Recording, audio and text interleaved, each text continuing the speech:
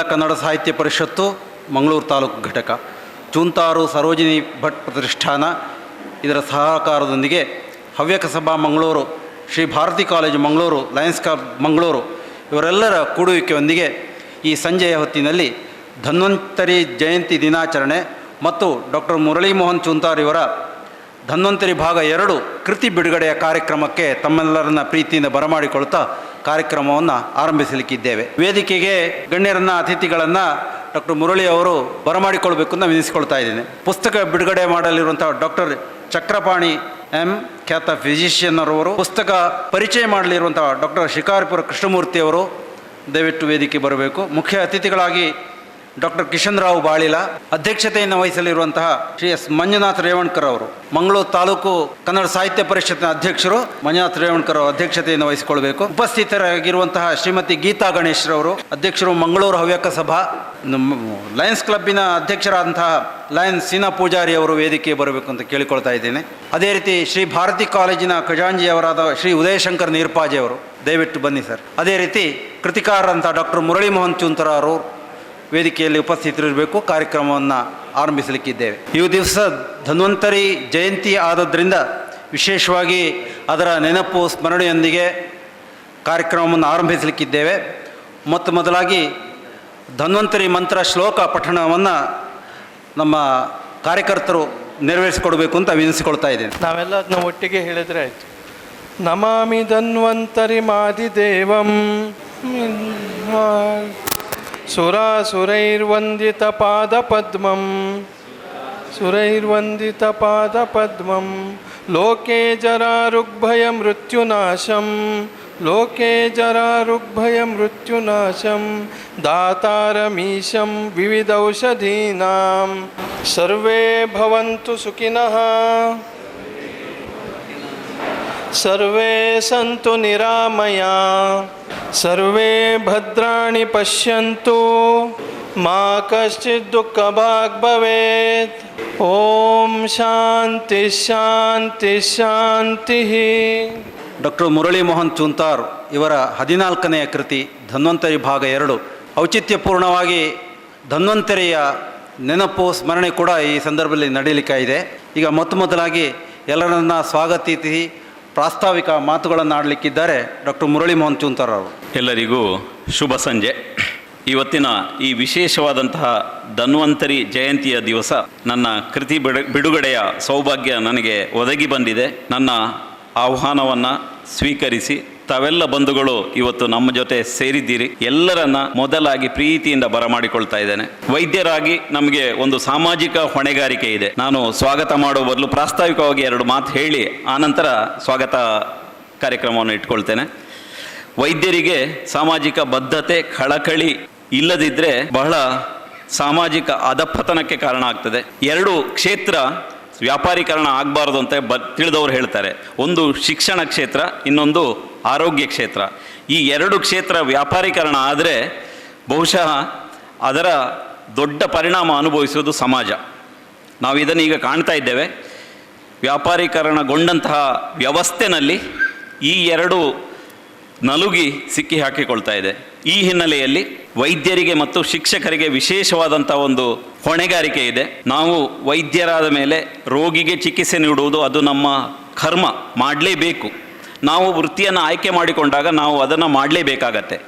ಆದರೆ ನಮ್ಮ ವೃತ್ತಿಗೆ ಒಂದು ರಾಜಧರ್ಮ ಅಂತ ಇದೆ. ವೃತ್ತಿಯ ರಾಜಧರ್ಮ ಏನಂದರೆ ಬರೀ ರೋಗವನ್ನು ಚಿಕಿತ್ಸೆ ಮಾಡುವುದಲ್ಲ, ರೋಗದ ಬಗ್ಗೆ ಜಾಗೃತಿ ಮೂಡಿಸುವುದು, ಅರಿವು ಮೂಡಿಸುವುದು. ಈ ಹಿನ್ನೆಲೆಯಲ್ಲಿ ಪ್ರತಿಯೊಬ್ಬ ವೈದ್ಯನಿಗೂ ಸಹ ವಿಶೇಷವಾದಂಥ ಹೊಣೆಗಾರಿಕೆ ಇದೆ. ಈಗಿನ ಕಾಲಘಟ್ಟದಲ್ಲಿ ನಾವು ಹೇಗೆ ಬದುಕ್ತಾ ಇದ್ದೇವೆ, ಹೇಗೆ ತಿನ್ನುತ್ತಾ ಇದ್ದೇವೆ, ನಮ್ಮ ಜೀವನ ಶೈಲಿ ಹೇಗಿದೆ ಅಂದರೆ ನಮಗೆ ರೋಗ ಇಲ್ಲದವನು ಸಿಗಲಿಕ್ಕೆ ಸಾಧ್ಯವಿಲ್ಲ. ಈ ಹಿನ್ನೆಲೆಯಲ್ಲಿ ನಾವು ರೋಗಗಳ ಜೊತೆ ಬದುಕುವಂಥ ಕಾಲಘಟ್ಟದಲ್ಲಿ ನಾವಿದ್ದೇವೆ. ಈ ಕಾರಣದಿಂದ ನಮಗೆ ಮತ್ತಷ್ಟು ಹೊಣೆಗಾರಿಕೆ ಇದೆ. ಈ ಹೊಣೆಗಾರಿಕೆಯ ಅಂಗವಾಗಿ ನಾನು ವೈದ್ಯಕೀಯ ಲೇಖನಗಳನ್ನು ಬರೀಲಿಕ್ಕೆ ಆರಂಭಿಸಿದೆ. ಆರಂಭದಲ್ಲಿ ಡಾಕ್ಟರ್ ರಾಮಾನಂದ ಬನ್ನರಿ, ಡಾಕ್ಟರ್ ಮೊಗಸಾಲೆ ಅಂತ ಹಿರಿಯರು ನನಗೆ ಪ್ರೋತ್ಸಾಹ ನೀಡಿದರು. ನಂತರದ ದಿನಗಳಲ್ಲಿ ಬರೆಯುವುದೊಂದು ಹವ್ಯಾಸವಾಗಿ ಪುಸ್ತಕಗಳ ರೂಪದಲ್ಲಿ ಹೊರಬಂದು ಇದೀಗ ನನ್ನ 14ನೇ ಕೃತಿ ಬಿಡುಗಡೆ ಆಗ್ತಾ ಇದೆ. ಈ ಒಂದು ಪುಸ್ತಕ ಬಿಡುಗಡೆಯ ಸಂದರ್ಭದಲ್ಲಿ ಧನ್ವಂತರಿ ಅಂತೇಳಿ ಭಾಗ 1 ಪುಸ್ತಕಗಳಲ್ಲಿ 54 ರೋಗಗಳ ಬಗ್ಗೆ ನಾನು ವಿವರಿಸಿದ್ದೆ. ಇದು 2ನೇ ಭಾಗ. ಇದರಲ್ಲಿ ಸಹ ರೋಗಗಳ ಬಗ್ಗೆ ಮಾತ್ರ ಇದೆ, ರೋಗಗಳ ಚಿಕಿತ್ಸೆ ಬಗ್ಗೆ ಇಲ್ಲ. ಯಾಕೆಂತೇಳಿದರೆ ನಾವು ಈಗಿನ ಕಾಲದಲ್ಲಿ ಯೂಟ್ಯೂಬ್ ನೋಡಿ ನಾವು ಚಿಕಿತ್ಸೆ ಪಡೆಯುವಂಥದ್ದಲ್ಲ, ಗೂಗಲ್ ನೋಡಿ ಚಿಕಿತ್ಸೆ ಪಡೆಯುವಂಥದ್ದಲ್ಲ, ರೋಗಗಳ ಬಗ್ಗೆ ಜಾಗೃತಿ ಮೂಡಿಸುವುದು ಮಾತ್ರ ನಮ್ಮ ಹೊಣೆಗಾರಿಕೆ. ಈ ಹಿನ್ನೆಲೆಯಲ್ಲಿ ಈ ಪುಸ್ತಕವನ್ನು ಇವತ್ತಿನ ಧನ್ವಂತರಿ ಜಯಂತಿಯ ದಿವಸ ಲೋಕಾರ್ಪಣೆ ಮಾಡುವ ಉದ್ದೇಶ ಇತ್ತು. ಇದಕ್ಕೆ ಯಾರನ್ನು ಈ ಪುಸ್ತಕವನ್ನು ಲೋಕಾರ್ಪಣೆ ಮಾಡಬೇಕು ಅಂತ ಆದಾಗ ಯಾರನ್ನು ಕರಿಬೇಕು, ಹೇಗೆ ಮಾಡಬೇಕು ಅಂತೇಳಿ ನಾನು ಆಲೋಚನೆ ಮಾಡಿದಾಗ ನಮ್ಮ ನಡುವೆ ಒಬ್ಬ ವೈದ್ಯರು ವೈದ್ಯಕೀಯ ವೃತ್ತಿಯ ರಾಜಧರ್ಮವನ್ನು ಪಾಲಿಸಿ ಧನ್ವಂತರಿಯ ರೂಪದಲ್ಲಿ ರೋಗಿಗಳನ್ನು ಚಿಕಿತ್ಸೆ ಮಾಡುವಂಥ ಒಬ್ಬ ವೈದ್ಯರಿದ್ದರೆ ಅದು ಡಾಕ್ಟರ್ ಚಕ್ರಪಾಣಿ ಅವರು. ಅತ್ಯಂತ ಸರಳ ಸಜ್ಜನಿಕೆಯ ಹೃದಯವಂತ ವೈದ್ಯರು. ಹಮ್ಮು ಬಿಮ್ಮು ಇಲ್ಲ. ಸಮಾರಂಭಕ್ಕೆ 6:45 ಬಂದು ಪಾಪ ಅವರು ಕೂತಿದ್ದರು. ಈ ಒಂದು ಅವರನ್ನು ನಾವು ಕನ್ಸಲ್ಟೇಷನಿಗೆ ಒಂದು ಅಪಾಯಿಂಟ್ಮೆಂಟ್ ತಗೊಳ್ಬೇಕಾದ್ರೆ ಮಿನಿಮಮ್ ನಾವು 3 ತಿಂಗಳು ಕಾಯಬೇಕು. ಅಂತಹ ವೈದ್ಯರು ಇವತ್ತು ನಮ್ಮ ಜೊತೆ ಸಮಯಕ್ಕೆ ಮೊದಲೇ ಬಂದು ಸೇರಿಕೊಂಡಿದ್ದಾರೆ.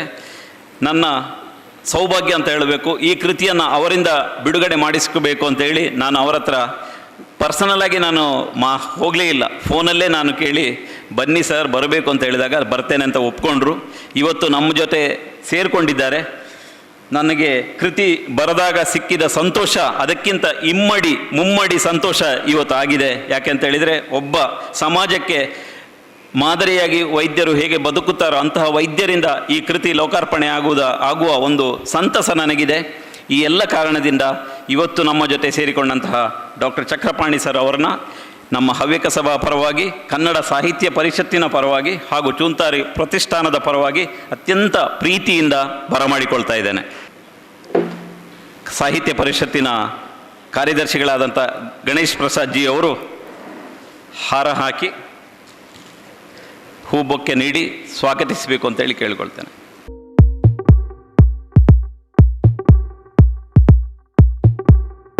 ಇನ್ನು ಈ ಪುಸ್ತಕದ ಬಗ್ಗೆ ವಿಮರ್ಶೆ ಮಾಡಬೇಕು ಅಂತ ಹೇಳಿದಾಗ ಯಾವುದೇ ಒಂದು ಪುಸ್ತಕವನ್ನು ಜನರಿಗೆ ತಲುಪುವಲ್ಲಿ ಒಂದು ವಾಹಿನಿಯಾಗಿ ಕೆಲಸ ಆಗಬೇಕಾದ್ರೆ ಅದು ಪುಸ್ತಕ ಏನಿದೆ ಅದರಲ್ಲಿ ಯಾಕೆ ಓದಬೇಕು ಅನ್ನೋದನ್ನು ಜನರಿಗೆ ಮುಟ್ಟಿಸಲಿಕ್ಕೆ ಒಬ್ಬ ಸರಿಯಾದ ವಿಮರ್ಶಕ ಬೇಕು.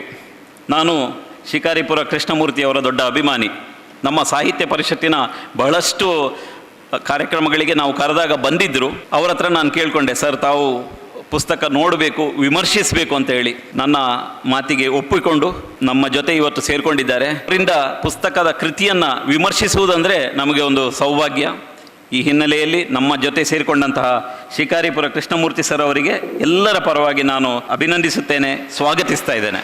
ಅವರ ಪರಿಷತ್ತಿನ ಕೋಶಾಧಿಕಾರಿಯಾದಂಥ ಸುಬ್ರಾಯ ಭಟ್ ಅವರು ಸ್ವಾಗತಿಸಬೇಕು ಅಂತೇಳಿ ಕೇಳಿಕೊಳ್ತೇನೆ.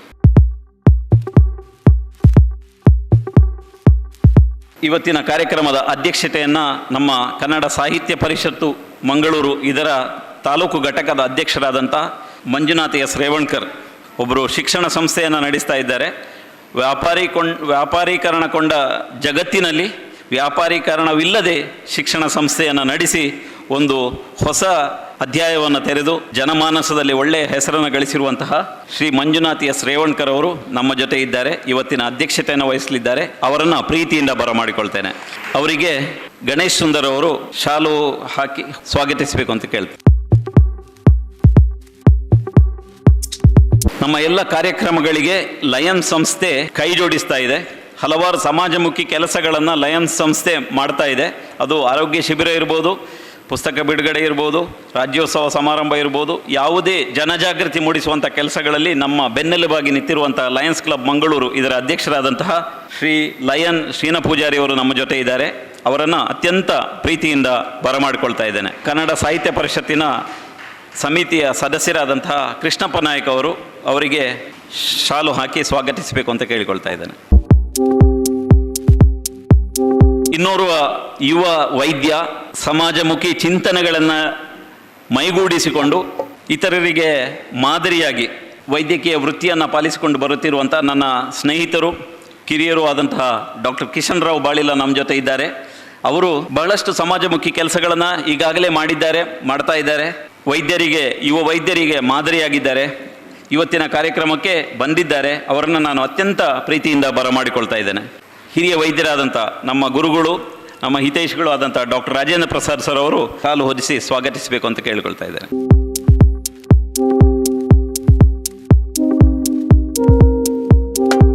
ಇನ್ನು ನಮ್ಮ ಮಂಗಳೂರು ಭಾರತಿ ಕಾಲೇಜ್ ಇದರ ಖಜಾಂಚಿಯಾಗಿ ಇಲ್ಲಿಯ ಎಲ್ಲ ವ್ಯವಸ್ಥೆಯನ್ನು ಮುನ್ನಡೆಸಿಕೊಂಡು ಉಸ್ತುವಾರಿ ಸಚಿವರಾಗಿ ಕೆಲಸ ಮಾಡುವಂತಹ ನಮ್ಮೆಲ್ಲರ ಪ್ರೀತಿಯ ಉದಯಶಂಕರ ನೀರ್ಪಾಜೆ. ವೃತ್ತಿಯಲ್ಲಿ ಅವರು ಉದಯವಾಣಿ ಪತ್ರಕರ್ತರು. ಅದರ ಜೊತೆಗೆ ಹಲವಾರು ಪ್ರವೃತ್ತಿಗಳನ್ನು ಬೆಳೆಸಿಕೊಂಡು ಇತರರಿಗೆ ಮಾದರಿಯಾಗಿ ಬದುಕುವಂತಹ ಉದಯಣ್ಣ ನಮ್ಮ ಎಲ್ಲ ಕೆಲಸ ಕಾರ್ಯಗಳಿಗೂ ಬೆನ್ನೆಲುಬಾಗಿ ನಿಂತಿದ್ದಾರೆ, ನಮ್ಮ ಜೊತೆ ಇದ್ದಾರೆ. ಅವರನ್ನು ಪ್ರೀತಿಯಿಂದ ಸ್ವಾಗತಿಸ್ತಾ ಇದ್ದೇನೆ. ಅದೇ ರೀತಿ ಹವ್ಯಕ ಸಭಾ ಮಂಗಳೂರು ಇದರ ಅಧ್ಯಕ್ಷೆಯಾದಂತಹ ನನ್ನ ಅಕ್ಕ ಶ್ರೀಮತಿ ಗೀತಾ ಗಣೇಶ್ ಅವರು ನಮ್ಮ ಜೊತೆ ಇದ್ದಾರೆ, ಅವರನ್ನು ಸ್ವಾಗತಿಸ್ತಾ ಇದ್ದೇನೆ. ಹಾಗೆಯೇ ಇವತ್ತಿನ ಸಭೆಗೆ ಬಹಳಷ್ಟು ಹಿರಿಯರು, ಮುತ್ಸದ್ದಿಗಳು, ವೈದ್ಯರುಗಳು, ಡಾಕ್ಟರ್ ಶ್ರೀಕೃಷ್ಣ ಖಂಡಿಗೆಯವರಿದ್ದಾರೆ, ಡಾಕ್ಟರ್ ಮಹಾಲಿಂಗ ಶರ್ಮಾ ಅವರಿದ್ದಾರೆ, ನಮ್ಮ ಗುರುಗಳು. ಅದೇ ರೀತಿ ಗಂಗೆ ನೀರು ವೀರೇಶ್ವರ ಅವರು ನಮ್ಮ ಜೊತೆ ಇದ್ದಾರೆ. ಅದೇ ರೀತಿ ನಮ್ಮ ಆತ್ಮೀಯರಾದಂತಹ ಡಾಕ್ಟರ್ ಬಿಜು, ಡಾಕ್ಟರ್ ಮಂಜು, ಹಲವಾರು ಗೋಪಾಲಕೃಷ್ಣ ದೇಲಂಪಾಡಿ ಅವರಿದ್ದಾರೆ, ಅತ್ಯಂತ ಹಿರಿಯರು. ಅದೇ ರೀತಿ ನಮ್ಮ ನಾವುಡರಿದ್ದಾರೆ. ಎಲ್ಲರನ್ನ ನಾನು ಪ್ರೀತಿಯಿಂದ ಬರಮಾಡಿಕೊಳ್ತಾ ಇದ್ದೇನೆ. ಹಾಗೆಯೇ ಪತ್ರಿಕಾ ಬಂಧುಗಳಾದಂತಹ ಹಿಂದೂ ಪತ್ರಿಕೆಯ ಮಂಜುನಾಥ್ ಅವರು, ವಿಜಯವಾಣಿ ಪತ್ರಿಕೆಯ ಸಂದೇಶ್ ಅವರು ನಮ್ಮ ಜೊತೆ ಸೇರಿಕೊಂಡಿದ್ದಾರೆ. ನನ್ನ ನೆಚ್ಚಿನ ಗೃಹರಕ್ಷಕರು ಕೆಲವು ಮಂದಿ ಇದ್ದಾರೆ. ನಮ್ಮ ಪರಿಸರದ ಸದಸ್ಯರು, ಸ್ನೇಹಿತರು ಸಹ ನಮ್ಮ ಜೊತೆ ಇದ್ದಾರೆ. ಹವ್ಯಕ ಮಂಡಲದ ಅಧ್ಯಕ್ಷರಾದಂಥ ನಿಡುಗಳ ಕೃಷ್ಣ ಭಟ್ರು ಸಹ ನಮ್ಮ ಜೊತೆ ಇದ್ದಾರೆ. ಎಲ್ಲರನ್ನ ಹಾಗೂ ಬಂದಂತಹ ಎಲ್ಲ ಅಕ್ಕ ತಂಗಿಯರನ್ನು, ಅಣ್ಣ ತಮ್ಮಂದರನ್ನು ಈ ಕಾರ್ಯಕ್ರಮಕ್ಕೆ ಸ್ವಾಗತಿಸ್ತೇನೆ. ಜೈ ಭುವನೇಶ್ವರಿ. ಬೆಳಗ್ಗೆ ಸಮಾರಂಭದ ಅತಿಥಿಗಳು ಡಾಕ್ಟರ್ ಚಕ್ರಪಾಣಿ ಅವರು ಚಾಲನೆ ಕೊಡಬೇಕು ಅಂತ ವಿನಂತಿಸಿಕೊಳ್ತಾ ಇದ್ದಾರೆ.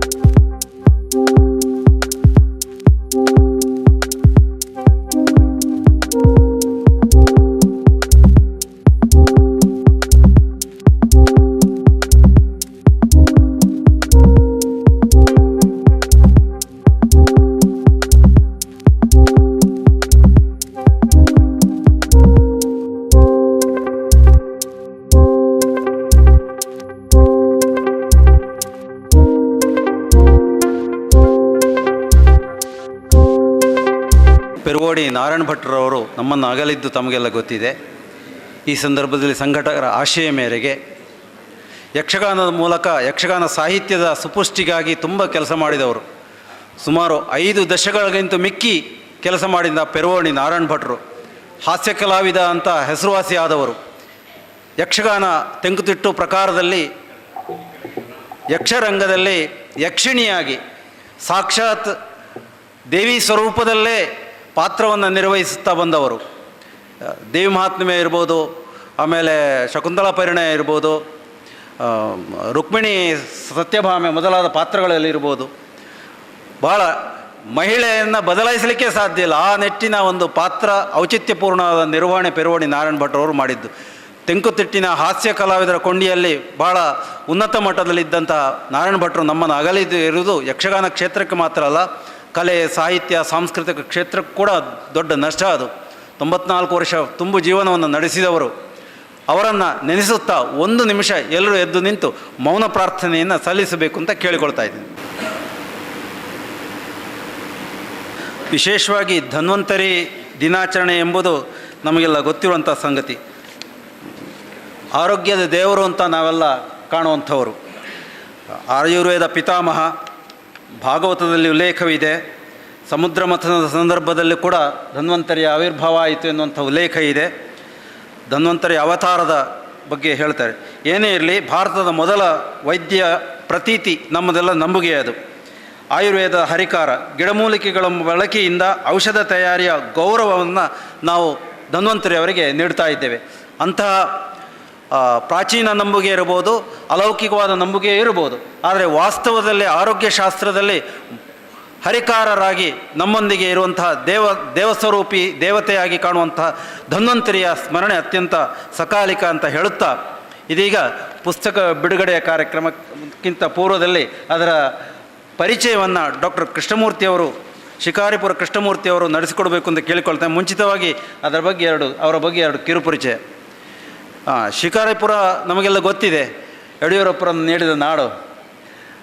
ಅವರು ಮಂಗಳೂರಿನ LSS ಕಾಲೇಜಿನಲ್ಲಿ 35 ವರ್ಷಗಳ ಕಾಲ ಸಂಸ್ಕೃತ ಪ್ರಾಧ್ಯಾಪಕರಾಗಿ ಕೆಲಸ ಮಾಡಿ ಪ್ರಸ್ತುತ ಮಂಗಳೂರಿನಲ್ಲೇ ವಾಸ್ತವ್ಯದಲ್ಲಿ ಇದ್ದಾರೆ. ಅಲಂಕಾರ ಶಾಸ್ತ್ರದಲ್ಲಿ ವಿಶೇಷ ಅಧ್ಯಯನ ಮಾಡಿ PhD ಪದವಿ ಪಡೆದವರು. ನಿವೃತ್ತಿ ನಂತರ ಪ್ರಾಚೀನ ನಿರ್ವಹಣಾ ಶಾಸ್ತ್ರದಲ್ಲಿ ಅಧ್ಯಯನ ಸಂಶೋಧನೆ ಮಾಡ್ತಾ ಇದ್ದಾರೆ.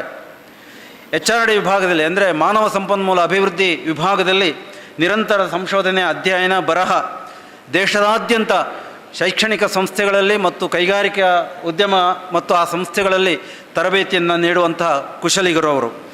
ಶೃಂಗೇರಿ ಶಾರದಾ ಪೀಠದ ವಿಶೇಷ ಜವಾಬ್ದಾರಿ ಅವರಿಗಿದೆ. ಶಾಂಕರ ಅಭಿಯಾನ ಅಂತ ಒಂದು ಮಾಡ್ತಾ ಇದ್ದಾರೆ. ಅದರ ರಾಜ್ಯ ಮಟ್ಟದ ಅಭಿಯಾನದ ನಿರ್ದೇಶಕರಾಗಿ ಕೆಲಸ ಮಾಡ್ತಾ ಇದ್ದಾರೆ. ಶಾಂಕರ ಅಭಿಯಾನ ಅಂದರೆ ಶಂಕರರ ಪರಿಚಯವನ್ನು ಸಾರ್ವಜನಿಕವಾಗಿ ಮಾಡುವಂಥ ಒಂದು ಸಂಸ್ಥೆಯ ಉದ್ದೇಶವನ್ನು ಇಟ್ಕೊಂಡು ಮಾಡ್ತಾ ಇದ್ದಾರೆ. ವಿಶೇಷವಾಗಿ 3 ಪುಸ್ತಕಗಳನ್ನು ಬರೆದಿದ್ದಾರೆ. 70ಕ್ಕಿಂತಲೂ ಅಧಿಕ ಪುಸ್ತಕಗಳು ಅವರ ಕೈಯಿಂದ ಸಂಪಾದನೆ ಆಗಿದೆ. ಬಹಳ ದೊಡ್ಡ ಸಂಗತಿಯೇ ಇದು. ಜೊತೆಗೆ ನಿರ್ವಹಣಾ ಶಾಸ್ತ್ರದಲ್ಲಿ ಟೆಕ್ಸ್ಟ್ ಬುಕ್, ಕೈಪಿಡಿ ರಚನಾ ವಿಭಾಗದಲ್ಲಿ ತರಬೇತಿ ಕೈಪಿಡಿಗಳೇ ಸುಮಾರು 70ಕ್ಕಿಂತ ಅಧಿಕವು ಮಾಡಿದೆ. ಅದು ಎಲ್ಲವೂ ಅಚ್ಚ ಕನ್ನಡದಲ್ಲೇ ಮುದ್ರಿತವಾಗಿದೆ. ಹೀಗೆ ಅನೇಕ ಮುದ್ರಣ ಇಲ್ಲದೇ ಇದ್ದರೂ ಕೂಡ ಕೈಪಿಡಿ ರೂಪದಲ್ಲಿ ಸಿದ್ಧವಾಗಿ ಪಡಿಸಿದಂತಹ ಡಾಕ್ಟರ್ ಶಿಕಾರಿಪುರ ಕೃಷ್ಣಮೂರ್ತಿಯವರು ನಿವೃತ್ತಿ ಆಗಿ 12 ವರ್ಷ ಆಯಿತು. ಆದರೆ ಇನ್ನೂ ಬಹಳ ಚಿರಯೌವನದ ಉತ್ಸಾಹ, ಆ ಕ್ರಿಯಾಶೀಲತೆ, ಸಾಹಿತ್ಯ, ಸಾಂಸ್ಕೃತಿಕ, ಧಾರ್ಮಿಕ, ನಮ್ಮ ಪಾರಂಪರಿಕ ನಂಬುಗೆ, ಆ ಎಲ್ಲ ವಿಭಾಗಗಳಲ್ಲಿ ಬಹಳ ಉತ್ತಮವಾದಂಥ ಕೆಲಸವನ್ನು ಮಾಡ್ತಾ ಇರುವಂಥ ಯುವಕರು. ಪಳತಡ್ಕ ಕೇಶವ ಭಟ್ರ ಹೆಸರಲ್ಲಿ ನಮ್ಗೆ ಗೊತ್ತಿದೆ. ಆಯುರ್ವೇದ ಶಾಸ್ತ್ರದ ಭಾಳ ದೊಡ್ಡ ಹೆಸರು ಅವರು. ಈಗ ನಮ್ಮ ಮುಂದೆ ಇಲ್ಲ ಅವರು. ಅವರ ಮೂಲಕ ಈ ಕ್ಷೇತ್ರದ ಅಧ್ಯಯನಕ್ಕೆ ಬಂದವರು ಮತ್ತು ಆಯುರ್ವೇದದಲ್ಲಿ ವಿಶೇಷ ಆಸಕ್ತಿ ತೊಡಗಿಕೊಂಡವರು ಡಾಕ್ಟರ್ ಶಿಕಾರಿಪುರ ಅವರು. ಇನ್ನೊಂದು ವಿಶೇಷ ಏನಂತ ಹೇಳಿದರೆ, ಡಾಕ್ಟರ್ ಕೃತಿ ಬಿಡುಗಡೆಗೆ ಎಲ್ಲರೂ ಡಾಕ್ಟ್ರೇ ಇದ್ದಾರೆ, ಅವರೇನು ಡಾಕ್ಟ್ರು ಅಂತ ನಾವು ಪ್ರಶ್ನೆ ಬರ್ಬೋದು. ಅವರು ಶೈಕ್ಷಣಿಕ ಅಧ್ಯಯನದಲ್ಲಿ PhD ಪಡೆದರೂ ಕೂಡ 3 ಮಂದಿಯನ್ನು ಸಮಾಜಕ್ಕೆ ನೀಡಿದ್ದಾರೆ ಡಾಕ್ಟರಾಗಿ. ಅವರ ಮಗ, ಅವರ ಸೊಸೆ, ಅವರ ಮಗಳು 3 ಡಾಕ್ಟರಾಗಿ ಸಮಾಜ ಸೇವೆ ಮಾಡ್ತಾ ಇದ್ದಾರೆ. ವಿಶೇಷವಾಗಿ ಅವರೇ ಹೇಳಿದಂತೆ ಮತ್ತು ಕೇಳಿ ತಿಳ್ಕೊಂಡಂತೆ 3 ಕೂಡ ಸಾಹಿತ್ಯಿಕವಾದ ಅಭಿರುಚಿ ಉಳ್ಳವರು, ಬರೀತಾ ಇರೋರು.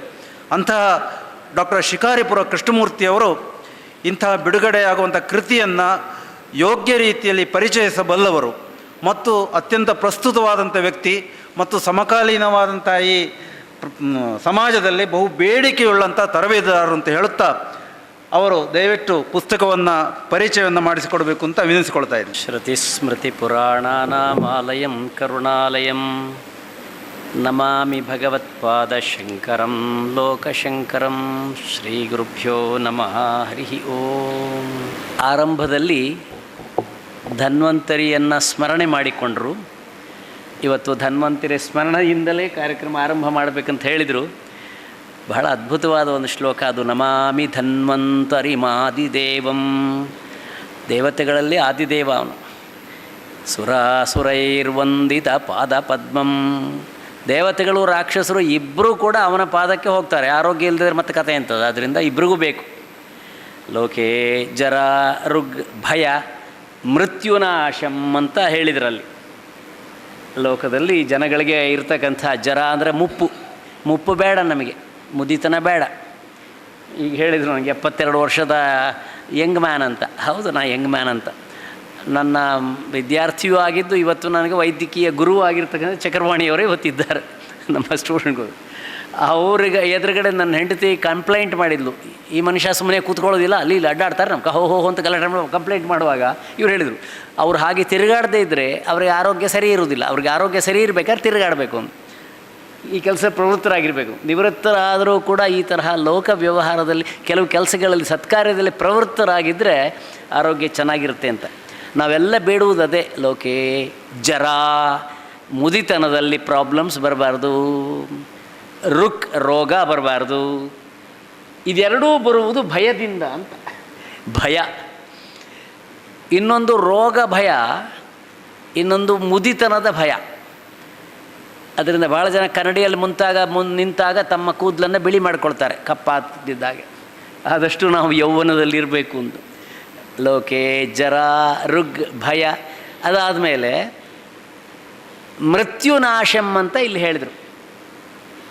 ಸಾವಿನಿಂದ ನಮಗೆ ಮುಕ್ತಿ ಇವನು ಕೊಡಬೇಕು ಅಂತ. ಇನ್ನೊಂದಿರೋದು ವ್ಯಾಧಿನಾಶಂ ಅಂತ. ನಮಗೆ ವ್ಯಾಧಿಯಿಂದ ಮುಕ್ತಿಯನ್ನು ಕೊಡಬೇಕು ಅನ್ನುವುದೇ ಹೆಚ್ಚು ಪ್ರಸ್ತುತ. ದಾತಾರಮೀಶಂ ವಿವಿಧೌಷಧೀನಾಂ, ಬೇರೆ ಬೇರೆ ರೀತಿಯ ಔಷಧಿಗಳ ಮೂಲಕ ನಮ್ಮನ್ನು ಆರೋಗ್ಯ ಕಾಪಾಡ್ತಿರುವ ಧನ್ವಂತರಿಗೆ ನಮಸ್ಕಾರ.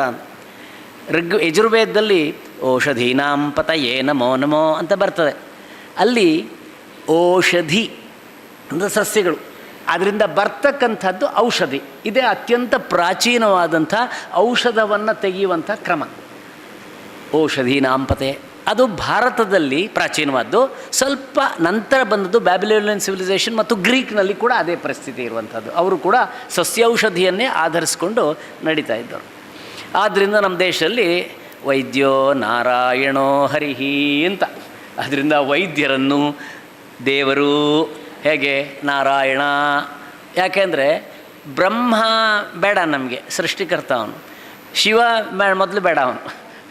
ನಾವು ಬದುಕಿರಬೇಕಾದ್ರೆ ನಮಗೆ ನಾರಾಯಣ ಬಹಳ ಮುಖ್ಯ. ಅದು ವೈದ್ಯೋ ನಾರಾಯಣೋ ಹರಿಹಿ ಅಂತ ಹೇಳುವಂಥದ್ದು. ಆಗಲೇ ನಮ್ಮ ಡಾಕ್ಟ್ರು ಒಂದು ಮಾತು ಹೇಳಿದರು, ನಂಗೆ ಪಕ್ಕ ತಲೆಗೆ ಹೊಳಿತು, ಹೇಳ್ತಾ ಇದ್ದೀನಿ. ಒಂದು ಪುರಾಣದಲ್ಲಿ ಬರುವಂಥ ಒಂದು ಶ್ಲೋಕ, ಅಟ್ಟಶೂಲ ಜನಪದಾಹ ವಿದ್ಯಾಶೂಲ ದ್ವಿಜಾದಯ ಅಂತ ಬರ್ತದೆ. ಒಂದು ಯಾವುದೋ ಹಳೆಯ ಪುರಾಣ ಯಾವುದೂ ಕರೆಕ್ಟಾಗಿ ನೆನಪಾಗ್ತಿಲ್ಲ. ಯಾವತ್ತು ಈ ಭೂಮಿಯಲ್ಲಿ ಅನ್ನ ಮಾರುವ ಸಿಸ್ಟಮ್ ಸ್ಟಾರ್ಟ್ ಆಗ್ತದೆ, ಯಾವತ್ತು ಈ ಭೂಮಿಯಲ್ಲಿ ವಿದ್ಯೆ ಮಾರುವ ಸಿಸ್ಟಮ್ ಶುರುವಾಗ್ತದೆ, ಮೂರು ಹೇಳಿದು, ಯಾವತ್ತು ಈ ಭೂಮಿಯಲ್ಲಿ ಆರೋಗ್ಯ ಮಾರುವ ಸಿಸ್ಟಮ್ ಆರೋಗ್ಯ ಮಾರುವ ಸಿಸ್ಟಮ್ ಶುರುವಾಗುತ್ತೆ, ಅವತ್ತು ಕಲಿಪ್ರವೇಶ ಆಗತ್ತೆ ಅಂತ, ಕಲಿಯುಗದ ಪ್ರವೇಶ ಆಗತ್ತೆ ಅಂತ. ಅಂದರೆ ಈ ದೇಶದ ಕಲ್ಚರ್ ಪ್ರಕಾರ ಈ ದೇಶದಲ್ಲಿ ಈ ಮೂರನ್ನು ಮಾರಬಾರ್ದು ಅಂತ, ಮಾರಾಟಕ್ಕೆ ಇಡಬಾರ್ದು. ಇವತ್ತು ಅದೇ ದೊಡ್ಡದಾಗಿದೆ. ಹೋಟೆಲ್ ಮ್ಯಾನೇಜ್ಮೆಂಟ್ ಕೋರ್ಸ್ ಅಂತಲೇ ಬಂದು ದೊಡ್ಡ ಹಣ ಮಾಡಲಿಕ್ಕೆ ಒಂದು ಉಪಾಯ ಅಂತ, ಅದೊಂದು ಅನ್ನ ಮಾರುವಂಥದ್ದು. ಅದಕ್ಕೆ ನಮ್ಮಲ್ಲಿ ಪ್ರಾಚೀನರ ಕ್ರಮ ಏನು, ಊಟ ಮಾಡುವಾಗ ಮನೆಯ ಬಾಗಿಲು ತೆಗೆದು ಹೊರಗೆ ನೋಡಬೇಕಂತೆ. ಯಾರಾದರೂ ಇದ್ದಾರೆ ಅಂತಾದರೆ ನಿಮ್ಗೆ ಹಸಿವಾಗಿದೆಯೇ ಇಲ್ಲ ಅಂತ ಕೇಳಬಾರ್ದು, ಬನ್ನಿ ಅಂತ ಕರಿಬೇಕು. ಕರೆದು ಅವರ ಜೊತೆಗೆ ಊಟ ಹಾಕಬೇಕು. ಮನೇಲಿ ಹೆಂಗಸರಿಗೆ ಕಷ್ಟ, ಎಷ್ಟು ಜನ ಬರ್ತಾರೆ ಅಂತ ಗೊತ್ತಿಲ್ಲ ಅಂಥೇಳಿ ಅಡುಗೆದೆಲ್ಲ ಪ್ರಾಬ್ಲಮ್ ಆಗುತ್ತೆ. That is not important. ನಾನು ಈ ಹೊತ್ತಲ್ಲಿ ನೆನೆಸ್ಕೊಳ್ಬೇಕಾದಂಥ ನಮ್ಮ ಗುರುಗಳ ತಂದೆ ಡಾಕ್ಟರ್ ದಯಾನಂದ ಶಾನ್ಭಾಗ್ ಅಂತ ನನ್ನ ಗುರುಗಳು, ಅವರ ತಂದೆ ವೆಂಕಟೇಶ್ ಶಾನ್ಭಾಗ್ ಅಂಥೇಳಿ ಬಹಳ ದೊಡ್ಡ ಸ್ವಾತಂತ್ರ್ಯ ಹೋರಾಟಗಾರರು, ಕುಮಟಾದಲ್ಲಿ ಬಹಳ ದೊಡ್ಡ ವಕೀಲರಾಗಿದ್ದವರು. ಅವರ ಉದಾಹರಣೆಯನ್ನು ಇವತ್ತಿಗೂ ಕೂಡ ಎಲ್ಲ ಕಡೆ ಹೇಳ್ತಾರೆ. ಅದೇನೆಂದರೆ, ಅವರು ಮಧ್ಯಾಹ್ನ ಕೋರ್ಟಿಂದ ಬರ್ತಿದ್ದ ಹಾಗೆ ಊಟಕ್ಕೆ ಹೊರಡುವ ಮೊದಲು ಹೊರಗೆ ಅವರ ಮನೆಯಲ್ಲಿ ಯಾರ್ಯಾರು ಕಾಯ್ತಿದ್ದಾರೆ, ಮೆನಿ ಆಫ್ ದೆಮ್, ಬಹುಪಾಲು ಜನ ಅವರ ಕಕ್ಷಿದಾರರು, ಬಾಕಿಯವರೆಲ್ಲರೂ ಕೂಡ ಬೀದಿಯಲ್ಲಿದ್ದವರು, ಎಲ್ಲರಿಗೆ ಊಟದ ವ್ಯವಸ್ಥೆ ಆಗಬೇಕು ಅಂತ. ಯಾವ ಮನೆಯಲ್ಲಿ ಈ ರೀತಿ ಮುಕ್ತವಾಗಿ ಅನ್ನವನ್ನು ಹಂಚುವಂಥ ವ್ಯವಸ್ಥೆ ಇದೆ. ಇನ್ನೊಂದು ಗುರುಕುಲಗಳಲ್ಲಿ ವಿದ್ಯೆಯನ್ನು ಹಂಚುವ ವ್ಯವಸ್ಥೆ ಇತ್ತು, ಆದರೆ ವಿದ್ಯೆಯನ್ನು ಮಾರುವ ವ್ಯವಸ್ಥೆ ಇರಲಿಲ್ಲ. ವಿದ್ಯಾಭ್ಯಾಸ ಆದಮೇಲೆ ಅವರ ಅಪ್ಪ ಅಮ್ಮ ಬಂದು ಎಷ್ಟಾದರೂ ಗುರುದಕ್ಷಿಣೆ ಕೊಟ್ಟು ಹೋಗುವಂಥದ್ದು ಬೇರೆ. ವಿದ್ಯೆ ಮಾರುವ ಸ್ಥಿತಿ ಇವತ್ತು ನಮ್ಮಲ್ಲೆಲ್ಲ ಬಂದು, ಇವತ್ತು ವೈದ್ಯಕೀಯ ವಿಷಯದಲ್ಲಿ ನಾವಿಲ್ಲಿ ಮಾತಾಡಲಿಕ್ಕೆ ನಿಂತಿದ್ದೇವಾದ್ದರಿಂದ ಬಹಳ ದೊಡ್ಡ ಕಾಳಜಿ ಅಂಶ. ಅಂದರೆ ಯಾವುದೇ ಆಸ್ಪತ್ರೆಗೆ ಹೋದಾಗ, ಯಾವ ಡಾಕ್ಟ್ರ್ ಹತ್ರ ಆದರೂ ಚಿಕಿತ್ಸೆ ತಗೊಳ್ಳೋಕೆ ಹೋದಾಗ ನಮಗೆ ಭಯ ಆಗ್ತದೆ. ಇವನ ಬ್ಯಾಕ್ಗ್ರೌಂಡ್ ಏನು ಅಂತ ತಿಳ್ಕೊಳ್ಬೇಕಾಗ್ತದೆ. ಕಂಡಾಪಟ್ಟೆ ಡೊನೇಷನ್ ಕೊಟ್ಟು MD ಮಾಡಿದ್ದಾನ ಇತ್ಯಾದಿ ಎಲ್ಲ ನೋಡುವಾಗ ಅದನ್ನೇ ವಾಪಸ್ ಹಣ ಪಡೀಲಿಕ್ಕೋಸ್ಕರವಾಗಿ ಏನೆಲ್ಲ ಉಪಾಯಗಳನ್ನು ಮಾಡ್ಬೋದು. ನಾರ್ಮಲ್ ಡೆಲಿವರಿನ ಸರ್ಜರಿ ಮಾಡಿ ಅಂಥದ್ದು, ಇದು ಮಾಡೋದು ಅಂಥದ್ದು ಸಿಸೇರಿಯನ್ ಮಾಡುವಂಥದ್ದು. ಇವತ್ತು ವೈದ್ಯಕೀಯ ಲೋಕದಲ್ಲಿ ಈ ಅಡಲ್ಟ್ರೇಷನ್ ವಿಪರೀತ ಆಗಿರುವ ಕಾರಣ ಸಜ್ಜನ ವೈದ್ಯರನ್ನು ಕಾಣುವುದು ತುಂಬ ಕಡಿಮೆ. ಹಾಗಾಗಿ ಸಂಸ್ಕೃತದ ಒಂದು ಸುಭಾಷಿತ ಮತ್ತೆ ನೆನಪಾಗುತ್ತೆ, ತಮಾಷೆ ಮಾಡೋದು. ಒಳ್ಳೆ ಡಾಕ್ಟ್ರುಗಳೇ ಇಲ್ಲಿದ್ದಾರೆ, ನೀವೆಲ್ಲ ಕ್ಷಮಿಸಬೇಕು. ಇದು ಇಲ್ಲಿರುವ ಡಾಕ್ಟ್ರನ್ನ ಕುರಿತು ಅಲ್ಲ ಹೇಳ್ತಾ ಇರೋದು, ಪಟಂಗ ಡಾಕ್ಟ್ರ್ ಕೆಲವರಿದ್ದಾರೆ, ಅವರನ್ನು ಕುರಿತು ಹೇಳ್ತಾ ಇದ್ದೀನಿ. ಒಂದು ಊರಿನಲ್ಲಿ ಇಬ್ಬರೇ ಡಾಕ್ಟ್ರ್ ಇದ್ದರಂತೆ. ಆ ಇಬ್ಬರೂ ಕೂಡ ಇರಲಿಲ್ಲ, ಒಂದಷ್ಟು ಸಮಯ ಟೂರ್ ಹೋಗಿದ್ರು. ಆ ಟೂರ್ ಮುಗಿಸ್ಕೊಂಡು ಅವ್ರು ಬರ್ತಿದ್ದ ಹಾಗೆ ನೋಡ್ತಾರೆ, ಊರ ಹೊರಗಡೆಯಲ್ಲಿ ಒಂದು ಚಿತೆ ಉರಿತಾ ಇದೆ. ದಹ್ಯಮಾನಾಂ ಚಿತಾಂ ದೃಷ್ಟ್ವಾ, ಉರಿಯುತ್ತಿರುವ ಒಂದು ಚಿತೆಯನ್ನು ನೋಡಿ ವೈದ್ಯೋ ವಿಸ್ಮಯಮಾಗತಃ, ಈ ವೈದ್ಯನಿಗೆ ಆಶ್ಚರ್ಯವಾಯಿತು, ಸಂಶಯ ಬಂತು, ಆಶ್ಚರ್ಯವಾಯಿತು. ನಮೇ ಮಾಸಾತ್, 1 ತಿಂಗಳಿಂದ ನಾನಿಲ್ಲ. ಈ ಊರಿನಲ್ಲಿರುವ 2ನೇ ಡಾಕ್ಟ್ರೇ ನನ್ನ ತಮ್ಮ, ಇಬ್ಬರೇ ಡಾಕ್ಟ್ರು. ನಮದ್ಭ್ರಾತಃ, ಅವನು 1 ತಿಂಗಳಿರಲಿಲ್ಲ. ಈಗಿರುವಾಗ ಕಸ್ಯೇದಂ ಹಸ್ತಲಾಘವಂ, ಯಾರ ಕೈ ಚಳಕ ಇದು ಅಂದರೆ ಡಾಕ್ಟ್ರ್ ಇಲ್ಲದೆ ಇದ್ದರೆ ಯಾರೂ ಸಾಯುವುದಿಲ್ಲ ಅಂತ ತಮಾಷೆ ಮಾಡಲಿಕ್ಕೋಸ್ಕರ ಹೇಳೋದು ಯಮರಾಜ ಸಹೋದರ ಅಂತ ತಮಾಷೆ ಮಾಡುವಂಥದ್ದು. ಇವೆಲ್ಲ ಸೆಟೈರಿಕಲ್ ತಮಾಷೆ, ಸಾಹಿತ್ಯದಲ್ಲಿ ತಮಾಷೆ. ಎಂಥ ಡಾಕ್ಟ್ರ್ ನೋಡಿ ಹೇಳಿದ್ದಾರೆ ಅಂಥ ಡಾಕ್ಟ್ರುಗಳು ಈ ಕಾಲದಲ್ಲೂ ನಮಗೆ ಕಾಣ್ತಾ ಇದ್ದಾರೆ ಎನ್ನುವಾಗ ಮೆಡಿಕಲ್ ಎಜುಕೇಷನ್, ವೈದ್ಯಕೀಯ ವಿಷಯವನ್ನು ಕುರಿತು ನಮ್ಮ ಜನಗಳಿಗೆ ಒಂದು ತಿಳುವಳಿಕೆ ಕೊಡುವ ಪ್ರಯತ್ನದಲ್ಲಿ ನಮ್ಮ ಡಾಕ್ಟ್ರು ಬಹಳ ಅದ್ಭುತವಾದ 2 ಪುಸ್ತಕಗಳನ್ನು ಬರೆದಿದ್ದಾರೆ. ಮೊದಲನೇ ಪುಸ್ತಕ ಬಹಳ ಮೊದಲೇ ನನಗೆ ಕೊಟ್ಟಿದ್ದರು, ಓದಿದ್ದೇನೆ, ತುಂಬ ಮೆಚ್ಚುಗೆ ಆಯಿತು. ಇದರಲ್ಲಿ ಮೆಚ್ಚುವಂಥ ಅಂಶಗಳನ್ನು ಹೇಳ್ತಾ, ವಿಮರ್ಶೆ ಅಂದರೆ ಮತ್ತೆ 2 ಹೇಳಬೇಕಲ್ಲ, ಹೇಳ್ತಾ ಇದ್ದೇನೆ ಕೆಲವು ವಿಷಯಗಳನ್ನು. ವೈದ್ಯಕೀಯ ಶಾಸ್ತ್ರೀಯ ವಿಷಯಗಳನ್ನು, the scientific informations regarding medical science, ಸರಳ ಕನ್ನಡದಲ್ಲಿ ತಂದಂಥವ್ರು ತುಂಬ ಕಡಿಮೆ, 1-2 ಜನ ಇದ್ದಾರೆ, ನೀವಿದ್ದೀರಿ. ಇದು ಬಹಳ ಸಂತೋಷದ್ದು. ಯಾಕೆ ಅಂದರೆ ಇವತ್ತು ಡಾಕ್ಟ್ರ್ ಹತ್ರ ಹೋದಾಗ ಅವರು ಕೀಪಸ್ ಇನ್ ಇಗ್ನೋರೆನ್ಸ್, ಕೀಪಸ್ ಇನ್ ಆಂಬಿಗ್ಯೂಟಿ ಮಾಡಬಾರ್ದು. ಅವರು ಸ್ಪಷ್ಟವಾಗಿ ಇದು ನಿಂಗೆ ಇಂತಿಂಥದ್ದಾಗಿದೆ ನಿಮಗೆ, ಇದರ ಪರಿಣಾಮ ಇಂತಿಂಥದ್ದಾಗ್ತದೆ, ಅದರಿಂದ ಇಂಥದ್ದು ನಾವು ಮಾಡ್ತಾ ಇದ್ದೇವೆ ಅನ್ನೋದನ್ನು ಹೇಳಬೇಕು. ಅದನ್ನು ಹೇಳದೇ ಇದ್ದ ವಿದೇಶೀಯ ಡಾಕ್ಟ್ರುಗಳನ್ನೆಲ್ಲರೂ ಕೂಡ ಸೂ ಮಾಡ್ತಾ ಇದ್ದಾರೆ ಇವತ್ತಿನ ದಿವಸ. ನಮ್ಮ ದೇಶದಲ್ಲೂ ಶುರುವಾಗಿದೆ. ಯಾವುದಾದ್ರೂ ಒಬ್ಬ doctor he has to be accountable for his job ಅಂತ ಏನಿದೆ, ಆ ದೃಷ್ಟಿಯಿಂದ ರೋಗಿಗಳಿಗೆ ಅವರಿಗೆ ಸರಿಯಾದ ಮಾಹಿತಿ ತಿಳುವಳಿಕೆ ಕೊಡುವಂಥದ್ದು ತುಂಬ ಅಗತ್ಯ ಇದೆ. ಆ ದೃಷ್ಟಿಯಿಂದ ಈ ಪುಸ್ತಕ ಸುಲಭವಾಗಿ ನಾವು ನೀವೆಲ್ಲ ಸುಮ್ಮನೆ ಫ್ರೀ ಟೈಮಲ್ಲಿ ಓದ್ಕೊಂಡು ಅರ್ಥ ಮಾಡ್ಕೊಳ್ಬಹುದಾದಂಥ ಸುಲಭ ಭಾಷೆಯ, ಸರಳ ಭಾಷೆಯ ಪುಸ್ತಕ. ಅದನ್ನು ಹೇಳುವ ಕೌಶಲ ನಮ್ಮ ಈ ಸ್ನೇಹಿತರಿಗೆ ಸಿದ್ಧಿಸಿದೆ. ಅದರಿಂದ ಧನ್ವಂತರಿ ನಂಬರ್ 1 ಆಯಿತು, ಇದೆಯಾ ಸ್ವಲ್ಪ. ಧನ್ವಂತರಿ ನಂಬರ್ 2 ಇವತ್ತು ಬಂದಿದೆ, ದೃಢಪಡಿಸ್ತದೆ. ತುಂಬ ಸಂತೋಷ. ಇದರಲ್ಲಿ ಮೆಚ್ಚುವಂಥದ್ದಂದರೆ ಸಚಿತ್ರ ವಿವರಣೆ, ಒಂದಷ್ಟು ಚಿತ್ರಗಳಲ್ಲೇ ವಿವರಣೆ ಇದೆ. ನಮಗೆ ಕೆಲವು ಚಿತ್ರಗಳು ಬೇಕು ಅಂದರೆ ಚಕ್ರಪಾಣಿ ಅವ್ರ ಹೋದಾಗ ಅವರು ಗ್ರಾಫಿಕ್ ಎಲ್ಲ ತೋರಿಸಿ ಎಕ್ಸ್ಪ್ಲೈನ್ ಮಾಡಬೇಕಾಗುತ್ತೆ. ಇದರಲ್ಲಿ ಅವರೇ ಆ ಚಿತ್ರಗಳನ್ನೆಲ್ಲ ಪ್ರಿಂಟ್ ಮಾಡಿದ್ದಾರೆ. ಅದರಿಂದ ನಮಗೆ ಅರ್ಥ ಮಾಡ್ಕೊಳ್ಳಿಕ್ಕೆ ತುಂಬ ಅನುಕೂಲವಾಗ್ತದೆ. ಮತ್ತು ಬಹಳ ಮುಖ್ಯವಾಗಿ ನಮಗೇನು ಬೇಕು, ರೋಗ ಬೇಡ, ರೋಗ ಬಾರದ ಹಾಗೆ ನಮ್ಮಲ್ಲಿ ರೋಗ ನಿರೋಧಕತೆ, ಇಮ್ಯುನಿಟಿ ಅದು ಬೆಳೆಸಲಿಕ್ಕೆ ಏನೇನು ಮಾಡಬೇಕು ಅನ್ನುವಂಥ 10 ಅಂಶಗಳನ್ನು ಇಲ್ಲಿ, ರಕ್ಷಣಾ ವ್ಯವಸ್ಥೆಯನ್ನು ಗಟ್ಟಿ ಮಾಡಿಕೊಳ್ಳಿಕ್ಕೆ, 10 ರೋಗಗಳು ಬಾರದ ಹಾಗೆ ನಮಗೆ ಬೇಕಾದ ಸಹಾಯ ಮಾಡಲಿಕ್ಕೆ ಈ ಪುಸ್ತಕ ತುಂಬ ಉಪಕಾರ ಆಗಿದೆ ಅಂತ ಹೇಳ್ತಾ, ನಾನೊಬ್ಬ ಮಾಸ್ಟರ್ ಮತ್ತು ನನ್ನ PhD ಸಾಹಿತ್ಯ ವಿಮರ್ಶೆಯಲ್ಲಿ. ಆದ್ದರಿಂದ ಒಳ್ಳೆಯ ಪುಸ್ತಕ, ಕೆಟ್ಟ ಪುಸ್ತಕ, ಒಳ್ಳೆಯ ಸಿನಿಮಾ, ಕೆಟ್ಟ ಸಿನಿಮಾ, ನಾನು ಸಿನಿಮಾಗಳಲ್ಲೂ ಮಾಡಿದವನು, ಆದ್ದರಿಂದ ಒಳ್ಳೆಯ ಸಿನಿಮಾ, ಕೆಟ್ಟ ಸಿನಿಮಾ ಅಂತ ಗೊತ್ತು. ಒಳ್ಳೆಯ ನಾಟಕ, ಕೆಟ್ಟ ನಾಟಕ, ಒಳ್ಳೆಯ ಪುಸ್ತಕ, ಒಳ್ಳೆಯ ಪದ್ಯ, ಕೆಟ್ಟ ಪದ್ಯ, ಇದನ್ನು ಬಹಳ ಚೆನ್ನಾಗಿ ಹೇಳಬಹುದಾಗಿದೆ. ಅದರಲ್ಲಿ ಒಳ್ಳೆಯ ಪುಸ್ತಕ ಅಂತ ಹೇಳುವಾಗ ಅದು ಆಕರ್ಷಕವಾಗಿ ಓದಿಸಿಕೊಂಡು ಹೋಗಬೇಕು, ಅದಾಗಿದೆ. ಓದಿಸ್ಕೊಂಡು ಹೋಗ್ತದೆ. ಓದಿಸ್ಕೊಂಡು ಹೋಗುವಾಗ ಸ್ವಲ್ಪ ಎಂಜಾಯ್ ಮಾಡಲಿಕ್ಕಾಗಬೇಕು ಅಂತಾದರೆ ಅಲ್ಲಿಯ ಪದಬಂಧಗಳು, ಅಲ್ಲಿಯ ಪ್ರಾಸ, ಆಕರ್ಷಣೆ ಚೆನ್ನಾಗಿದೆ, ಮಧ್ಯೆ ಒಳ್ಳೆಯದಾಗಿದೆ.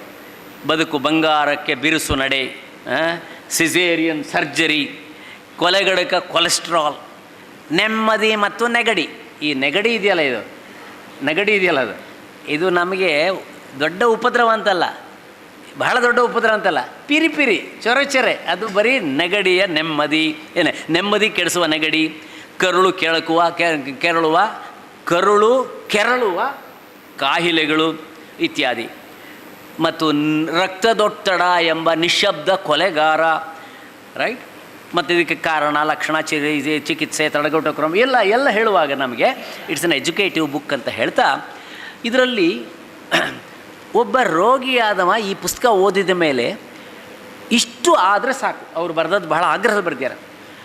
ನಮ್ಮ ಲೈಫ್ ಸ್ಟೈಲ್ ಚೇಂಜ್ ಆಗಬೇಕು, ನಮ್ಮ ಜೀವನ ಕ್ರಮ ಬದಲಿಸಬೇಕು. ಇಲ್ಲದಿದ್ದರೆ ಯಾರ ಜೀವನ ಕ್ರಮ ಚೆನ್ನಾಗಿದೆ ಅವರಿಗೆ ಕರೋನಾ ಏನೂ ಮಾಡಲಿಲ್ಲ, ನನಗೇನು ಮಾಡಲಿಲ್ಲ, ಮನೆಯಲ್ಲಿ ಯಾರಿಗೇನು ಮಾಡಲಿಲ್ಲ. ನಾವು ಯಾಕೆಂದರೆ ನಿತ್ಯ ತಪ್ಪದೆ 40 ರಿಂದ 60 ನಿಮಿಷ ತಪ್ಪದೆ ನಂದಲ್ಲ ಅಂಥೇಳಿ ಯೋಗದಲ್ಲಿ ಕೂತ್ಕೊಳ್ಳೋನು. ಆದರೂ ಕೆಲವು ಪ್ರಾಬ್ಲಮ್ ಅವ್ರದ್ದು ನಿಜ. ಆದರೆ ಯಾವ ರೀತಿಯಲ್ಲಿ ಜೀವನ ಕ್ರಮ ನಾವು ಬದಲಿಸದೇ ಇದ್ದರೆ ಹಳೆಯ ಕ್ರಮ ಇಟ್ಕೊಳ್ಬಾರ್ದು ಅಂತ. ಇನ್ನೊಂದು ಭಾಳ ಇಂಟ್ರೆಸ್ಟಿಂಗ್ ಇದೆ ಪಾಯಿಂಟ್ ಅದರಲ್ಲಿ, ಭವಿಷ್ಯದಲ್ಲಿ ವೈದ್ಯಕೀಯ ವ್ಯವಸ್ಥೆಗಳು ಹೇಗಿರ್ತವೆ ಅಂತ. ಭಾಳ ಚೆನ್ನಾಗಿ ಇಂಟ್ರೆಸ್ಟಿಂಗ್ ಆಗಿದೆ. ಮುಂದೆ ಡಾಕ್ಟ್ರ್ ಹೇಗಿರ್ತಾರೆ, ಹಾಸ್ಪಿಟಲ್ಸ್ ಹೇಗಿರ್ತದೆ, ನಾವೆಲ್ಲ ಹೇಗಿರ್ತೇವೆ ಅಂತ ಚೆನ್ನಾಗಿದೆ. ಯಾಕೆ ಅಂದರೆ ಅಲ್ಲಿ ಬಹಳ ಮುಖ್ಯವಾಗಿ ನಮ್ಮೆಲ್ಲರಿಗೆ ಅಪೀಲ್ ಆಗ್ತಕ್ಕಂಥ ಅಂಶ ಬರತಕ್ಕಂಥದ್ದು ಅಂದರೆ ಈ ವೈರಸ್ ಅಂತ ಉಂಟಲ್ಲ, ವೈರಾಣುಗಳು, ಅದರದ್ದು ಮಲ್ಟಿಪ್ಲಿಕೇಶನ್ ಆಗಿ ವೆರೈಟಿ ಆಗಿ ಬೇರೆ ಬೇರೆ ಟೈಪಿಂದ ಬಂದು ನಮಗೆ ಗೊತ್ತಿಲ್ಲದ ಹೊಸ ಹೊಸ ರೋಗಗಳನ್ನೆಲ್ಲ ತಂದು ನಾವು ಇಮ್ಯೂನ್ ಆಗದಿದ್ದರೆ ನಮ್ಮನ್ನು ಕುಣಿಸ್ತವೆ ಅಂತ. ಈಗ ಇಲ್ಲಿ ದೊಡ್ಡ ದೊಡ್ಡ ಡಾಕ್ಟ್ರುಗಳಿಲ್ಲೆಲ್ಲ ಇದ್ದಾರೆ. ನನಗೊಬ್ಬ ಡಾಕ್ಟ್ರ್ ಸಿಕ್ಕಿದ್ದ. ಅವ ನನ್ನ ಡೈರೆಕ್ಟ್ ಸ್ಟೂಡೆಂಟ್ ಅಲ್ಲ, ಯಾಕೆಂದರೆ ಅವನಿಗೆ ಎಲ್ವಿಷದಲ್ಲಿ ಸಂಸ್ಕೃತ ಕಲಿಸಲಿಲ್ಲ ನಾನು. ಅವನ ಹತ್ರ ರೋಗಿಗಳು ಹೋದಾಗ ಇದು ಎಂಥದೋ ಹೊಸ ಟೈಪ್ ರೋಗ, ಇದಕ್ಕೆ ರೋಗಕ್ಕೆ ಕಾರಣವೂ ಗೊತ್ತಿಲ್ಲ, ನನಗೆ ಪರಿಹಾರನೂ ಗೊತ್ತಿಲ್ಲ, ಆದರೂ ನಾನು ಟ್ರೈ ಮಾಡ್ತೀನಿ ಅಂತ ಏನೇನೋ ಕೊಟ್ಟು ಟ್ರೈ ಮಾಡುವಾಗ ಡಾಕ್ಟ್ರ್ ಯಾಕೆ ನಿಮ್ಗೆ ಗೊತ್ತಿಲ್ಲ ಅಂದರೆ ಇದನ್ನು ನಮಗೆ MBBS ಎಲ್ಲೂ ಕಲಿಸ್ಲಿಲ್ಲ ಅಂದರು. MBBS ಇದಕ್ಕೆ ಸಂಬಂಧಪಟ್ಟು ಕಲಿಸ್ಲಿಲ್ಲ ಅಂದರು. ಯಾವ ಡಾಕ್ಟರ್ಗೆ ತಾವು ಕಲಿತ ಜ್ಞಾನದ ಟೇಕ್ ಆಫ್ ಗ್ರೌಂಡ್ ಮೇಲ್ಗಡೆಯಲ್ಲಿ ಆನ್ವಯಿಕವಾದ ವೈದ್ಯಕೀಯ ಜ್ಞಾನ ಇದರದ್ದು ಎಂಥದ್ದು ಅಂತ ಹುಡುಕಿ ಹೇಳಲಿಕ್ಕೆ ಸಾಧ್ಯ ಆಗಲ್ಲ ಅಂತಾದರೆ, ಒಬ್ಬ ವೈದ್ಯ ನಿಂತ ನೀರಾದರೆ ಸಮಾಜ ಬದಲಾಗ್ತಿರುವಾಗ, ರೋಗದ ಕ್ರಮಗಳು ಬದಲಾಗ್ತಾ ಇರುವಾಗ ದಿ ಡಾಕ್ಟರ್ ಬಿಕಮ್ಸ್ ಇರ್ರೆಲವೆಂಟ್. ನಮ್ಮಲ್ಲಿ ಬಹಳ ಜನ ಅಂಥ ಡಾಕ್ಟ್ರುಗಳಿದ್ದಾರೆ. ಅವ್ರ ಹತ್ರ ಹೋದರೆ ಈ ಥರ ಮಾತಾಡ್ತಾರೆ, ಇನ್ನು ಕೆಲವರು ಬೇರೆ ಬೇರೆ ಥರ ಟ್ರೈ ಮಾಡಿಬಿಟ್ಟು ನಮ್ಮ ಮೇಲೆ ಪ್ರಯೋಗ ಮಾಡ್ತಾರೆ. ಕೆಲವು ಸಜ್ಜನರಾದವರು ಇದು ನನಗೆ ಗೊತ್ತಿಲ್ಲ, ಚೀಟಿ ಬರ್ಕೊಡ್ತೀನಿ, ಆ ಡಾಕ್ಟ್ರ್ ಹತ್ರ ಹೋಗಿ ಅಂತ ಕಳಿಸ್ತಾರೆ. ಏನಾದರೂ ಮಾಡಲಿ ಅಂತೂ ಇವರೆಲ್ಲ ಇಂಥವ್ರ ಕಡೆಗಳೇ ನಾವು ಕೈಗೆ ಸಿಕ್ಕುವಾಗ ಏನೇನಿದೆ ಗೊತ್ತಿಲ್ಲ. ಈ ಪುಸ್ತಕದಲ್ಲಿ ಬಹಳ ಸುಂದರವಾಗಿ ಅವರು he goes to the deep level, gene editing, gene ಪರಿವರ್ತನೆ, ಆಧುನಿಕವಾದ ಮೆಡಿಕೋ ಟೆಕ್ನಾಲಜಿಯಲ್ಲಿ ನಾವು ಇದನ್ನೆಲ್ಲ ತುಂಬ ನೋಡ್ತೇವೆ. ಒಬ್ಬ ಎಂಜಿನಿಯರಿಂಗ್ ಸ್ಟೂಡೆಂಟಿಗೆ ಮೆಡಿಕಲ್ ಎಂಜಿನಿಯರಿಂಗ್ ಅನ್ನುವಂಥದ್ದು ಒಂದು ಆಪ್ಷನ್. ಇವತ್ತು ಎಂಜಿನಿಯರಿಂಗಲ್ಲಿ ಕಂಡಾಪಟ್ಟೆ ದುಡ್ಡು ಆಗ್ತದೆ ಅಂತ ಎಲ್ಲರೂ ಕೂಡ ಇವತ್ತು ITBTಗೆಲ್ಲ ಹೋಗ್ತಾ ಇದ್ದಾರ. ಅದರಲ್ಲಿ ಕೆಲವರು ಇಂಜಿನಿಯರಿಂಗ್ ಕಾಲೇಜಲ್ಲಿ ನಾನು ಕಾಣೋ ಹಾಗೆ ಅದರಲ್ಲಿ ಮೆಡಿಕಲ್ ಎಂಜಿನಿಯರಿಂಗ್ ಅಂದರೆ ಮೆಡಿಕಲ್ಗೆ ಸಂಬಂಧಪಟ್ಟಂಥ ಹೊಸ ಹೊಸ ರೀತಿಯ ಆವಿಷ್ಕಾರಗಳನ್ನು ಮಾಡಿಬಿಟ್ಟು ಫಾರ್ ಡಯಾಗ್ನಿಸಿಸ್, ಫಾರ್ ಟ್ರೀಟ್ಮೆಂಟ್ ಅವರು ಈ ಟೆಕ್ನಾಲಜಿಯನ್ನು ಉಪಯೋಗಿಸಲಿಕ್ಕೆ ಬೇಕಾದ ರಿಸರ್ಚ್ ಮಾಡಬೇಕು. ಅದಕ್ಕೆ ನಮ್ಮ ಎಂಜಿನಿಯರಿಂಗ್ ಕಾಲೇಜಲ್ಲಿ ಅಷ್ಟೊಂದು ಪ್ರೋತ್ಸಾಹ ಇಲ್ಲ ಎಂಬುದು ಕಷ್ಟ. ಈಗಾಗಲೇ ನೀವು ನಿಮ್ಮ ಹತ್ತಿರ ಈ BP ಮಿಷಿನಿಂದ ಹಿಡಿದು ಪ್ರತಿಯೊಂದು ಯಾವುದನ್ನ ಮಿಷಿನ್ ಮೂಲಕ ಎಲ್ಲ ನೋಡಿ ಮಾಡ್ತಾ ಇದ್ದೀರಿ. ಅದು ಇನ್ನಷ್ಟು ಜಾಸ್ತಿ ಆಗಬೇಕು ಅನ್ನುವಂಥ ಅಂಶ ಕೂಡ ಇದರಲ್ಲಿದೆ. ಗುಡ್. ಕಡೆಯದಾಗಿ ಒಂದು ಪುಸ್ತಕದ ಮೌಲ್ಯಾಂಕನ ಹೇಗಿರಬೇಕು ಅಂದರೆ ವಿಷಯ ನಿರೂಪಣೆಯ ಕ್ರಮ, ದಟ್ ಈಸ್ ವಂಡರ್ಫುಲ್. ವಿಷಯಗಳ ಮಹತ್ವ ಮೋರ್ ಇಂಪಾರ್ಟೆಂಟ್, ತುಂಬ ಚೆನ್ನಾಗಿದೆ. ಭಾಷೆ ಬಗ್ಗೆ ಮಾತಾಡಲಿಕ್ಕಿಲ್ಲ. ಯಾಕೆಂದರೆ ಅವರು ಉಪಯೋಗಿಸಿದ ಅನೇಕ ಕನ್ನಡ ಶಬ್ದಗಳನ್ನು ನಾನೇ ಮತ್ತೆ ಆಲೋಚನೆ ಮಾಡಿ ಅಂತ ಯೋಚನೆ ಮಾಡಿ ಒಪ್ಕೊಳ್ಬೇಕಾಯ್ತು. ಯಾಕೆಂದರೆ ಅದು ಸಂಸ್ಕೃತ ಮೂಲ ಧಾತುವಿನಿಂದ ರೀಡಿಸೈನ್ ಮಾಡಿರ್ತಕ್ಕಂಥ ಒಂದು ಅದ್ಭುತವಾದ ಕನ್ನಡ ಶಬ್ದಗಳು. ಹಾಗಾಗಿ ಇವತ್ತು ಶಿವರಾಮ್ ಕಾರಂತರಿದ್ದರೆ ನಿಮ್ಮನ್ನು ತುಂಬ ಮೆಚ್ಚುತ್ತಾ ಇದ್ದರೆ, ಯಾಕಂದರೆ ಅವರು ಈ ಥರ ಶಬ್ದಗಳನ್ನು ಹುಡುಕಿ ತರ್ತಾಯಿದ್ರು. ಅಂತಹ ಒಂದು ಒಳ್ಳೆಯ ಕೆಲಸ ನೀವು ಮಾಡಿದ್ದೀರಿ. ಅವರು ಅನ್ವಯಿಸಿರ್ತಕ್ಕಂತಹ ತಂದಂಥ ಕೆಲವು ಶಬ್ದಗಳು ನನಗೆ ಬಹಳ ಇಷ್ಟ. ಆದ್ದರಿಂದ ಅಂಥ ಕೆಲವನ್ನು ನಾನು ನಿಮ್ಮ ಮುಂದೆ ಹೇಳಲಿಕ್ಕೆ ಹೊರಡ್ತೇನೆ.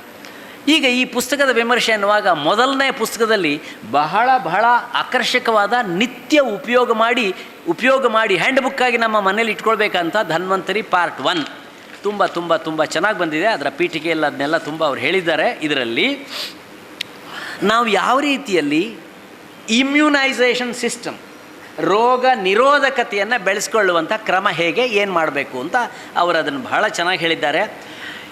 ಇನ್ನೊಂದು ಇವತ್ತು ಬಹಳ ಮುಖ್ಯವಾಗಿ ನಾವೆಲ್ಲರೂ ಆಲೋಚನೆ ಮಾಡ್ತಕ್ಕಂಥ ಹೃದಯಕ್ಕೆ ಸಂಬಂಧಪಟ್ಟಂತಹ ಹೃದಯಾಘಾತ, ಅದಕ್ಕೆ ಸೂಚಕವಾದಂಥ ಅಂಶಗಳನ್ನು ಕೂಡ ಅದರಲ್ಲಿ ಹೇಳಿದ್ದಾರೆ. ಆಮೇಲೆ ಇವರಿಲ್ಲಿ ಕೆಫೀನ್ ಎಂಬ ಮಿನಿ ಮಾದಕ ವಸ್ತು ಅಂತ ಬರೆದಿದ್ದಾರೆ ಮೊದಲನೇ ಪುಸ್ತಕದಲ್ಲಿ. ಎರಡನೇ ಪುಸ್ತಕದಲ್ಲಿ ಒಂದು ಸ್ವಲ್ಪ ಕಾಫಿ ಟೀಯನ್ನು ಅಪ್ರೂವ್ ಮಾಡೋ ಹಾಗೆ ಒಂದು ಕಡೆ ಕಾಣುತ್ತೆ. ನಾನು ಪಳ್ಳತಡ್ಕ ಪೇಶವ ಭಟ್ರ ಭಾವ ಅಂದರೆ ನನ್ನ ಮಗನಿಗೆ ಅವರ ಮಗಳು, ನನ್ನ ಸೊಸೆ ಅವಳು. ಆದ್ದರಿಂದ ಅವರು ಬಹಳ ನಿರ್ದಿಷ್ಟವಾಗಿ ಕಾಫಿ ಟೀನ ಕುರಿತು ಬಹಳ ಸ್ಪಷ್ಟವಾಗಿ ಹೇಳುವುದನ್ನು ನಾನು ಕನ್ವಿನ್ಸ್ ಆಗಿರೋನು. ಕೆಫೀನ್ ಇದರ ರೀತಿ ಅಂತ. ಅದರಲ್ಲಿ ಕಾಫಿ ಕುಡಿಯೋದ್ರಿಂದ ಕೆಫೀನ್, ಟೀ ಕುಡಿಯೋದ್ರಿಂದ ಟ್ಯಾನಿನ್, ಇವೆರಡು ಯಾಕೆ ಬೇಕು ನಮಗೆ ದೇಹಕ್ಕೆ ಅಂದರೆ ನಾಟ್ ನೆಸೆಸರಿ ಎಟ್ ಆಲ್. ಇದನ್ನು ಅವರು ಒಂದು ಕಡೆ ಹೇಳುವಾಗ, ಇಲ್ಲ ಕೇಶವ ಭಟ್ರೆ, ಒಂದು ಕಡೆ ಸಂಶೋಧನೆ ಆಗಿದೆ ಸ್ವಿಟ್ಜರ್ಲೆಂಡಲ್ಲಿ, ಅದರ ಪ್ರಕಾರ ಟೀ ಕುಡಿದ್ರೆ ನಮಗೆ BP ಲೋ ಇದ್ದರೆ ಹೈ ಆಗುತ್ತೆ, ಇಂಥದ್ದೇನೋ ಶುರು ಮಾಡಿದರು. ಕೇಶವ ಭಟ್ರು ಒಂದೇ ತಮಾಷೆಗೆ ಹೇಳಿದರು, ಹೌದು ಆ ರಿಸರ್ಚನ್ನು ಸ್ಪಾನ್ಸರ್ ಮಾಡಿದವರು ಲಿಪ್ಟನ್ಸ್ ಟೀ ಕಂಪನಿಯವರು ಅಂತ. ಅದೇ ಥರ ಕಾಫಿ ಕಂಪನಿಯವರು. ಇವತ್ತು ಈ ರೀತಿಯಲ್ಲಿ ಎಲ್ಲ ಇರುವಾಗ ಕೆಫೀನ್ ಮತ್ತು ಟ್ಯಾನಿನ್ ಇವೆರಡೂ ಕೂಡ ನಮ್ಮ ದೇಶದ್ದಲ್ಲ, ನಮ್ಮ ದೇಶಕ್ಕೆ ಹೊರಗಿನಿಂದ ಬಂದದ್ದು. ಕಾಫಿ ಕುಡಿಯೋ ಚಟವನ್ನು ಹತ್ತಿಸಲಿಕ್ಕೆ ಬೆಂಗಳೂರಿನ ಗಾಂಧಿ ಬಜಾರ್ನಲ್ಲಿ ಫ್ರೀಯಾಗಿ ಟೀ ಕೊಡ್ತಾ ಇದ್ದಂಥ ಕಾಲ ಒಂದಿತ್ತು. DVG ಅವರು ತಮ್ಮ ಇದರಲ್ಲಿ ಬರೀತಾರೆ. ಯಾಕೆ ಅದನ್ನು ಇದೇ ಮಂಗಳೂರಿನ ಒಂದು ರಸ್ತೆಯಲ್ಲಿ ಫ್ರೀಯಾಗಿ ಸ್ವಲ್ಪ ನಶ್ಯ ಕೊಡ್ತಾಯಿದ್ರು. ಫ್ರೀಯಾಗಿ ಸ್ವಲ್ಪ ನಶ್ಯ, ಯಾಕೆ ಅಂದರೆ ಅವರದ್ದು ನಶ್ಯ ಅಂಗಡಿ ವ್ಯಾಪಾರ ಆಗಬೇಕಲ್ಲ.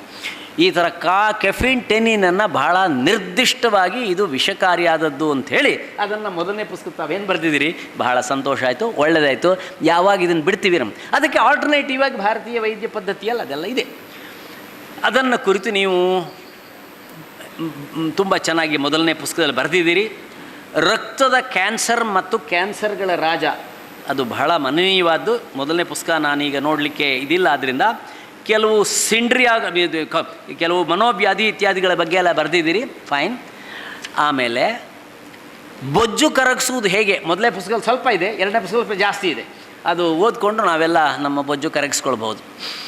ಆಮೇಲೆ ಪ್ರೋಬಯಾಟಿಕ್ ಆ್ಯಂಟಿಬಯೋಟಿಕ್ ಅಂತ ಮದ್ದುಗಳಲ್ಲಿ ಪ್ರೋಬಯೋಟಿಕ್ ಆ್ಯಂಟಿಬಯೋಟಿಕ್. ಮೊನ್ನೆ ಡಾಕ್ಟರ್ ಚಕ್ರಪಾಣಿ ಅವ್ರ ಹತ್ರ ಒಂದು ಮದ್ದು ತೊಗೊಂಡು ಹೋಗುವ ನನ್ನ ಹೆಂಡತಿಗೆ ನಾನು ಮತ್ತೆ ಫೋನ್ ಮಾಡಿ ಕೇಳಿದೆ, ಇದು ಆ್ಯಂಟಿಬಯೋಟಿಕ್ ಅಲ್ಲವಾ ಅಂತ. ಅಲ್ಲ ಅಂತ ಹೇಳಿದ್ರೆ ಕೊಟ್ಟರು. ಅದರಿಂದ ಪ್ರೋಬಯೋಟಿಕ್ ಯಾವುದು, ಆ್ಯಂಟಿಬಯೋಟಿಕ್ ಯಾವುದು ಅನ್ನೋದು ನೋಡಿಕೊಂಡು ಆ್ಯಂಟಿಬಯೋಟಿಕ್ ತೆಕ್ಕೊಳ್ಳದೆ ನಾವು ಗುಣಪಡಿಸಲಿಕ್ಕೆ ಸಾಧ್ಯವಾಗುವಂಥ ಪರಿಸ್ಥಿತಿ ಬಂದರೆ ಅದ್ಭುತವಾದದ್ದು. ಯಾಕೆಂದರೆ ಆ್ಯಂಟಿಬಯೋಟಿಕ್ ಅಂತ ಹೇಳಿದರೆ ಈ ಬಯಾಲಜಿಕಲ್ ಫೆನಾಮಿನ ನಮ್ಮಲ್ಲಿ ಏನಿದೆ ಅದನ್ನು ಕೊಲ್ಲುವುದಕ್ಕಿರ್ತಕ್ಕಂಥ ಸಿಸ್ಟಮ್ಮೇ ಹೊರತು ಅದು ಉಪಕಾರಿ ಆಗುವಂಥದ್ದಲ್ಲ. ಆದರೆ ನಮ್ಮ ಡಾಕ್ಟ್ರುಗಳು ಸುಲಭ ಮೆಥಡಿನಿಂದ ಸುಲಭವಾಗಿ ಆದಷ್ಟು ಬೇಗ ತತ್ಕಾಲಕ್ಕಾದರೂ ಕೂಡ ಇದನ್ನು ಶಮನ ಮಾಡಲಿಕ್ಕೆ ಆ್ಯಂಟಿಬಯೋಟಿಕನ್ನು ಕೊಡ್ತಾ ಇದ್ದಾರೆ. If we can totally avoid antibiotic, wonderful. ಅದನ್ನು ಕುರಿತು ಇಲ್ಲಿ ಮಾಡಿದ್ದಾರೆ. ಮತ್ತು ನೆಗಡಿ, ಕೈಕಾಲು ರೋಗ ಇತ್ಯಾದಿ ಗುಡ್.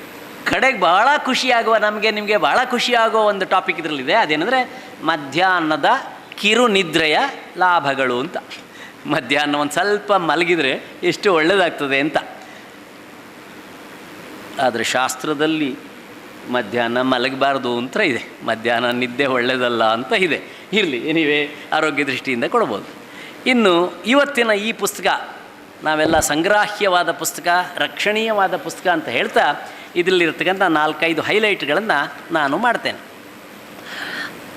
ಹಾಗಾದರೆ what is the challenge in front of us? ನಮ್ಮ ಮುಂದೆ ಇವತ್ತು ಧನ್ವಂತರಿ ಇರ್ತಕ್ಕಂಥ ಚಾಲೆಂಜ್ ಏನು ಅಂತ ಹೇಳಿದರೆ, ಹೊಸ ರೋಗಗಳು ಬರ್ತಾ ಇವೆ, ಹೊಸ ರೋಗಗಳು ಹುಡ್ತಾ ಇವೆ ನಮಗೆ. ಹಾಗಾಗಿ ವೈದ್ಯರಿಗೆ ಏನು ಚಾಲೆಂಜ್ ಅಂದರೆ, ಆ ರೋಗವನ್ನು ಇದು ರೋಗ ಅಂತ ಡಯಾಗ್ನೈಸ್ ಮಾಡುವಂಥದ್ದು ಫಸ್ಟ್ ಚಾಲೆಂಜ್. ಇದು ರೋಗದ ಡಯಾಗ್ನಿಸಿಸ್ ಫಸ್ಟ್ ಚಾಲೆಂಜ್. ಎರಡನೇದು ರೋಗ ಮೂಲವನ್ನು ಹುಡುಕುವುದು. ಸಂಸ್ಕೃತದಲ್ಲಿ ಇದಕ್ಕೆ ರೋಗ ನಿದಾನಂ ಅಂತ ಬರ್ತದೆ. ನಿದಾನಂ ಅಂತ ಬರ್ತದೆ. ಹಿಂದೆ ವೈದ್ಯರುಗಳು ಈ ರೋಗ ನಿದಾನವನ್ನು ಮಾಡಲಿಕ್ಕೆ ಹಲವು ರೀತಿಯಲ್ಲಿ ಹಲವು ದಿವಸಗಳವರೆಗೆ ಅವನ್ನ ಪ್ರಯೋಗ ಮಾಡಿ ಕಡೆಗೆ ಡೆಫಿನೆಟ್ಟಾಗಿ ಇದೇ ರೋಗ ಅಂತ ಗೊತ್ತಾದ ಮೇಲೆ ಅವನಿಗೆ ಚಿಕಿತ್ಸೆಯನ್ನು ಕೊಡಲಿಕ್ಕೆ ಸ್ಟಾರ್ಟ್ ಮಾಡ್ತಾಯಿದ್ರೆ ಹೊರತು ಸಡನ್ನಾಗಿ ಏನಲ್ಲ. ಹಾಗಾಗಿ ಹೊಸ ರೋಗಗಳು ಹುಡ್ತಾ ಇರಲಿಕ್ಕೆ ಕಾರಣ ಭಾಳ ಸ್ಪಷ್ಟ ಬರೀತಾರೆ, ನಮ್ಮ ಕೆಟ್ಟ ಜೀವನ ಶೈಲಿ ಮತ್ತು ಅನಾರೋಗ್ಯಕರವಾದ ಆಹಾರ ಪದ್ಧತಿ. ಇದನ್ನು ಎಷ್ಟು ದೊಡ್ಡದಾಗಿ ಡಿಕ್ಲೇರ್ ಮಾಡಿದರೂ ನಮಗೆ ಸಾಕಾಗೋದಿಲ್ಲ. ಯಾಕೆಂದರೆ ಇವತ್ತಿನ ದೊಡ್ಡ ಪ್ರಾಬ್ಲಮ್ ಈಸ್ ಅನಾರೋಗ್ಯಕರವಾದ ಆಹಾರ ಪದ್ಧತಿ. ಸರಿ, ಮತ್ತು ಇವು ಬರ್ತಕ್ಕಂಥ ಹೊಸ ರೋಗಗಳಲ್ಲಿ ಈ ವೈರಾಣುಗಳ ರೂಪಾಂತರಗಳು ಏನು ಹೇಳ್ತಾರೆ ಅದಕ್ಕೆ? ವೈರಾಣು ಅಂದಕ್ಕೆ ವೈರಸ್ಗಳ ರೂಪಾಣು. ಜನರಲ್ಲಾಗಿ ಹೇಳ್ತಾರೆ, ನಿಮಗೆ ವೈರಸ್ ಇನ್ಫೆಕ್ಷನ್ ಆಗಿದೆ ಹಾಗಾಗಿ ಇದು ತಗೊಳ್ಳಿ ಅಂತ ಹೇಳ್ತಾರೆ. ಈಗ ರೋಗಿ ಹೌದಾ ನಂಗೆ ವೈರಸ್ ಇನ್ಫೆಕ್ಷನ್ ಆಗಿದೆ ಅಂತ ಹೇಳಿದರೆ ಅಷ್ಟು ಬರ್ತದೆ. ಯಾವ ವೈರಸ್ಸು ಎಲ್ಲಿ ಇನ್ಫೆಕ್ಷನ್ ಆಗಿದೆ, ಅದರಿಂದ ಪರಿಣಾಮ ಏನು ಇತ್ಯಾದಿಯನ್ನೆಲ್ಲ ರೋಗಿಗಳು ತಿಳ್ಕೊಳ್ಳೋದಕ್ಕೆ ಡಾಕ್ಟ್ರುಗಳು ಎಜುಕೇಟ್ ಮಾಡಬೇಕು. ರೋಗವನ್ನು ನಿಯಂತ್ರಣ ಮಾಡುವುದಕ್ಕಿಂತ ಮೊದಲು ರೋಗ ಬಾರದ ಹಾಗೆ ಎಂತ ಹೇಳ್ತಾರೆ ಅದಕ್ಕೆ, ಪ್ರಿವೆನ್ಷನ್. ಅದರ ಬಗ್ಗೆ ಡಾಕ್ಟ್ರುಗಳು ಬಹಳ ಆಗ್ರಹಪಡಿಸ್ತಾರೆ ಅಂತ ತಾವು ಬರೆದಿದ್ದೀರಿ. ಒಳ್ಳೆ ಡಾಕ್ಟ್ರುಗಳು, ಅದನ್ನು ಸೇರಿಸ್ಕೊಳ್ಬೇಕು. ಡಾಕ್ಟ್ರುಗಳು ಇದನ್ನು ಇವರು ಭಾಳ ಒಳ್ಳೆ ಶಬ್ದ ಹಾಕಿದ್ದಾರೆ, ಇದು ವೃತ್ತಿ ಧರ್ಮ ಅಂತ, ಪ್ರೊಫೆಷನಲ್ ಎಥಿಕ್ಸ್ ಅಂತ. ಈಗ ನೋಡಿ, ನಮಗೆಲ್ಲ ಪ್ರೊಫೆಷನಲ್ ಎಥಿಕ್ಸ್ ಹೇಗಿದೆ, ನಮ್ಮ ಜವಾಬ್ದಾರಿ, ನಮ್ಮ ಕ್ಲಾಸ್ನಲ್ಲಿ, ನಮ್ಮ ವೃತ್ತಿಯಲ್ಲಿ. ನಾನೊಬ್ಬ ಟೀಚರ್ ಆಗಿ ನನ್ನ ಪ್ರೊಫೆಷನಲ್ ಎಥಿಕ್ಸ್ ಏನು ಅಂದರೆ, ಸ್ಕೂಲಲ್ಲಿ ಚೆನ್ನಾಗಿ ಪಾಠ ಮಾಡಿದೆ, ಆಮೇಲೆ ಅವರ ಪೇರೆಂಟ್ಸ್ ಬಂದು ನಮ್ಮ ಮಗ ಸರಿ ಕಲಿತಿಲ್ಲ ಅಂದರೆ ಟ್ಯೂಷನಿಗೆ ಕಲಿಸಿ ಅಂತ ಹೇಳುವಂಥ ಆ ಪ್ರೊಫೆಷನಲ್ ಅನ್ಎಥಿಕ್ಸ್.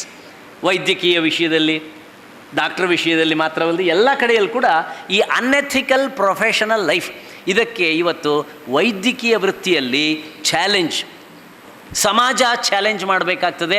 ಅದಕ್ಕೆ ಬೇಕಾದಂಥ ಬೇಸಿಕ್ ಮೆಡಿಕಲ್ ಎಜುಕೇಷನ್ ನಮಗೆ ಸಿಕ್ಕಬೇಕಂತಾದರೆ ನಮ್ಮ ಮುರಳಿ ಮೋಹನ್ರವರ ಪುಸ್ತಕ ತುಂಬ ಉಪಕಾರಿಯಾಗ್ತದೆ ಅಂತ ಹೇಳ್ತಾ, ಇದರಲ್ಲಿ ಇರುವಂಥ ಅದ್ಭುತವಾದ ಟಾಪಿಕ್ಸ್ ಅಲ್ಲಿ ಒಂದು ಸ್ವಲ್ಪ ವೈಜ್ಞಾನಿಕವಾಗಿ ಒಳಗೆ ಹೋಗ್ತಾರೆ. ನಮ್ಮ ದೇಹವೆಂಬ ಭದ್ರವಾದ ಕೋಟೆಯ ಒಳಗೆ ಸಾಧಾರಣ ವೈರಸ್ಗಳು ಪ್ರವೇಶ ಮಾಡಲಿಕ್ಕೆ ಆಗುವುದಿಲ್ಲ. ಆದರೆ ನಮ್ಮ ದೇಹವೆಂಬ ಭದ್ರ ಕೋಟೆಯ ಅಭದ್ರವಾಗಿದ್ದರೆ ಆ ಮಧ್ಯ ಮಧ್ಯ ಜಾಗ ಹುಡುಕಿ ವೈರಸ್ಗಳು ಒಳಗೆ ಬಂದು ಉಪದ್ರ ಮಾಡ್ತವೆ. ಆದ್ದರಿಂದ ನಮ್ಮ ವೈದ್ಯರುಗಳು ಈ ಬಗ್ಗೆ ಎಜುಕೇಟ್ ಮಾಡಿ ಕೋಟೆ ಭದ್ರ ಮಾಡಲಿಕ್ಕೆ ಸಹಾಯ ಮಾಡಿಬಿಟ್ರೆ ಈ ರೋಗಗಳು ಬಂದವಲ್ಲೇ ವಾಪಸ್ ಹೊಡೆದು ಹೋಗ್ತವೆ ಅನ್ನೋದನ್ನು ತೋರಿಸ್ತಾ ಇದ್ದಾರೆ. ನಾನು ಹಲವು ಅಂಶಗಳನ್ನು ನಾನು ಇಲ್ಲಿ ಬಿಡ್ತಾ ಇದ್ದೇನೆ, ಏಕೆಂದರೆ ನನಗೆ ಹೆಚ್ಚು ಸಮಯ ಇಲ್ಲ. ಇದರಲ್ಲಿ ಹೆಚ್ಚು ಲೇಖನಗಳು ಹೃದಯಕ್ಕೆ ಸಂಬಂಧಪಟ್ಟದ್ದು. ಬಹುಶಃ ನಮಗೆ ಹೃದಯವೇ ಮೋಸ್ಟ್ ಇಂಪಾರ್ಟೆಂಟ್ ಅಂತ ಕಾಣುತ್ತೆ. ಹೃದಯಕ್ಕೆ ಸಂಬಂಧಪಟ್ಟದ್ದಿದೆ. ಕೇವಲ ದಂತವೈದ್ಯರಾಗಿರ್ತಕ್ಕಂಥ ಇವರು ಅದ್ಭುತವಾಗಿ ದಂತವನ್ನು ಕುರಿತು ಹಲ್ಲಿನ ಪ್ರಾಬ್ಲಮ್ ಇದ್ದ ಹಲವರಿಗೆ ತುಂಬ ಚೆನ್ನಾಗಿ ಇದನ್ನು ನೋಡ್ಕೊಂಡಿದ್ದಾರೆ. ನಮ್ಮ ಸೊಸೆಗೆ ಕೂಡ ಅವಳೇ ಹೇಳಿದ್ದು, ಮಣಿಪಾಲದಲ್ಲಿ ಭಾಳ ಚೆನ್ನಾಗಿ ಟ್ರೀಟ್ಮೆಂಟ್ ಎಲ್ಲ ಮಾಡಿದರು ಅಂತ. ಇವರು ಒಳ್ಳೆಯ ದಂತವೈದ್ಯರು ಮಾತ್ರ ಅಲ್ಲ, ಒಳ್ಳೆಯ ಹೃದಯವಂತರು ಮಾತ್ರ ಅಲ್ಲ, ಒಳ್ಳೆಯ ಪ್ರಾಧ್ಯಾಪಕರು ಮಾತ್ರವಲ್ಲ, ಒಳ್ಳೆಯ ಲೇಖಕರು ಹೌದು ಅನ್ನುವುದನ್ನು ಈ ಪುಸ್ತಕದಲ್ಲಿ ಅವರು ಪ್ರೂವ್ ಮಾಡಿದ್ದಾರೆ.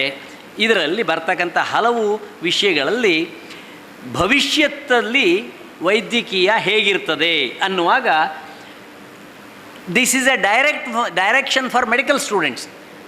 MD ಓದ್ತಿರ್ತಕ್ಕಂಥ, MS ಓದ್ತಿರ್ತಕ್ಕಂಥ ನಿಮ್ಮ ಮೆಡಿಕಲ್ ಕಾಲೇಜ್ ಸ್ಟೂಡೆಂಟ್ಸಿಗೆ these are the avenues for your research and higher studies ಅಂತ. Gene editing, online treatment, online medical education, online ಮತ್ತು ಔಷಧಿಗಳ ಚಿಕಿತ್ಸೆ, ಮತ್ತು ಕೃತಕವಾದ ಅಂಗಾಂಗಗಳು ಅಂತ, ಆರ್ಟಿಫಿಷಿಯಲ್ ಲಿಮ್ಸ್. ಆರ್ಟಿಫಿಷಿಯಲಿ ಎಲ್ಲ ಪಾರ್ಟ್ಸು ಇವತ್ತು ಆಗಿದೆ ಅಲ್ವಾ, ಎಲ್ಲ ರೀಪ್ಲೇಸಬಲ್, ಪ್ರಾಬಬಲಿ ಎಕ್ಸೆಪ್ಟ್ ಬ್ರೈನ್ ಅಲ್ವಾ. ಅದು ಆಗಿದೆಯಾ ಗೊತ್ತಿಲ್ಲ, ಇಲ್ವಾ, ಆಗಿಲ್ಲ. ಹಾಂ. ಸೊ ಈಗ ಎಲ್ಲ ಅಂಗಾಂಗಗಳನ್ನು ನಾವು ಕೃತಕವಾಗಿ ಮಾಡಿ, ಸ್ಪೇರ್ ಪಾರ್ಟ್ಸು, ನಮ್ಮದು ಒಳ್ಳೆ ವರ್ಕ್ಶಾಪ್ ಇದ್ದರೆ, ಒಳ್ಳೆ ಗ್ಯಾರೇಜ್ ಇದ್ದರೆ, ನೀವು ಗಾಡಿ ತಂದಾಗ ಯಾವುದು ಹೋದರೂ ಕೂಡ ಮತ್ತೆ ಹಾಕ್ಬೋದು. ಹಲ್ಲು ಒಂದೊಂದೇ ತುಂಡಲ್ಲ, ಇಡೀ ಹಲ್ಲು ಸೆಟ್ಟನ್ನು ಕೂಡ ರೀಪ್ಲೇಸ್ ಮಾಡಿ ಇವೆಲ್ಲ ಉಂಟು. ಈಗ ರೋಬೋಟಿಕ್ ಸರ್ಜರಿ ಅದ್ರ ಬಗ್ಗೆ ಕೂಡ ಇದ್ರಲ್ಲಿ ಹಾಕಿದ್ದಾರೆ. ರೋಬೋಟಿಕ್ ಸರ್ಜರಿ ಅಂದರೆ ಡಾಕ್ಟ್ರುಗಳೇ ಬೇಡ, ಈ ರೋಬೋಟನ್ನು ಎಕ್ಸ್ಪರ್ಟ್ ಮಾಡಿಬಿಟ್ಟು ಅದರಿಂದ ಸರ್ಜರಿ ಮಾಡಿಸ್ಕೊಳ್ಳೋನು ಕರ್ಮ, ಗೊತ್ತಿಲ್ಲ ಪರಿಣಾಮ ಏನಾಗ್ತದೆ ಗೊತ್ತಿಲ್ಲ. ಯಾಕೆಂದರೆ ಅದಕ್ಕೂ ಒಂದು ಲಿಮಿಟೇಷನ್ ಉಂಟಲ್ಲ, ಡಾಕ್ಟ್ರಿಗೆ ಮನುಷ್ಯ ಆದ್ದರಿಂದ ಅಂಥ ಲಿಮಿಟೇಷನ್ ಇರುವುದಿಲ್ಲ. ಅಲ್ಲಿ ಸ್ವತಂತ್ರವಾಗಿ ಆಲೋಚನೆ ಮಾಡಿ ತೀರ್ಮಾನ ಮಾಡಲಿಕ್ಕಾಗ್ತದೆ. ಮತ್ತೊಮ್ಮೆ ಅವರ ಪುಸ್ತಕದ ಪೀಠಿಕೆಯಲ್ಲಿ ಕೂಡ ಹಾಕಿದ್ದಾರೆ, ನಾವು ಆಹಾರ ಜೀವನ ಶೈಲಿಯ ಜೊತೆಗೆ ನಮ್ಮ ಜೀವನ ಶೈಲಿಯಲ್ಲಿ ಪ್ರೆಷರ್ ಬಿಲ್ಡಪ್ ಆಗದ ಹಾಗೆ, ಕೆಲಸದ ಒತ್ತಡ ಆಗದ ಹಾಗೆ ನಮ್ಮ ಲೈಫ್ ಸ್ಟೈಲನ್ನು ರೀಡಿಸೈನ್ ಮಾಡ್ಕೊಳ್ಬೇಕು ಅಂತ. ಕೆಲಸ ಒತ್ತಡ ಆಗದ ಹಾಗೆ ರೀಡಿಸೈನ್ ಮಾಡ್ಕೊಳ್ಳೋದು, ಇದು ಅದ್ಭುತವಾದ ಮ್ಯಾನೇಜ್ಮೆಂಟ್ ಟ್ರೈನಿಂಗ್ ಪ್ರೋಗ್ರಾಮ್. ನಮಗೆಲ್ಲ ಚೆನ್ನಾಗಿ ಮಾಡಲಿಕ್ಕೆ ಆಗ್ತಾಯಿದೆ. ಅದರಿಂದ ಅದನ್ನು ನೋಡುವ. ಇನ್ನು ಕೆಲವು ಟೆಕ್ನಿಕಲ್ ವರ್ಡ್ಸನ್ನು ಅಲ್ಲಿ ಮಧ್ಯೆ ಉಪಯೋಗಿಸ್ತಾರೆ. Wonderful technical words in the medical field. Jousting, correct ಅಲ್ಲ? ಜೌಸ್ಟಿಂಗ್ ಚೆನ್ನಾಗಿದೆ ಶಬ್ದ, ಅದು ಜೌಸ್ಟಿಂಗ್ ಅಲ್ವಾ ಸರ್? ಜೌಸ್ಟಿಂಗ್ ಅಂದರೆ ನಮ್ಮ ಜೊತೆಗೆ ಬಾಕಿ ವೈದ್ಯರಿದ್ದರೆ ಅವರೆಲ್ಲ ಏನೋ ಹೇಳ್ತಾರೆ, ನೀವು ತಲೆಬಿಸಿ ಮಾಡಬೇಡಿ, ನಾನು ಹೇಳಿ ಕೇಳಿ ಅಂಥೇಳಿ ಲಿಟ್ಲಿಂಗ್ ಅನ್ನೋದರ ಡಾಕ್ಟರ್, ಮತ್ತು ತಪ್ಪು ಮಾಹಿತಿಯನ್ನು ಕೊಡ್ತಕ್ಕಂಥದ್ದು, ಮತ್ತು ಹೊಟ್ಟೆ ಕಿಚ್ಚಿನಿಂದ ಬೇರೆ ಡಾಕ್ಟರ್ ಡೌನ್ ಆಗೋ ಹಾಗೆ ಮಾಡ್ತಕ್ಕಂಥದ್ದು, ಇವೆಲ್ಲ ethical issues of A practising doctor. ಅದು ಮಾಡಬಾರ್ದು ಅನ್ನುವ ಬಗ್ಗೆ ಯಾಕೆ ಹೇಳ್ತಾರೆ ಅಂದರೆ, ರೋಗಿ ಡಾಕ್ಟ್ರ್ ಹತ್ರ ಬಂದಾಗ ನೀವೇನೋ ಬರೆದಿದ್ದೀರಿ. 20% ಅವನಿಗೆ ಹೀಲಿಂಗ್ ಆಗುವುದು ಆ ಡಾಕ್ಟ್ರುಗಳ ಮೇಲಿನ ವಿಶ್ವಾಸದಿಂದ. ಎಸ್ ಸರ್ ನೋ ಡಾಕ್ಟ್ರೇ, ಹೌದಾ? 20% ಡಾಕ್ಟ್ರು ಹೇಳಿದ್ದಾರೆ ಆಗೋಯ್ತು. ಡಾಕ್ಟ್ರು ನಿಂಗೆ ಒಂದು ಇಂಜೆಕ್ಷನ್ ಕೊಡ್ತೀನಿ ಭಾರಿ ಒಳ್ಳೆಯದಾಗ್ತದೆ ಅಂತ ಬರೀ ನೀರನ್ನೇ ಚುಚ್ಚಿದ್ರು ಕೂಡ ಅವನಿಗೆ ಆರಾಮಾಯ್ತು. ಯಾಕೆಂದರೆ ಮನಸ್ಸಿನಿಂದ ಅವನು ಇಂಥದ್ದೆಲ್ಲ ಕಥೆಗಳನ್ನು ನಾವು ಕೇಳಿದ್ದೀವಿ. ಎಷ್ಟು ಸತ್ಯವೋ ಗೊತ್ತಿಲ್ಲ. ಇದಕ್ಕೆ ಸಂಬಂಧಪಟ್ಟಂಥ ಒಂದು ಸಂಸ್ಕೃತದ ಒಂದು ತಮಾಷೆಯ ಇದುಂಟು. ಬೀದಿಯಲ್ಲಿ ಒಂದು ನಾಯಿ ಇನ್ನೊಂದು ನಾಯಿ ನೋಡಿದಾಗ ಶ್ವಾನಃ ಅನ್ಯಂ ಶ್ವಾನಂ ದೃಷ್ಟ ಶ್ವಾನವತ್ ಗುರ್ಗುರಾಯತೆ ಅಂತ, ಗುರ್ಗುರ್ಗುರಂತೆ ಒಂದು ನಾಯಿ ಇನ್ನೊಂದು ನಾಯಿನೂ ಗುರ್ಗುರು ಮಾಡುತ್ತೆ ಅಂತ. ಅದಕ್ಕೆ ನಮ್ಮೊಬ್ಬ ಡಾಕ್ಟ್ರ್ ಸ್ನೇಹಿತರು ಹೇಳಿದರು, ವೈದ್ಯೋ ವೈದ್ಯಮನ್ಯಂ ದೃಷ್ಟ, ವೈದ್ಯ ಇನ್ನೊಬ್ಬ ಡಾಕ್ಟ್ರನ್ನ ನೋಡ್ತಿದ್ದ ಹಾಗೆ ಶ್ವಾನವತ್ ಗುರ್ಗುರಾಯತೆ ಅಂದರೆ ತೀರ ಬೊಗಳ್ತಾನೆ ಅಂತ ಅರ್ಥ ಅಲ್ಲ, ಅವನ ಬೀಲಿಟ್ಲು ಮಾಡಲಿಕ್ಕೆ ಏನು ಬೇಕೋ ಅದು ಮಾಡ್ತಾನೆ. ಯಾಕೆಂದರೆ ಇವನಿಗೆ ತನ್ನ ಬಿಸ್ನೆಸ್ ಜಾಸ್ತಿ ಆಗಬೇಕು ಅನ್ನೋದಕ್ಕೋಸ್ಕರವಾಗಿ. ದೇರ್ ಫಾರ್ ಮತ್ತೊಬ್ಬ ಡಾಕ್ಟ್ರನ್ನ ಬೇಲಿಟ್ಲು ಮಾಡದಂಥ ಎಥಿಕಲ್ ಪ್ರಾಕ್ಟೀಸ್ ನಮ್ಮ ಡಾಕ್ಟ್ರುಗಳಲ್ಲಿ ಬರಬೇಕು ಅನ್ನುವುದನ್ನು ಇಲ್ಲಿ ಬಹಳ ಆಗ್ರಹದಲ್ಲಿ ಒತ್ತು ಮಾಡಿದ್ದಾರೆ. ಇನ್ನು ಪ್ರಥಮ ಚಿಕಿತ್ಸೆ ಹೇಗಿರಬೇಕು ಅನ್ನೋದನ್ನು ಫಸ್ಟ್ ಕ್ಲಾಸಾಗಿ ಬರೆದಿದ್ದಾರೆ, ತುಂಬ ಚೆನ್ನಾಗಿದೆ. ಇದನ್ನು ನೀವೆಲ್ಲ ಓದ್ಕೊಂಡು ನಮ್ಮ ಮನೆಯಲ್ಲಿ ಇಟ್ಕೊಂಡು ತತ್ಕಾಲದ ಚಿಕಿತ್ಸೆಗಳನ್ನು ನಾವು ತುಂಬ ಚೆನ್ನಾಗಿ ಮಾಡ್ಬೋದು. ಒಂದು ಫಸ್ಟ್ ಏಡ್ ಬಾಕ್ಸ್ ನಮ್ಮ ಮನೆ ಒಳಗಿರಬೇಕಲ್ಲ, ಅದರಲ್ಲಿ ಏನೇನಿರಬೇಕು ಅಂತ ಇವ್ರ ಪುಸ್ತಕ ಹಿಡ್ಕೊಂಡು ನಾವು ಮೆಡಿಕಲ್ ಶಾಪ್ಗೆ ಹೋಗಿ ಅದನ್ನೆಲ್ಲ ತಗೊಂಡು ಮನೇಲಿ ತಂದಿಟ್ಕೊಂಡ್ರೆ ಸ್ವಲ್ಪ ಕಾಲ ಡಾಕ್ಟ್ರನ್ನ ಮುಂದೂಡ್ಬೋದು ನಾವು. ಸ್ವಲ್ಪ ದೂರ you can postpone the doctor, right? ನಮ್ಮ ಡಾಕ್ಟರ್ ಮಾಧವ್ ಭಂಡಾರಿ ಅಂತ ಇದ್ರಲ್ಲಿ ಮೊದಲು ಅವರು ನಮ್ಮ ಕಾಲೇಜಿನಲ್ಲಿ ಒಂದು ಒಂದು ಒಂದು ಪ್ರೋಗ್ರಾಮ್ ಮಾಡುವಾಗ ಹೌ ಟು ಅವಾಯ್ಡ್ ಡಾಕ್ಟರ್ ಅಂತ ಭಾಷಣ ಮಾಡಿದರು. ಅವರೇ ಡಾಕ್ಟ್ರು, ಯಾವ ರೀತಿ ಡಾಕ್ಟ್ರುಗಳನ್ನು ನೀವು ಅವಾಯ್ಡ್ ಮಾಡ್ಬೋದು ಅಂತ. ಆ ರೀತಿ ಮಾತಾಡುವ ಡಾಕ್ಟ್ರುಗಳು ತುಂಬ ಕಡಿಮೆ. ಅಲ್ಲಿಂದ ಮುಂದೆ ಹೃದಯಕ್ಕೆ ಸಂಬಂಧಪಟ್ಟಂಥ ಕೆಲವು ಅಂಶಗಳನ್ನು, ಮಾಹಿತಿಯನ್ನು ತಾವು ನಮಗೆ ಕೊಟ್ಟಿದ್ದೀರಿ. ಇದನ್ನಿಟ್ಕೊಂಡು ನಮಗೇನಾದರೂ ಹೃದಯದ ಪ್ರಾಬ್ಲಮ್ ಆದರೆ ಡಾಕ್ಟ್ರ್ ಹತ್ರ ಹೋದಾಗ ನಾವು ಸ್ವಲ್ಪ ಅಡ್ಡಡ್ಡ ಕೇಳಲಿಕ್ಕಾಗ್ತದೆ ನಮಗೆ. ಕೇಳುವಾಗ ನಮಗೆ ಆ ಡಾಕ್ಟ್ರು ಇವನಿಗೆ ಸ್ವಲ್ಪ ಗೊತ್ತುಂಟು, ನಾನು ಮನಸ್ಸು ಬಂದದ್ದು ಬಾಯಿಗೆ ಬಂದದ್ದು ಹೇಳಲಿಕ್ಕಿಲ್ಲ ಅನ್ನುವ ಎಚ್ಚರದಿಂದ ನಮ್ಮನ್ನು ನೋಡಿಕೊಳ್ತಾರೆ ಅನ್ನುವ ಮಷ್ಟ್ರಿಗೆ ಈ ಪುಸ್ತಕ ನಮಗೆಲ್ಲ ಹೆಲ್ಪ್ ಆಗ್ತದೆ. ಅದರಲ್ಲಿ ECG ಬಗ್ಗೆ, ECG is not everything. ECG ಪೂರ್ತಿಯಾಗಿ ನಮ್ಮ ಹೃದಯದ ಪರಿಸ್ಥಿತಿಯನ್ನು ಹೇಳುವುದಿಲ್ಲ. ECG ಜೊತೆಗೆ ಇನ್ನೂ ಏನೇನೋ ಬೇಕು. ಆದ್ದರಿಂದ ECG ನೋಡಿ, ನಿನಗೆ ಗತಿ ಇಲ್ಲ, ನಿನಗೆ ಕತ್ತರಿಸಿ ಅಲ್ಲಿ ಎಂಥದ್ದು ಬೈಪಾಸ ಮತ್ತೊಂದು ಏನೋ ಮಾಡಬೇಕಾಗೆ ಅಂತ. ನನ್ನ ಪರ್ಸನಲ್ ಎಕ್ಸ್ಪೀರಿಯನ್ಸನ್ನು ಇಲ್ಲಿ ಹೇಳಿದರೆ ಬೇಜಾರು ಮಾಡಬಾರ್ದು ಡಾಕ್ಟ್ರು.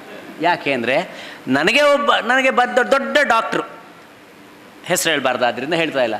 ನೋಡಿ ನಿಮಗೆ ಗತಿ ಇಲ್ಲ, ನಿಮಗೆ ಬೈಪಾಸ್ ಆಗಬೇಕು, ನಿಮಗೆ ಎಂತ ಬ್ಲಾಕ್ ಆಗಿದೆ, ನಿಮಗೆ ಅದು ಇದು ಎಲ್ಲ ಹೇಳಿ ಬೈಪಾಸ್ ಎಲ್ಲ ನಾನು ಯಾವುದೋ ಒಂದು ಕ್ಲಾಸ್ ಮಾಡ್ತಿರುವಾಗ ಊರ ಕಡೆ ಹೋದಾಗ ಬಿದ್ದೆ. ಬಿದ್ದೆ ಅಂದರೆ ಇದಾಯಿತು, ಎತ್ಕೊಂಬಂದರು, ಇದೆಲ್ಲ ಮಾಡಿದರು, ECG ಎಲ್ಲ ಮಾಡಿದರು. ಮಾಡಿ ಆದಮೇಲೆ ನಿಮಗೆ ಆಗಬೇಕು ಅಂತ ಹೇಳಿದ್ರು. ಇದೇ ನಮ್ಮ ದೊಡ್ಡ ಪ್ರಖ್ಯಾತ ಹಾಸ್ಪಿಟ್ಲ್ನಲ್ಲಿ ಹೋದಾಗ ಡಾಕ್ಟ್ರೆಲ್ಲ ನೋಡಿ, ಆ ಡಾಕ್ಟ್ರ್ ನನ್ನ ಡೈರೆಕ್ಟ್ ಅಲ್ಲ ಇಂಡೈರೆಕ್ಟ್ ಸ್ಟೂಡೆಂಟು, ನಂಗೆ ಭಾಳ ಪ್ರೀತಿ ಇದೆ ಅವ್ರ ಬಗ್ಗೆ. ಅದೆಲ್ಲ ಎಲ್ಲ ಆಗಬೇಕು ಅಂತ ಹೇಳಿ, ಸಾರ್ ಇದೆಲ್ಲ ವ್ಯವಸ್ಥೆ ಮಾಡ್ತೀವಿ ಅಂತ ಹೇಳಿ ಅವರಿಗೆ ಬೇಕಾದ ನಮ್ಮ ಕಾಲೇಜಿನ ಓಲ್ಡ್ ಸ್ಟೂಡೆಂಟ್, ಬಹಳ ದೊಡ್ಡ ಡಾಕ್ಟ್ರು, ಹೃದಯಕ್ಕೆ ಸಂಬಂಧಪಟ್ಟವ್ರು, ಯಾರು ಹೆಸರು ಹೇಳ್ತಾ ಇಲ್ಲ, ಬೆಂಗಳೂರಿನಲ್ಲಿ, ಅವರಿಗೆಲ್ಲ ಫೋನ್ ಮಾಡಿ ಇವರು ಬರ್ತಾ ಇದ್ದಾರೆ ಅಂತ ಹೇಳಿ ಅವರು ಇನ್ನೊಬ್ಬ ದೊಡ್ಡ ಡಾಕ್ಟ್ರಿಗೆ ಹೇಳಿ, ಅವರು ಡಾಕ್ಟ್ರು, ಅವ್ರ ಅಪ್ಪನೂ ಡಾಕ್ಟ್ರು, ಇಲ್ಲಿ ನಂಗೆ ಬಹಳ ಬೇಗ ನಮ್ಮನೆ ಹತ್ರ ಇವರು, ಅವ್ರು ಇವರಿಗೆ ಫೋನ್ ಮಾಡಿ ಆಗಲೇ ಈಗ ಬರ್ತಾರೆ ಅಂತ ಹೇಳಿ ಅವರು ಕಡೆಗೆ ನನ್ನ ಅಣ್ಣ ವೈಸ್ ಚಾನ್ಸಲರ್ ಅವರಿಗೆ ಫೋನ್ ಮಾಡಿ ಇವ್ರು ಬರಲಿ, ಎಲ್ಲ ವ್ಯವಸ್ಥೆ ಮಾಡ್ತೇವೆ, ತುಂಬ ಕಡಿಮೆ ರೇಟಿಗೆ ಮಾಡ್ತೇವೆ, ಏನು ಮಾಡೋದು, ಕತ್ತರಿಸಿ ಎಲ್ಲದಕ್ಕೂ ರೆಡಿಯಾಗಿರುವಾಗ ನನಗೆ ಈ ಪರ್ಯಾಯ ವೈದ್ಯಕೀಯ ಚಿಕಿತ್ಸೆಯ ಬಗ್ಗೆ ಸ್ವಲ್ಪ ಉತ್ಸಾಹ ಇದ್ದು ಒಂದಷ್ಟು ಕಾಲ ಯೋಗವನ್ನೆಲ್ಲ ಮಾಡ್ತಾ ಇದ್ದೋನಾದ್ರಿಂದ ನನ್ನ ಮಗ ಸೊಸೆ ಇಬ್ಬರು ಡಾಕ್ಟ್ರ್ ಅಂತ ಇವರು ಹೇಳಿದರು. ಈ ಡಾಕ್ಟ್ರುಗಳು ಬಹಳ ಎಚ್ಚರಿಕೆಯಿಂದ, ಮಾವ ನೀವು ಹೋಗಿ ಆಪರೇಷನ್ ಮಾಡಿಸ್ಕೊಳ್ಳಿ ಅಂದರು. ಮಾಡಿಸ್ಕೊಳ್ಳಿ ಬೇಕಿದ್ರೆ ಅಂದರು. ಒಂದು 2-3 ಸಲ ಅವ್ರು ಹೇಳುವಾಗ ನನಗೆ ಇಲ್ಲ, ನಾನು ಸ್ವಲ್ಪ ವೆಯ್ಟ್ ಮಾಡ್ತೀನಿ. ವೆಯ್ಟ್ ಮಾಡಿದ್ರೆ ಮಾಡು ಅಂತ ಹೇಳಿದರು. 15 ದಿವಸ ಸೀರಿಯಸ್ ಆಗಿ ಬೆಂಗಳೂರಿನಲ್ಲಿ ವಿವೇಕಾನಂದ ಯೋಗ ಯೂನಿವರ್ಸಿಟಿಯಲ್ಲಿ ನಮ್ಮ ಇಲ್ಲಿ ಸ್ನೇಹಿತರಿದ್ದಾರೆ, ಎಲ್ಲ ಮಾಡಿ ವಾಪಸ್ ಬರುವಾಗೆ ಡಾಕ್ಟರ್ ಮಂಜುನಾಥ್ ಅವರೇ ನನ್ನ ಪ್ರೀತಿಯ ಡಾಕ್ಟರ್ ಆದ್ದರಿಂದ ಅವರು ಮತ್ತೊಮ್ಮೆ ಆಂಜಿಯೋಗ್ರಾಮ್ ಎಲ್ಲ ಮಾಡಿ ನೋಡಿ 6 ತಿಂಗಳಾದಮೇಲೆ, ಸರ್ ನಿಮಗೆ ತೊಂದರೆ ಇಲ್ಲ, 4-5 ಕವಾಟಗಳು ಓಪನ್ ಆಗಿವೆ, ಇನ್ನು 1 ವರ್ಷ ಆದ ನಂತರ ಮಾಡುವಾಗ ಇಲ್ಲ ನ್ಯಾಚುರಲ್ ಬೈಪಾಸ್ ನಿಮಗೆ ಆಗಿ ಹೋಗಿಬಿಟ್ಟಿದೆ, ಅದರಿಂದ ನಿಮಗೆ ಮತ್ತೇನು ಅಗತ್ಯ ಇಲ್ಲ ಅಂತ ಹೇಳುವಾಗ ನನಗೆ ವಿಶ್ವಾಸ ಬಂತು. ಆಲ್ಟರ್ನೇಟಿವ್ ಮೆಡಿಸಿನ್ ಭಾರತೀಯ ಆಧಾರಿತವಾದಂಥದ್ದು. ಆದ್ದರಿಂದ ನನಗಿಷ್ಟು ಧೈರ್ಯ ಬರಲಿಕ್ಕೆ ಕಾರಣ ನಿಮ್ಮಂಥವ್ರು ಬರೆದಂಥ ಹೃದಯಕ್ಕೆ ಸಂಬಂಧಪಟ್ಟಂಥ ಮಾಹಿತಿ ಕೊಡುವಂಥ ಈ ಪುಸ್ತಕ. ತುಂಬ ಮಾಹಿತಿ ಇದೆ ಇದರಲ್ಲಿ. ಅದು ಯಾವ್ಯಾವುದು ಅಂತ ನಾನು ಹೇಳುವ ಕಷ್ಟಕ್ಕೆ ಇಲ್ಲಿ ಹೋಗೋದಿಲ್ಲ.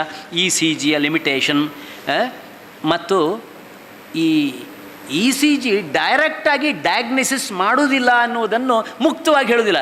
ಇ ಸಿ ಜಿ ನೋಡ್ತಿದ್ದ ಹಾಗೆ ನಿನಗೆ ಆಪ್ರೇಷನ್ ಆಗಬೇಕು ಅಂತ ಹೇಳಿ. ಸರಿ, ಇದಾದಮೇಲೆ ಕಾರ್ಡಿಯೋಗ್ರಾಮ್ ಅದ್ರ ಬಗ್ಗೆ ಕೂಡ ನಮಗೆ ಪರಿಚಯ ಮಾಡ್ತಾರೆ.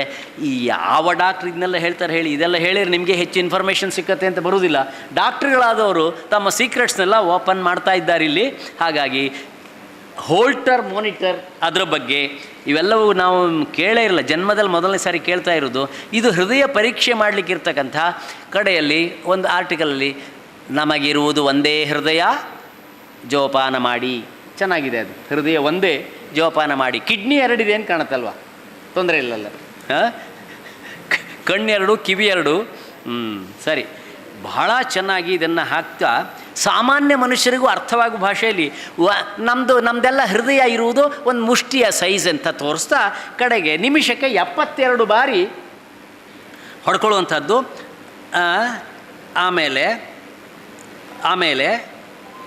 ಗಾಬರಿ, ನೋವು, ಭಯ, ನಲಿವು, ಅತಿ ಉದ್ವೇಗ, ಖುಷಿ, ಎಕ್ಸೈಟ್ಮೆಂಟ್ ಇಂಥದ್ದೆಲ್ಲ ಆಗಾಗ ಹೃದಯದ ಬಡಿತ ಕೃತಕವಾಗಿ ಮೇಲೆ ಕೆಳಗೆ ಹೋಗ್ತದೆ ಅನ್ನೋದನ್ನು ಸ್ಪಷ್ಟವಾಗಿ ಪಡಿಸ್ತಾ ಹೃದಯ ರೋಗವನ್ನು ತಡೆಗಟ್ಟುವುದಕ್ಕೆ ಏನು ಮಾಡಬೇಕು ಅನ್ನುವಾಗ ಬಹಳ ಚೆನ್ನಾಗಿ ಹಾಕಿದ್ದಾರೆ. ವ್ಯಾಯಾಮ, ಆರೋಗ್ಯಕರವಾದ ಆಹಾರ ಪದ್ಧತಿ, ಜೀವನ ಶೈಲಿ ಬದಲಾವಣೆ ಮಾಡೋದು. ಆಮೇಲೆ ಅದು ಮಾಡದೆ ಒಂದಷ್ಟು ಕಾಲ ಯಾರು ಕಳೆದಿದ್ದಾರೆ ಅವರು ಕಣ್ಣು ಮುಚ್ಕೊಂಡು ತಮ್ಮ ಮೈ ನೋಡ್ಕೊಳ್ಬೇಕು. ಬೊಜ್ಜು ಎಷ್ಟು ಬೆಳೆದಿದೆ, ಎಲ್ಲೆಲ್ಲಿ ಬೊಜ್ಜು ಬೆಳೆದಿದೆ, ಆ ಬೊಜ್ಜಿನಲ್ಲಿರ್ತಕ್ಕಂಥ ಫ್ಯಾಟನ್ನು ಬರ್ನ್ ಮಾಡಿ ಎನರ್ಜಿಯಾಗಿ ಕನ್ವರ್ಟ್ ಮಾಡಿ ಮೈಯನ್ನು ಹಗುರ ಮಾಡ್ಕೊಳ್ಳೋದು ಹೇಗೆ. ಆಮೇಲೆ CPR, ಕಾರ್ಡಿಯಾಗಿ ಅರೆಸ್ಟ್ ಆದರೆ ಏನು ಮಾಡಬೇಕು ಇತ್ಯಾದಿ ತುಂಬ ಚೆನ್ನಾಗಿದೆ. ನಾನೇ ಪೂರ್ತಿ ಹೇಳಿಬಿಟ್ರೆ ನೀವು ಪುಸ್ತಕನೇ ತಗೊಳ್ಳೋದಿಲ್ಲ, ಪುಸ್ತಕ ಓದೋದಿಲ್ಲ, ಅದರಿಂದ ಪುಸ್ತಕ ಓದಿ. ಲಿಪಿಡ್ ಪ್ರೊಫೈಲ್ ಅದರ ಬಗ್ಗೆ ಹಾಕಿದ್ದಾರೆ. ಅಂದರೆ ಕೊಬ್ಬಿನ ಅಂಶಗಳ ಪ್ರಮಾಣವನ್ನು ಪತ್ತೆ ಮಾಡ್ತಕ್ಕಂಥ ಒಂದು ಪರೀಕ್ಷೆ. ಸೊ ನಿಮಗೆ ಲಿಪಿಡ್ ಪ್ರೊಫೈಲ್ ಆಗಬೇಕು ಅಂತ ಡಾಕ್ಟ್ರ್ ಹೇಳಿದರೆ ಅದು ಎಂಥದ್ದು ಅಂತ ನಾವು ಕೇಳುವ ಹಾಗೆ ಈ ಪುಸ್ತಕ ಓದ್ಕೊಂಡ್ಬಿಟ್ರೆ ತುಂಬ ಅನುಕೂಲವಾಗ್ತದೆ. ಕಾಮಾಲೆ ರೋಗದ ಬಗ್ಗೆ ಸಾಮಾನ್ಯ ಜನರಿಗೂ ಬೇಕಾದ ತಿಳುವಳಿಕೆ ಕೊಡಲಿಕ್ಕೆ ಬೇಕಾದ್ದು. ಕಾಮಾಲೆ ರೋಗ ಹೇಗೆ ಬರ್ತದೆ, ಏನು ಮಾಡಬೇಕು. ಹೆರಿಗೆ ಆದಮೇಲೆ ಅನೇಕ ಹೆಂಗಸರಿಗೆ ಆತ್ಮಹತ್ಯೆ ಮಾಡಿಕೊಳ್ಳುವಷ್ಟು ಮಟ್ಟಿಗೆ ಡಿಪ್ರೆಷನ್ ಆಗಿ ಹೋಗ್ತದೆ. ಅದಕ್ಕೆ ಕಾರಣ ಏನು, ಯಾಕೆ ಅಂದರೆ ಫ್ಯಾಮಿಲಿ ಸಪೋರ್ಟ್ ಸಾಕಷ್ಟು ಇಲ್ಲದೆ ಇದ್ದರೆ ಹೇಗಾಗ್ತದೆ ಎನ್ನುವುದು. ಆಮೇಲೆ ಕೆಲವು ಸಿಂಡ್ರೋಮ್ಗಳ ಬಗ್ಗೆ ಹಾಕಿದ್ದಾರೆ. ಇದು ಬುದ್ಧಿಮಾಂದ್ಯ ಮಕ್ಕಳ ಬಗ್ಗೆ ಅಲ್ಲ, ಅರ್ಧ ಬುದ್ಧಿಮಾಂದ್ಯ ಮಕ್ಕಳ ಬಗ್ಗೆ ಪರಿಚಯ ಆಗ್ತದೆ ನಮಗೆ ಸುತ್ತಲೂ ಕೂಡ ಸಿಂಡ್ರೋಮ್. ಈ ಸಿಂಡ್ರೋಮ್ಗಳಲ್ಲಿ ಒಂದು ಡೌನ್ ಸಿಂಡ್ರೋಮ್ ಇತ್ಯಾದಿ ಎಲ್ಲ. ಅದರಲ್ಲಿ ಆ ನ್ಯೂಕ್ಲಿಯಸ್ ಲೆವೆಲಲ್ಲಿ ಅಂದರೆ ಸೆಲ್ ಲೆವೆಲಲ್ಲಿ, ಜೀವಕೋಶದ ಲೆವೆಲ್ನಲ್ಲಿ ಏನೇನಾಗಿರುತ್ತೆ ಅನ್ನುವಂಥ ಅನಾಲಿಸಿಸ್ನ ತುಂಬ ಚೆನ್ನಾಗಿ ಮಾಡಿದ್ದಾರೆ. ಹಾಗಾಗಿ ಇದನ್ನೆಲ್ಲ ಓದ್ಕೊಳ್ಬೇಕು ಅಂತ ಹೇಳ್ತಾ, ಇನ್ನೊಂದು ಸಿಂಡ್ರೋಮ್ ಕಂಪ್ಯೂಟರ್ ವಿಷನ್ ಸಿಂಡ್ರೋಮ್. ಇನ್ನು ಮುಂದೆ ನಮ್ಮ ಮಕ್ಕಳಿಗೆ ಕಂಡಾಪಟ್ಟೆ ಚೆನ್ನಾಗಿ ಬರ್ತಿದ್ದು, ಮೊಮ್ಮಕ್ಕಳಿಗೆ ಈಗಾಗಲೇ ಬಂದುಬಿಟ್ಟಿದೆ, ಇನ್ನೂ ಬರ್ತದೆ. ಕಂಪ್ಯೂಟರ್ ವಿಷನ್ ಸಿಂಡ್ರೋಮ್ ಅಂದರೆ ಕಂಪ್ಯೂಟ್ರನ್ನ ನೋಡ್ತಾ ಬರುವಂಥ ಅನೇಕ ರೋಗಗಳು. ಕಂಪ್ಯೂಟ್ರ್ ಬಳಸುವಾಗ, ಸ್ಮಾರ್ಟ್ಫೋನ್ ಬಳಸುವಾಗ ದಿನವಿಡೀ ಕಂಪ್ಯೂಟ್ರ್ ಮುಂದೆ ಕೂತು ಕಷ್ಟಪಡಬೇಕಾದಂಥ ದುರ್ಗತಿ ನಮ್ಮ ಜನಕ್ಕೆ ಬಂದಾಗ, ಅತಿಯಾದ ವಿಡಿಯೋ ಗೇಮ್ ಮೂಲಕ ನಮ್ಮ ಮಕ್ಕಳನ್ನು ನಾವು ಎಂಗೇಜ್ ಮಾಡ್ತಕ್ಕಂಥ ದುಷ್ಟ ಕೆಲಸಕ್ಕೆ ಹೋದಾಗ ಏನೇನು ಮಾಡಬೇಕು. ನೆಕ್ಸ್ಟ್ ನಮ್ಮ ಮೆಡಿಕಲ್ ಸೈನ್ಸಲ್ಲಿರುವಂಥ ಮತ್ತೊಂದು ಶಬ್ದ ಅಂದರೆ ಡಿಟಾಕ್ಸಿಫಿಕೇಷನ್. ಬಹಳಷ್ಟು ವಿದೇಶಿಯರು ಭಾರತದ ಬಂದು ಯೋಗ ಕ್ರಮದಲ್ಲಿ ಏನು ಮಾಡಿಸ್ಕೊಳ್ತಾರೆ, detoxification of the body. Detoxification of the body ನಮ್ಮ ಯೋಗಿಗಳಿಗೆ ಗೊತ್ತಿದೆ ಅದನ್ನೆಲ್ಲ ಹೇಗೆ ಮಾಡ್ತಾರೆ ಅಂತ. ಆಯುರ್ವೇದದಲ್ಲಿ ಇದನ್ನು ತುಂಬ ಒಳ್ಳೆ ಕ್ರಮದಲ್ಲಿ ಮಾಡ್ತಾರೆ. ಅದರಲ್ಲಿ ಡಿಜಿಟಲ್ ಡಿಟಾಕ್ಸಿಫಿಕೇಷನ್ ಒಳ್ಳೆ ಶಬ್ದ ಹಾಕಿದ್ದಾರೆ. ಈ ಕಂಪ್ಯೂಟರ್ನಂಥ ಒಂದು ಪರಿಸ್ಥಿತಿ ಉಪಯೋಗಿಸುವಂಥ ಹೆಚ್ಚು ಉಪಯೋಗಿಸ್ತಾ ನಮಗೆ ಬರುವಂಥ ರೋಗದಿಂದ ದೂರ ಆಗಬೇಕಾದ್ರೆ ಹೇಗೆ ಅದರಿಂದ ದೂರ ಆಗಬೇಕು. ಪೋಲಿಯೋ ಬಗ್ಗೆ ಬರೆದಿದ್ದಾರೆ. ಪೋಲಿಯೋ ಬಗ್ಗೆ ಕೇಶವ ಭಟ್ಟದ ಅಭಿಪ್ರಾಯ ಬೇರೆ ಆಯಿತು. ಆ ಪೋಲಿಯೋ ಲಸಿಕೆ ಏನಿದೆ ಅದರದ್ದು adverse effect on the children ಏನೇನಾಗ್ತದೆ ಅನ್ನುವ ರಿಸರ್ಚ್ ಆಗಿದೆಯಾ, ಡೌಟ್. ನೆಕ್ಸ್ಟ್ ನಮಗೆ ನಿತ್ಯ ಉಪದ್ರ ಮಾಡ್ತಕ್ಕಂಥ ಮೂಲವ್ಯಾಧಿ ಏನಕ್ಕೆ ಇಂಗ್ಲೀಷಲ್ಲಿ ಎಂಥದ್ದು, ಪೈಲ್ಸ್ ಎಟ್ಸೆಟ್ರಾ. ಅದರ ಬಗ್ಗೆ ತುಂಬ ಚೆನ್ನಾಗಿ ಬರೆದು ಚಿತ್ರಸಹಿತವಾಗಿ ಏನೇನಾಗುತ್ತೆ ಅಂತ ಬರೆದಿದ್ದಾರೆ. ಅದಕ್ಕೆ ಪ್ರತಿಯಾಗಿ ಯೋಗದಲ್ಲಿ ಬಹಳ ಸುಂದರವಾದಂಥ ಮೂಲಬಂಧ ಅನ್ನುವುದು ಅದ್ಭುತವಾದ ಚಿಕಿತ್ಸೆ. ನಾನು ನಮ್ಮ ಡಾಕ್ಟ್ರಿಗೆ ಮುರಳಿ ಮೋಹನ್ ಚಿಂತಾರ್ ಅವರಿಗೆ ಸಲಹೆ ಮಾಡೋದೇನೆಂದರೆ, ಮುಂದಿನ ಪುಸ್ತಕದಲ್ಲಿ ಬರೆಯುವಾಗ ಇದಕ್ಕೆ ಭಾರತೀಯವಾದ ಚಿಕಿತ್ಸೆ ಏನಿದೆ, ಯೌಗಿಕವಾದ ಚಿಕಿತ್ಸೆ ಏನಿದೆ, ಆಯುರ್ವೇದೀಯ ಚಿಕಿತ್ಸೆ ಏನಿದೆ ಅನ್ನುವಂಥದ್ದನ್ನು ಸಾಧ್ಯ ಆದರೆ ಇನ್ಕ್ಲೂಡ್ ಮಾಡಲಿಕ್ಕಾದರೆ ಒಳ್ಳೆಯದಾಗ್ತದೆ. ಯಾಕೆಂದರೆ ಇವತ್ತು ಮೂಲವ್ಯಾಧಿಗೆ ಸಂಬಂಧಪಟ್ಟಂತೆ ನಮ್ಮ ಹಿರಿಯರಾದ ಡಾಕ್ಟರ್ಸ್ ಚಕ್ರಪಾಣಿಯವರೇ ಇದ್ದಾರೆ. ಅನೇಕ ಮದ್ದುಗಳು ಆಯುರ್ವೇದದಲ್ಲಿ ಗುಣಕಾರಿಯಾದಂಥದ್ದನ್ನು ಅವರು ಯಾವುದೇ ಇದಿಲ್ಲದೆ ಹೇಳಿಬಿಡ್ತಾರೆ, ನೀವು ಅದನ್ನು ತಗೊಳ್ಳಿ, ಇದಕ್ಕಿಂತ ಒಳ್ಳೆಯದಾಗ್ತದೆ ಅಂತ. ಈ ರೀತಿ ಓಪನ್ ಮೈಂಡ್ ಇರ್ತಕ್ಕಂಥ ಡಾಕ್ಟ್ರುಗಳು ಹೆಚ್ಚು ಮುಖ್ಯ. ಈ ಮೂಲವ್ಯಾಧಿಯನ್ನು ಕುರಿತು ನಾವು ಯೋಗದಲ್ಲಿ ಮಾಡುವಾಗ ಮೂಲಬಂಧ, ಅದಾದ ಮೇಲೆ ಉಡ್ಯಾಣ ಬಂಧ, ಅದಾದ ಮೇಲೆ ಜಲಂಧರ ಬಂಧಗಳನ್ನು ಮಾಡಿ ಅದನ್ನೇ ಇಟ್ಕೊಂಡು ಒಂದಷ್ಟು ಸಮಯ ಆ ಪಾರ್ಟಲ್ಲಿರಬಹುದಾದಂಥ ಪ್ರಾಬ್ಲಮ್ಸನ್ನು ಡಿಟಾಕ್ಸಿಫೈ ಮಾಡ್ತಕ್ಕಂಥ ಒಂದು ಅಂಶಗಳು ಇದರಲ್ಲಿ ಕೊಟ್ಟಿದ್ದಾರೆ. ಮುಂದೆ ಬಹಳ ಮುಖ್ಯವಾದಂಥ ಜಲಚಿಕಿತ್ಸೆ ಬಗ್ಗೆ ಕೊಟ್ಟಿದ್ದಾರೆ. ಜಲಚಿಕಿತ್ಸೆ ಬಗ್ಗೆ ಕೊಟ್ಟಿಲ್ಲ, ದಿನಕ್ಕೆ ಸಾಕಷ್ಟು ನೀರು ಕುಡಿಯಬೇಕು ಅನ್ನುವಾಗ ಒಬ್ಬೊಬ್ಬ ಡಾಕ್ಟ್ರು ಒಂದೊಂದಷ್ಟು ಹೇಳುವಾಗ ನಮಗೆ ಹಠಯೋಗದಲ್ಲಿ ಬರ್ತಕ್ಕಂಥ ಅಂಶವನ್ನು ನೋಡಿದರೆ ನಮ್ಮ ಬೊಗಸೆಯ 8 ಬೊಗಸೆ ಅಂದರೆ ಸುಮಾರು ನಮ್ಮ ಲೆಕ್ಕದಲ್ಲಿ 1.25 ಲೀಟರ್ನಷ್ಟು ನೀರನ್ನು ನಾವು ಕುಡಿದ್ರೆ ಫುಲ್ ಆಗ್ತದೆ. ಒಂದು ಹಾಲಿನ ಬಾಟ್ಲಿಯನ್ನು ಕ್ಲೀನ್ ಮಾಡಬೇಕಾದ್ರೆ ಫುಲ್ ನೀರು ಹಾಕಿ ಹೀಗೆ ಮಾಡಿ ಮತ್ತೆ ಚೆಲ್ತೇವೆ. ಹಾಗೆ ಹೊಟ್ಟೆಯ ಭಾಗವನ್ನು ಫುಲ್ ಕವರ್ ಮಾಡ್ತಕ್ಕಂಥ 1.25 ಲೀಟರ್ಸ್ ಏನಿದೆ ಜಲಚಿಕಿತ್ಸೆಯಲ್ಲಿ ಹೇಳ್ತಾರೆ, ಅದನ್ನು ಬೆಳಗ್ಗೆ ಎದ್ದ ಕೂಡಲೇ ನೀರು ಕುಡಿದ್ಬಿಟ್ಟು ಒಂದು ಸ್ವಲ್ಪ ಆಚೀಚೆ ಅಡ್ಡಾಡಿಬಿಟ್ರೆ ಅನಂತರ ಟಾಯ್ಲೆಟಿಗೆ ಹೋದರೆ ಕ್ಲೀನ್ ಆಗ್ತದೆ ಅನ್ನುವಂಥ ಅಂಶವನ್ನು ಇಲ್ಲಿ ಇದರಿಂದ ದೊಡ್ಡ ಅನುಕೂಲ ನಮಗೆಲ್ಲಾಗಿದೆ ಅಂದರೆ, ಬೆಳಗ್ಗೆ ಮುಂಚೆ ಏಳದ ಮಕ್ಕಳಿಗೆ ಎಲೋಷಸ್ ಕಾಲೇಜಿನಲ್ಲಿ ನಾನು ಮಾಡಿದ ಪ್ರಯೋಗ ಇದು ಗೊತ್ತಿದೆ ನಮ್ಮ ಯೋಗಿಗಳಿಗೆ. ಬೆಳಗ್ಗೆ ಎದ್ದು ಕೂಡಲೇ ನೀರು ಕುಡಿಯಬೇಕು ಅಂದ್ಕೊಳ್ಳೆ, ಹೌದಾ ಆಯ್ತು ಸರ್, 8 ಗಂಟೆಗೆ ಎದ್ದು ನೀರು ಕುಡಿದ್ರೆ ಮತ್ತೆ ಕಾಲೇಜಿಗೆ ಬರಲಿಕ್ಕೆ ಕಥೆ ಅಂತದ್ದು ಅವರಿಗೆಲ್ಲ, ಮಧ್ಯೆ ಮೂತ್ರದ ಪ್ರಭಾವ. ಇಲ್ಲ ನೀನು ಬೆಳಗ್ಗೆ ಎಚ್ಚರ ಆದ ಕೂಡಲೇ ನೀರು ಕುಡಿದು, ಸರ್ ನೀರು ಕುಡಿದು ಮತ್ತೆ ಮಲಗಬಹುದಾ? ಮಲಗ್ಬೋದು ಅವನು. ಬೆಳಗ್ಗೆ ಮುಂಚೆ ಎದ್ದು ಎಚ್ಚರ ಆಗೋದು 4 ಗಂಟೆಗೆ, 4:15 ಎದ್ದು ನೀರು ಕುಡಿದಂಥ ನಮ್ಮ ಸ್ಟೂಡೆಂಟ್ಸ್ ಆಮೇಲೆ ಒಂದು ವಾರ ಆದಮೇಲೆ ಬಂದು, ಸರ್ ಪ್ರಾಬ್ಲಮ್ ಸರ್ ಏನು, ನಿದ್ದೆ ಬೆಳಗಿನ ಜಾವ ಭಾಳ ಚೆನ್ನಾಗಿರುತ್ತೆ, ಈ ನೀರು ಕುಡಿದು ಬಿಟ್ಟರೆ ನಮ್ಮ ನಿದ್ದೆ ಹೋಯಿತು, ನಿದ್ದೆ ಹೋದ್ಮೇಲೆ ಬೇರೆ ಗತಿ ಇಲ್ಲ, ನಾವು ಟಾಯ್ಲೆಟ್ಗೆ ಹೋಗೋದು ಬರೋದು ಆಗ್ತದೆ, ಅಷ್ಟಾದಮೇಲೆ ಮುಖ ತೊಳೆದು ಕೂತ್ಕೊಂಡು ಓದಲೇಬೇಕು, ಮತ್ತು ನಮಗೆ ನಿದ್ರೆ ಹೋಯಿತು ಅಂತ. ಆವಾಗ ಅವ್ರ ಪೇರೆಂಟ್ಸ್ ಹೇಳರು ಭಾರಿ ಒಳ್ಳೆದಾಯಿತು ಅಂತ. ಈ ಜಲಚಿಕಿತ್ಸೆ ಎಂಬುದು ಯುವಕರಿಗೆ, ಮಕ್ಕಳಿಗೆ ಬೆಳಗ್ಗೆ ಮುಂಚೆ ಎದ್ದು ಅದನ್ನು ತಗೊಳ್ಳುವಂಥದ್ರಿಂದ ಆಗುವ ಅನುಕೂಲಗಳೇನು ಅಂತದನ್ನ ವಿವರವಾಗಿ ನಮ್ಮ ಹಠಯೋಗದಲ್ಲಿ ಹೇಳಿದ್ದಾರೆ ಮತ್ತು ಆಯುರ್ವೇದದಲ್ಲಿ ಕೂಡ ಹೇಳ್ತಾರೆ. ಅಂಥದ್ದನ್ನು ನೀವು ಸ್ವಲ್ಪ ಸೇರಿಸಿದರೆ ಒಳ್ಳೆಯದಿತ್ತು. ಇಲ್ಲಿ ಸಾಕಷ್ಟು ನೀರು ಕುಡಿಯಬೇಕು ಅಂತ ಹಾಕಿದ್ದೀರಿ, ಅದ್ರ ಬಗ್ಗೆ ವಿವರವನ್ನು ನೀವು ನೋಡಬೇಕು ಅಂತ ಹೇಳ್ತಾ, ನಾರಿನಂಶ ಜಾಸ್ತಿ ಇರಬೇಕು ಇದಕ್ಕೆ ಸಂಬಂಧಪಟ್ಟಂತೆ. ಇನ್ನು ಲೆಪ್ರಸಿ ಬಗ್ಗೆ ಹಾಕಿದ್ದೀರಿ, ಕುಷ್ಠರೋಗದ ಬಗ್ಗೆ ಗಾಂಧಿಯವರು ನಾನು ಗಾಂಧಿಯವ್ರ ಬಗ್ಗೆ ಒಂದು ಸ್ವಲ್ಪ ಓದ್ಕೊಂಡಿದ್ದೀನಿ, ಯಾಕೆಂದರೆ ಗಾಂಧಿಯಾಗಿ ಸಿನಿಮಾದಲ್ಲಿ ನಾನು ಪಾರ್ಟ್ ಮಾಡಬೇಕಾಗಿತ್ತು. ಆದ್ದರಿಂದ ಗಾಂಧಿಯ ಬಗ್ಗೆ ಓದ್ಕೊಳ್ಳುವಾಗ ಲೆಪ್ರಸಿ ಬಗ್ಗೆ ಗಾಂಧಿಯವರು ಡೀಲ್ ಮಾಡ್ತಾ ಇದ್ದಾಗ ಅವರ ಮಾಡುವ ಕ್ರಮ ಬೇರೆ ಇತ್ತು. ಅದೇ ಎಲೋಷಿಯಸ್ ಗೊನ್ಜಾಗ ಅಂಥೇಳಿ ಅವನು ಬಹಳ ದೊಡ್ಡ ಧರ್ಮಪುರುಷ. ಅವನು ಆ ದೇಶಗಳಲ್ಲಿ ಅವರಿಗೆ ಇದೇ ರೋಗ ಬಂದಿತ್ತು, ಯಾವುದು ಕುಷ್ಠರೋಗವೋ ಅಥವಾ ಯಾವುದೋ ರೋಗ ತುಂಬ ಹರಡಿದಾಗ ಅವ್ರನ್ನ ಎತ್ಕೊಂಡೆಲ್ಲ ಚಿಕಿತ್ಸೆ ಮಾಡಿ ಕಡೆಗೆ ಅದೇ ರೋಗದಿಂದ ಆ ಮನುಷ್ಯ ತೀರಿ ಹೋದ ಅಂತ ಕೂಡ ನಾವು ಕೇಳ್ತೇವೆ. ಇರಲಿ, ಯೋಗ ಚಿಕಿತ್ಸೆಯನ್ನು ಸೇರಿಸಿದರೆ ಸಾಧ್ಯವಾಗುತ್ತೆ. ಇನ್ನು ಒಂದು ವಾಕ್ಯ ಹಾಕಿದ್ದೀರಿ, ಕುಷ್ಠರೋಗ ದೇವರ ಶಾಪವಲ್ಲ ಅಂತ. ನಾನು ಸ್ವಲ್ಪ ಸೇರಿಸಬೇಕಾಗ್ತದೆ. ಏನಂದರೆ, ನೀವು ಸೈಂಟಿಫಿಕ್ಕಾಗಿ ರೋಗ ದೇವರ ಶಾಪವಲ್ಲ ಅಂತ ಹೇಳಿದರೆ, ನಮ್ಮ ಸಂಸ್ಕೃತದಲ್ಲಿ ಒಂದು ಮಾತಿದೆ, ಜನ್ಮಾಂತರ ಕೃತಂ ಪಾಪಂ ರೋಗರೂಪೇಣ ಬಾಧ್ಯತೆ. ನಿಮಗೆ ರೋಗ ಬರಲಿಕ್ಕೆ ಕಾರಣವೇನು ಅಂತ ಡಾಕ್ಟ್ರ್ ಹೇಳುವಾಗ ಕಾರ್ಯಕಾರಣ, ಕಾಸ್ ಆ್ಯಂಡ್ ಎಫೆಕ್ಟ್ ರಿಲೇಷನ್ಶಿಪ್ಪಿಂದ ಇದು ಮಾಡಿದ್ಯಾ ಹೀಗೆ ಬಂತು ಅಂತ ಹೇಳಿದರೆ ಕೂಡ, ಆದರೆ ನಮಗೆ ಬರುವ ಎಲ್ಲ ರೋಗಗಳಿಗೆ ಜನ್ಮಾಂತರದ ಪಾಪದ ಪ್ರತಿಫಲ ಅಂತ ಶಾಸ್ತ್ರಗಳು ಹೇಳ್ತವೆ. ಅದ್ರ ಬಗ್ಗೆ ಚರ್ಚೆ ಬೇಡ, ಮುಂದೆ ಹೋಗುವ. ಇನ್ನು ಬಹಳ ಸುಂದರವಾದ ಒಂದು ವಾಕ್ಯ ಇದೆ ಇದರಲ್ಲಿ, ಕೀಟೋ ಡಯಟ್ ಅಂತ. ಬಹಳ ಅದ್ಭುತವಾದ ಶಬ್ದ, ಕೀಟೋ ಡಯಟ್ ಅಂತ. ಅಂದರೆ ಯಾವ ಆಹಾರ ತಗೊಳ್ಳೋದ್ರಿಂದ ನಮ್ಮ ಫ್ಯಾಟ್ ಬರ್ನ್ ಆಗಿ ಎನರ್ಜಿ ಬಿಡುಗಡೆ ಆಗ್ತದೆ ಮತ್ತು ಆರೋಗ್ಯಕರವಾದ ಆಹಾರ ಯಾವುದು ಅನ್ನೋದು ಇಲ್ಲಿ ಕೊಟ್ಟಿದ್ದಾರೆ, ಚೆನ್ನಾಗಿದೆ. ಮತ್ತು ಉಗ್ಗುವಿಕೆಗೆ ಕಾರಣ ಏನು, ಯಾವ ರೀತಿಯಲ್ಲಿ ಪರಿಹಾರ. ನೆಕ್ಸ್ಟು ಕಿವಿಯ ಮೊರೆತಕ್ಕೆ ಪ್ರಾಬ್ಲಮ್ ಏನು ಅಂತ. ಕಿವಿಯ ಮೊರೆತಕ್ಕೆ ಪ್ರಾಬ್ಲಮ್ ಏನು ಅಂತ ಸಂಬಂಧಪಟ್ಟಂತೆ ನಾನೊಂದು 2-3 ಸಮಾರಂಭಗಳಿಗೆ ಹೋಗಿದ್ದೆ, ಇವರೇ ಕರ್ಕೊಂಡು ಹೋಗಿದ್ದೆ ಸಮಾರಂಭಕ್ಕೆ. ಅಲ್ಲಿಯ ಕಂಡಾಬಟ್ಟೆ ಸೌಂಡ್ ಕೇಳಿ ಕೂತಾಗ ನಾವೆಲ್ಲ ಹೇಳಿ ಆ ಮೈಕ್ನವನಿಗೆ ಸ್ವಲ್ಪ ಕಡಿಮೆ ಮಾಡಲಿಕ್ಕೆ ಹೇಳಿದ್ವಿ. ಇವತ್ತು ನಮ್ಮ ಸೌಂಡ್ ಲೆವೆಲ್ ಸಮಾಜದಲ್ಲಿ ಇಂಡೋನೇಷ್ಯಾದಲ್ಲಿ, ಜಾವಾದಲ್ಲಿ, ಸುಮಾರು ಅಲ್ಲೆಲ್ಲ ನೀವು ಏನಾದರೂ ರೋಡಲ್ಲಿ ಹೋಗುವಾಗ ಹಾರ್ನ್ ಮಾಡಿದರೆ ಎಲ್ಲ ಬಂದುಬಿಡ್ತಾರೆ, ಏನೋ ಆಯಿತು ಅಂತ. ಹಾರ್ನ್ ಯಾವಾಗ ಮಾಡ್ತೀವಿ? ತೀರಾ ಅಪಾಯ ಇದ್ದಾಗ ಮಾತ್ರ. ನಮ್ಮ ದೇಶದಲ್ಲಿ ಬಡ ಬಡ ಬಡ ಹಾರ್ನ್ ಮಾಡೋದು. ಮತ್ತು ನಮ್ಮ ಮ್ಯೂಸಿಕ್ ಪಾರ್ಟಿಗಳೆಲ್ಲ ಇದೆಯಲ್ಲ ರಾಮ, ಅಲ್ಲಿ ಕೂತವರ ಕಿವಿಯ ಮೊರತ ದೇವರೇ ಗತಿ. ವಿಪರೀತ ಶಬ್ದ ಮಾಲಿನ್ಯವನ್ನು ಕುರಿತು ನಾವು ನೋಡ್ತಾ ಇದ್ದೇವೆ. ಮಸೀದಿಯಲ್ಲಿ ಅಲ್ಲ ಅನ್ನೋದನ್ನೇ ನಿಲ್ಲಿಸಬೇಕು ಅಂತ ಹೊರಟಿರುವಾಗ ಇನ್ನು ಪಾರ್ಟಿಗಳಲ್ಲಿ ಜೋರಾಗಿ ಬೊಬ್ಬೆ ಹಾಕೋದು ಟು ಬಿ ಅವಾಯ್ಡೆಡ್. ಇನ್ನು ಮೂತ್ರಕೋಶವನ್ನು ಕುರಿತು, ಯೂರಿನರಿ ಇನ್ಫೆಕ್ಷನ್ ಕುರಿತು ಸರಳವಾದ ಉಗುರು ನೋಡಿ ರೋಗವನ್ನು ಗುರುತಿಸುವಂಥ ಅಂಶಗಳನ್ನು, ನಿಮ್ಮ ಉಗುರು ನೋಡಿ ನಿಮಗೇನು ರೋಗ ಇದೆ ಅಂತ ನೋಡ್ಕೊಳ್ತಕ್ಕಂಥ 10 ಹಲವು ವಿಷಯಗಳನ್ನು ಇಲ್ಲಿ ಪ್ರಸ್ತಾಪ ಮಾಡಿದ್ದಾರೆ.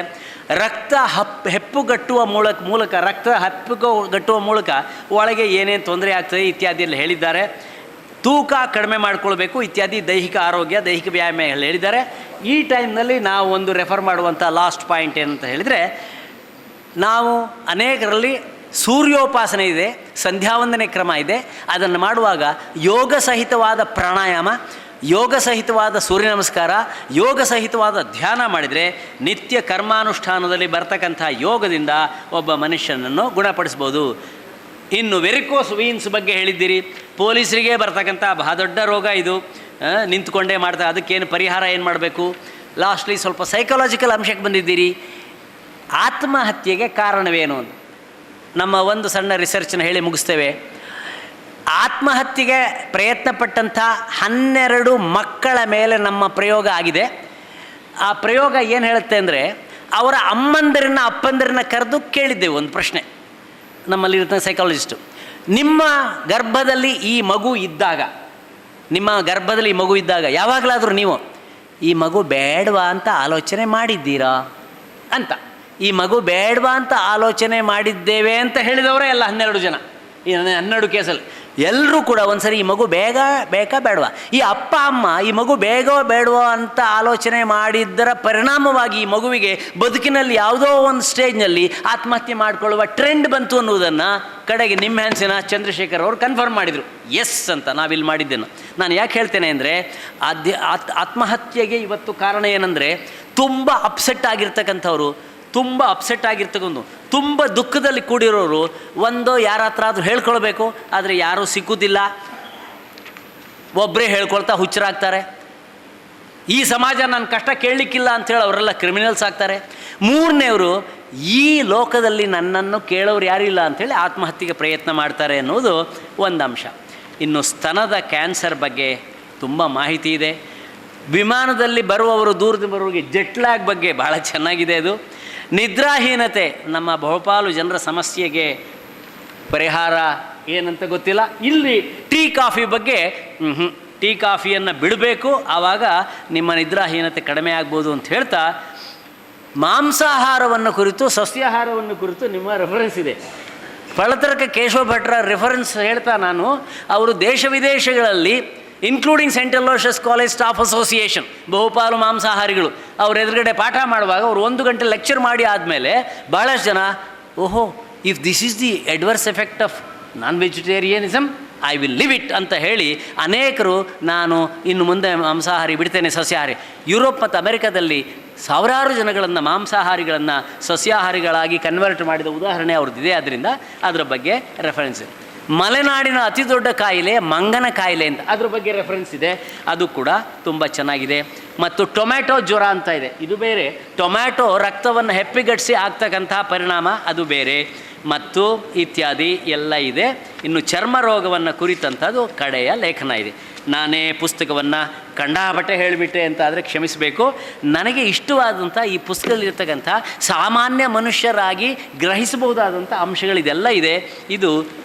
ಇದು ಅಧ್ಯಯನಕ್ಕೆ ಯೋಗ್ಯವಾದ ಮತ್ತು ನಮ್ಮ ಮನೆಗಳಲ್ಲಿ ಇಟ್ಕೊಳ್ಬಹುದಾದ ಒಂದು ಒಳ್ಳೆಯ ಪುಸ್ತಕ ಅಂತ ಹೇಳ್ತಾ, ಇದನ್ನು ಬರೆದು ಪ್ರಕಟಿಸಿರತಕ್ಕಂಥ ನಮ್ಮ ಮುರಳಿ ಮೋಹನ್ ಡಾಕ್ಟ್ರಿಗೆ ಇನ್ನಷ್ಟು ಇಂಥ ಪುಸ್ತಕಗಳು ನಿಮ್ಮ ಕೈಯಿಂದ ಬರಲಿ ಅಂತೇಳಿ ಹಾರೈಸ್ತೇನೆ. ನಮಸ್ಕಾರ. ರಕ್ತದಾನ ಜೀವದಾನ ಮೊದಲ ಕೃತಿ ಅದು. ಬರವಣಿಗೆಯ ಆರಂಭದ ದಿನಗಳಲ್ಲಿ 14 ಮುದ್ರಣಗೊಂಡಂತಹ ಕೃತಿ ಅದು. ಇವತ್ತು 14ನೇ ಕೃತಿ ಲೋಕಾರ್ಪಣೆ ಆಗ್ತಾಯಿದೆ. ಧನ್ವಂತರಿಯ 2ನೇ ಭಾಗ. ಅವರು ಭಾಳ ಸೊಗಸಾಗಿ ವಿಮರ್ಶೆ ಮಾಡಿದ್ದಾರೆ.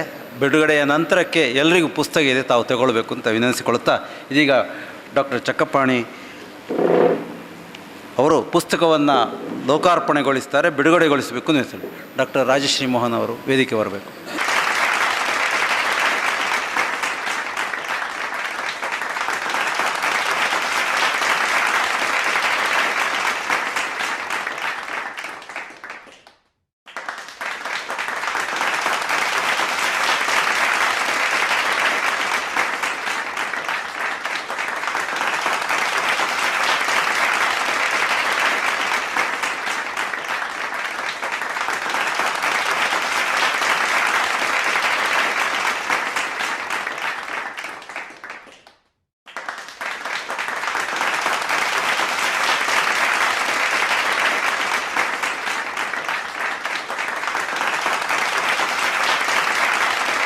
ಫಿಸಿಷಿಯನ್ನಾಗಿ KMCಯ ಪ್ರೊಫೆಸರಾಗಿ ಕೆಲಸ ಮಾಡುತ್ತಿರುವಂತಹ ಡಾಕ್ಟರ್ ಚಕ್ರಪಾಣಿ ಅವರು, ಚಕ್ರಪಾಣಿ ಅಂದರೆ ವಿಷ್ಣು ಅಂತ ಅರ್ಥ, ಕಾಯುವ ಪೊರೆಯುವ ಅಂತ ಅರ್ಥ. ಖಂಡಿತವಾಗಿ ಮಂಗಳೂರಿನ ಧನ್ವಂತರಿ ಅಂತ ನಾವು ಅವರನ್ನು ಹೇಳಬಹುದು ಖಂಡಿತವಾಗಿ. ಹಾಗೆ ಅದಕ್ಕಿಂತ ಹೆಚ್ಚಿಗೆ ಹೇಳುವಂಥ ಅವಶ್ಯಕತೆ ಇಲ್ಲ. ಹೆಸರಲ್ಲೇ ಕಾಯುವಂತಹ ದೇವರು ಅವರೊಳಗಿದ್ದಾನೆ. ಅಂತಹ ಹೃದಯವಂತಿಕೆಯ ಸರಳ ಸಜ್ಜನಿಕೆಯ ವೈದ್ಯರು. ಇಂಥ ಸಮಾರಂಭಕ್ಕೆ ಸಾರ್ವಜನಿಕವಾಗಿ ಕಾಣಿಸಿಕೊಳ್ಳೋದಕ್ಕೆ ಇಷ್ಟಪಡೋದಿಲ್ಲ. ಮುರಳಿಯವರು ಹೇಳ್ಕೊಂಡು ಬಂದಿದ್ದಾರೆ.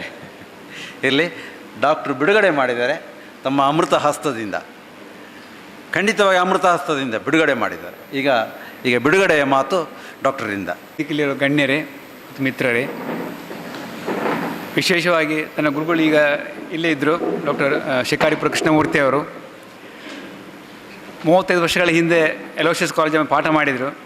ಇವತ್ತು ಅದೇ ಪುನಃ ಇನ್ನೊಂದು ಪಾಠ ಕೇಳೋ ಯೋಗ ನಮಗೆ ಸಿಕ್ಕಿದೆ. ಅದು ಮಾತ್ರ ಅಲ್ಲ, ಅವರ ಚೈತನ್ಯದಿಂದ, ಉತ್ಸಾಹದಿಂದ ನಮಗೆ ಯಾವತ್ತೂ ಮಾರ್ಗದರ್ಶಿಗಳಾಗಿರ್ತಾರೆ. ಅದಕ್ಕೆ ನಾನು ಹೇಳ್ತಾ ಇರೋದು, ನಾವು ಇವತ್ತು ಕೂಡ ಅವ್ರ ಕೈಯಿಂದ ಕಲಿತಾ ಇದ್ದೇವೆ ಅಂತೇಳಿ.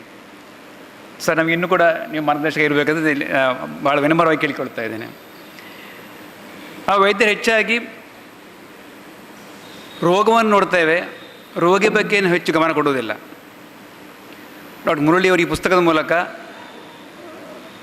ರೋಗ ಮಾತ್ರ ಅಲ್ಲ, ರೋಗಿಯನ್ನು ಕೂಡ ನೋಡಬೇಕು, ರೋಗ ಬಾರದಾಗಿ ಮಾಡಬೇಕು ಬಗ್ಗೆ ಭಾಳ ಸುಂದರ ಕಲ್ಪನೆಯನ್ನು ಈ ಪುಸ್ತಕದಲ್ಲಿ ಕೊಟ್ಟಿದ್ದಾರೆ. ಡಾಕ್ಟರ್ ಶಿಕಾರಿಪುರ ಕೃಷ್ಣಮೂರ್ತಿ ಅವರು ವಿವರವಾಗಿ ಪುಸ್ತಕದಲ್ಲಿರುವಂಥ ಮಾಹಿತಿಗಳನ್ನೆಲ್ಲ ನಮಗೆ ಹಂಚಿಕೊಂಡಿದ್ದಾರೆ. ನನಗೆ ಅನಿಸಿದ್ದಿಷ್ಟೇ, ಈ ಪುಸ್ತಕ ನಮ್ಮ ರೋಗಿ ಕೈಯಲ್ಲಿದ್ದರೆ ನಮಗೆ ತುಂಬ ಸಮಯ ಉಳಿತಾಯವಾಗ್ತದೆ. ಬಿಕಾಸ್ ನಾವು ಅದಕ್ಕೆ ಅವರ ಅನೇಕ ಸಮಸ್ಯೆಗಳಿಗೆ ಉತ್ತರ ಕೊಡುವ ಪ್ರಮೇಯವೇ ಬರುವುದಿಲ್ಲ. ಯಾಕೆಂದರೆ ಎಲ್ಲವೂ ಸವಿವರವಾಗಿ ಈ ಪುಸ್ತಕದಲ್ಲಿದೆ. ಡಾಕ್ಟರ್ ಮುರಳಿಯವರು ಭಾಳ ಸಂಶೋಧನೆ ಮಾಡಿ ಅವರ ವಿಚಾರಗಳನ್ನು ಪುಸ್ತಕದಲ್ಲಿ ಬರೆದು ಎಲ್ಲ ನಿಮ್ಮ ಮುಂದೆ ಇಟ್ಟಿದ್ದಾರೆ. ಇನ್ನು ಎಲ್ಲರೂ ಇದನ್ನು ಓದಿ ಅದರ ಬಗ್ಗೆ ಚರ್ಚೆ ಮಾಡಿ, ವಿಮರ್ಶೆ ಮಾಡಿ, ಈ ಬೇರೊಬ್ಬರಿಗೆ ಒಂದು ವಿಷಯ ತಿಳಿಸಿದರೆ ಸಮಾಜಕ್ಕೆ ಭಾಳ ಉತ್ತಮವಾದೀತು. ಈ ಸಂದರ್ಭದಲ್ಲಿ ನನಗೆ ಈ ಪುಸ್ತಕ ಬಿಡುಗಡೆಗೆ ಅವಕಾಶ ಕೊಟ್ಟಂಥ ಡಾಕ್ಟರ್ ಮುರಳಿ ಮನೋಹರ್ ಚುಂತಾರ್ ಅವರಿಗೆ ಧನ್ಯವಾದಗಳು ಹೇಳಿ, ಇನ್ನೂ ಅನೇಕ ಪುಸ್ತಕಗಳು ಈ ನಮ್ಮಲ್ಲಿ ಬರಲಿ. ಯಾಕಂದರೆ ಪುಸ್ತಕ ಭಾಳ ಸುಲಭದ ಕೆಲಸ ಅಲ್ಲ. ನಾವು ವೈದ್ಯಕೀಯ ಲೋಕದಲ್ಲಿ ನೋಡ್ತಾ ಇರ್ತೇವೆ, ನಾವು ಸಂಶೋಧನೆ ಮಾಡ್ತೇವೆ, ಒಂದು ಪ್ರಬಂಧನ ಮಾಡ್ತೇವೆ, ಕಾನ್ಫರೆನ್ಸಲ್ಲಿ ಮಾಡ್ತೇವೆ, ಹೊರತಾಗಿ ಪುಸ್ತಕ ರೂಪದಲ್ಲಿ ಬಹಳ ಬರೆಯುವಂಥ ಅಭ್ಯಾಸ ಬಹಳ ಕಮ್ಮಿ. ಅದನ್ನೇ ಕೃಷ್ಣಮೂರ್ತಿ ಬರೋ ಬಗ್ಗೆ ಮಾತಾಡ್ತಾಯಿದ್ರು. ವೈದ್ಯರು ಪುಸ್ತಕ ಬರೆಯುತ್ತಾ ಇಲ್ಲ ಅಂತೇಳಿ. ಅದು ಹೌದು, ಅದು ಬಹಳ ಕಷ್ಟದ ಕೆಲಸ. ಆದರೆ ಮುರಳಿ ಅವರು ಅದನ್ನೊಂದು ಚಾಲೆಂಜ್ ತಗೊಂಡು 14 ಪುಸ್ತಕಗಳು ಬಿಡುಗಡೆ ಮಾಡಿರುವಂಥದ್ದು ಭಾಳ ಸಂತೋಷದ ವಿಷಯ. ಇನ್ನೂ ಕೂಡ ಅವರು ಹೀಗೆ ಸಮಾಜಮುಖಿಯಾಗಿ ಅನೇಕ ಪುಸ್ತಕಗಳನ್ನು ಬರೆದು ಆ ಮೂಲಕ ಆರೋಗ್ಯದ ಬಗ್ಗೆ ಹೆಚ್ಚು ಮಾಹಿತಿಯನ್ನು ಹಂಚಲಿ ಅಂಥೇಳಿ ಹಾರೈಸ ನಾನು 2 ಮಾತನ್ನು ಮುಗಿಸ್ತೇನೆ. ನಮಸ್ಕಾರ. ನಿನ್ನೆ ಡಾಕ್ಟರ್ ಮಂಜುನಾಥ್ ಜಯದೇವ ಆಸ್ಪತ್ರೆ ವೈದ್ಯರು ಒಂದು ಉಲ್ಲೇಖವನ್ನು ಮಾಡಿದ್ದನ್ನು ಮಾತ್ರ ಕೇವಲ ಇನ್ಫಾರ್ಮೇಷನ್ಸಿಗೆ ಮಾತ್ರ ಸುಮಾರು 51% ಜನ ಕೆಲಸ ಮಾಡದೆ ನಿಷ್ಕ್ರಿಯರಾಗುತ್ತಾ ಅನಾರೋಗ್ಯ ಪೀಡಿತರಾಗ್ತಾರೆ ಅನ್ನೋದೊಂದು ವರದಿಯಿಂದ ಹೇಳಿದರು. ಯಾವ ಮೂಲದಿಂದ ಹೇಳಿದ್ರು ಗೊತ್ತಿಲ್ಲ, ಟಿ ವಿಯ ಮಾಹಿತಿ ಪ್ರಕಾರ ಅದನ್ನು ಹೇಳಿದರು. 51% ಜನ ನಿಷ್ಕ್ರಿಯರಾಗ್ತಾರೆ, ಕೆಲಸ ಮಾಡದೆ ಜಡರಾಹಿಗಳಾಗಿ ಅನಾರೋಗ್ಯ ಪೀಡಿತಕ್ಕೆ ಒಳಗಾಗ್ತಾರೆ ಅಂತೇಳಿ. ಅದೇ ವಿಶ್ವಸಂಸ್ಥೆಯ ಒಂದು ವರದಿ, ನಮ್ಮ ಶೈಕ್ಷಣಿಕವಾದ ಒಂದು ವರದಿಯಲ್ಲಿ ಅದೇನು ಹೇಳುತ್ತೆ ಅಂತ ಹೇಳಿದರೆ 6ರಲ್ಲಿ ಒಬ್ಬ ವ್ಯಕ್ತಿ ವಾಯುಮಾಲಿನ್ಯದಿಂದ ಸಾಯ್ತಾ ಇದ್ದಾರೆ ಈಗ ಅಂತ. 2019-20 ವರದಿ ಅದು. ಅದರ ಪರಿಷ್ಕರಣಾ ಆವೃತ್ತಿ ಮೊನ್ನೆ ನಾನು ಓದಿದ್ದದನ್ನು. ಪ್ರತಿ 6ರಲ್ಲಿ ಒಬ್ಬ ವ್ಯಕ್ತಿ ವಾಯುಮಾಲಿನ್ಯದಿಂದ ಸಾಯ್ತಾ ಇದ್ದಾನೆ ಅಂತ ವಿಶ್ವಸಂಸ್ಥೆಯ ವರದಿ. ಒಟ್ಟಾಗಿ ಪಾರಿಸಾರಿಕವಾದಂಥ ಪ್ರಭಾವ ನಮ್ಮ ಆರೋಗ್ಯದ ಮೇಲೆ ತುಂಬ ಇದೆ ಎನ್ನುವಂಥದ್ದು. ಅದರ ಹಿನ್ನೆಲೆ ಧನ್ವಂತರಿಯ ಸ್ಮರಣೆ ಮತ್ತೆ ಮರಳಿ ಮಣ್ಣಿಗೆ ಒಂದು ಯೋಗ್ಯವಾದ ಸಂದೇಶ ಈ ಸಂದರ್ಭದಲ್ಲಿ ವೈದ್ಯರು ಅವರ ವಿಮರ್ಶಕರು ಕೂಡ ಅದನ್ನೇ ಇಲ್ಲಿ ಹೇಳಿದರು. ಈಗ ಮುಂದಿನ ಸಂದರ್ಭದಲ್ಲಿ ಕಿಶನ್ ರಾವ್ ಶುಭಾರನ್ನು ಹಾರೈಕೆ ಮಾಡಬೇಕು ಕೇಳಿಕೊಳ್ತಾ ಇದ್ದೇನೆ. ಕಿಶನ್ ರಾವ್ ಅವರು ಬಾಳಿಲದವರು, ಅಂದರೆ ಸುಳ್ಯ ತಾಲೂಕಿನ ಬಾಳಿಲ ಗ್ರಾಮದವರು. ಅವರ ಮನೆ ಹೆಸರೇ ಬಾಳಿಲ. ಅದು ಇಡೀ ಗ್ರಾಮಕ್ಕೆ ಅವರ ಮನೆ ಹೆಸರು ಇದೆ. ಒಂದು ವಿಶಿಷ್ಟ ಏನಂತ ಹೇಳಿದ್ರೆ, ಅವರ ಅಜ್ಜ ಡಾಕ್ಟರ್ ಗೋಪಾಲಕೃಷ್ಣಯ್ಯ ಅಂಥೇಳಿ ಅವರು ವೈದ್ಯರೇ. 60ರ ದಶಕದ ಪೂರ್ವದಲ್ಲಿ ವೈದ್ಯರಾಗಿ, ನಾಡಿಗೆ ವೈದ್ಯರಿಲ್ಲದ ಕಾಲದಲ್ಲಿ ಊರಿಗೆ ವೈದ್ಯರಾಗಿ ಸೇವೆ ಮಾಡಿದವರು. ಮದ್ದು ಕೊಡ್ತಾ ಇರ್ತಾರೆ, ಮದ್ದು ಮುಗೀತದೆ, ಆದರೆ ಮನೆಗೆ ಹೋಗುವ ಕಿಸೆಯಲ್ಲಿ ಒಂದು ಪೈಸೆ ಕೂಡ ಇರಲಿಲ್ಲ ಅಂತ ಅವರೇ ಕೆಲವು ಬಾರಿ ಹೇಳಿದ್ದುಂಟು.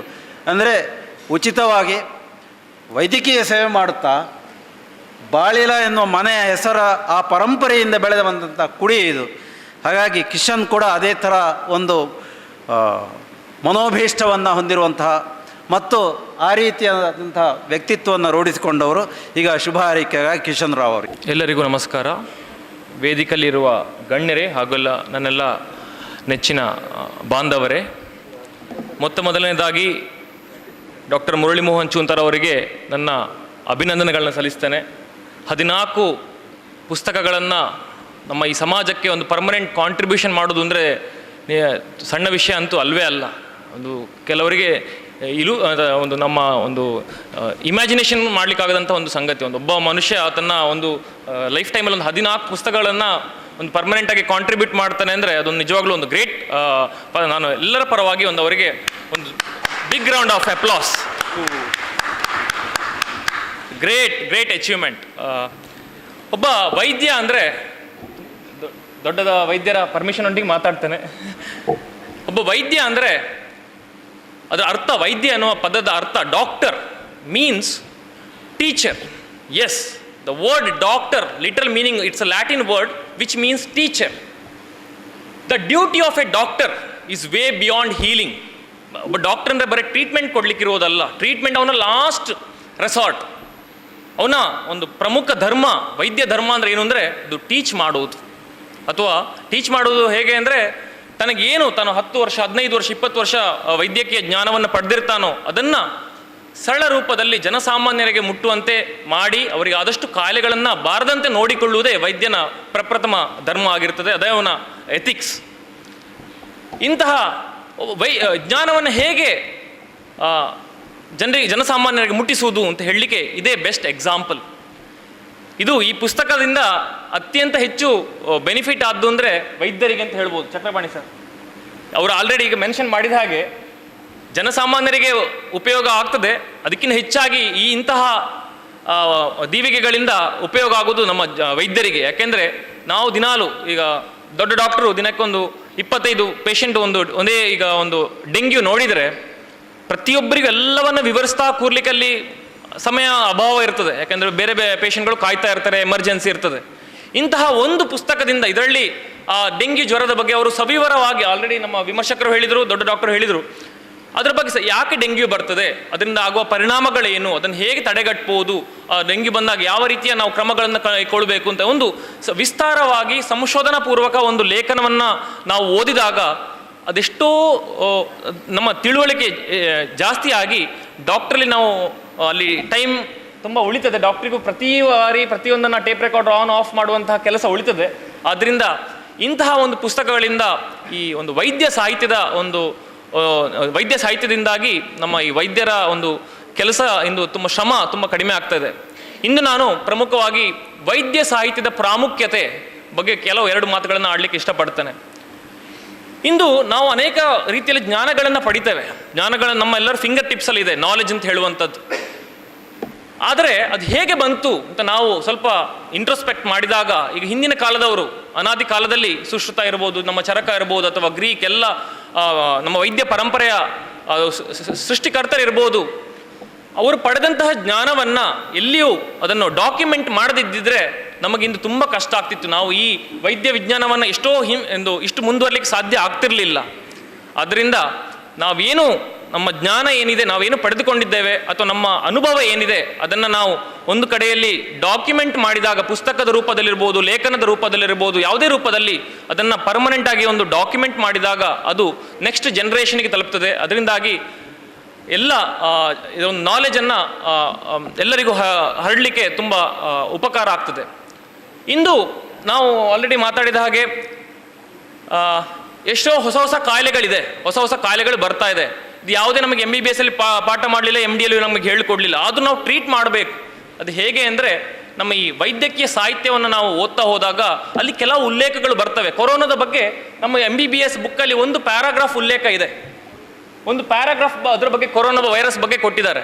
ಅದ್ರ ಬಗ್ಗೆ ಓದಿದಾಗ ಮತ್ತು ಕೆಲವು ಯಾವುದೋ ಒಂದು ಪ್ರದೇಶಗಳಲ್ಲಿ ಆ ರೋಗ ಬಂದಿರ್ತದೆ, ಅದನ್ನು ಯಾರೋ ಪುಣ್ಯಾತ್ಮ ಅದನ್ನು ಉಲ್ಲೇಖ ಮಾಡಿರ್ತಾನೆ. ಸೊ ಇದೆಲ್ಲ ವೈದ್ಯ ಸಾಹಿತ್ಯದಲ್ಲಿ ಇನ್ಕ್ಲೂಡ್ ಆಗಿರ್ತದೆ. ಸೊ ವೈದ್ಯ ಸಾಹಿತ್ಯ ಅನ್ನುವಂಥ ಒಂದು ದೊಡ್ಡ ಭಂಡಾರ. ಇದರಲ್ಲಿ ಎಲ್ಲರ ಒಂದು ಅನುಭವದ ಒಂದು ಅಲ್ಲಿ ಸಂಗ್ರಹ ಇದೆ. ಇದು ನಮ್ಮ ಫ್ಯೂಚರ್ ಜನ್ರೇಷನ್ಗೆ ತುಂಬ ಹೆಲ್ಪ್ ಆಗ್ತದೆ. ಅದರಿಂದ ನಾನು ಇಲ್ಲಿ ಮುರಳಿ ಮೋಹನ್ ಚೂಂತಾರ್ ಅವರಿಗೆ ಮಗದೊಮ್ಮೆ ಅಭಿನಂದನೆಗಳನ್ನು ಸಲ್ಲಿಸ್ತೇನೆ. ಅವರ 2-3 ದಶಕಗಳ, ಆಲ್ರೆಡಿ ನಮ್ಮ ಹೊಸಂಗಡಿ ಕ್ಲಿನಿಕ್ಕಿಗೆ 2.5 ದಶಕ ಆಯಿತು. ಅಂದರೆ ನಿಮ್ಮದಿಗೆ ಒಂದು 3 ದಶಕಗಳ ಅನುಭವವನ್ನು, ಇದೊಂದು ಬರೇ ಲೇಖನಗಳ ಸಂಗ್ರಹ ಅಲ್ಲ, ಅವರ 3 ದಶಕಗಳ ವೃತ್ತಿಪರ ಅದು ಏನು ಅನುಭವ ಇದೆ ಅದನ್ನು ಅವರು ಈ ಪುಸ್ತಕಗಳಲ್ಲಿ ಬರೆದಿರುವಂಥದ್ದು.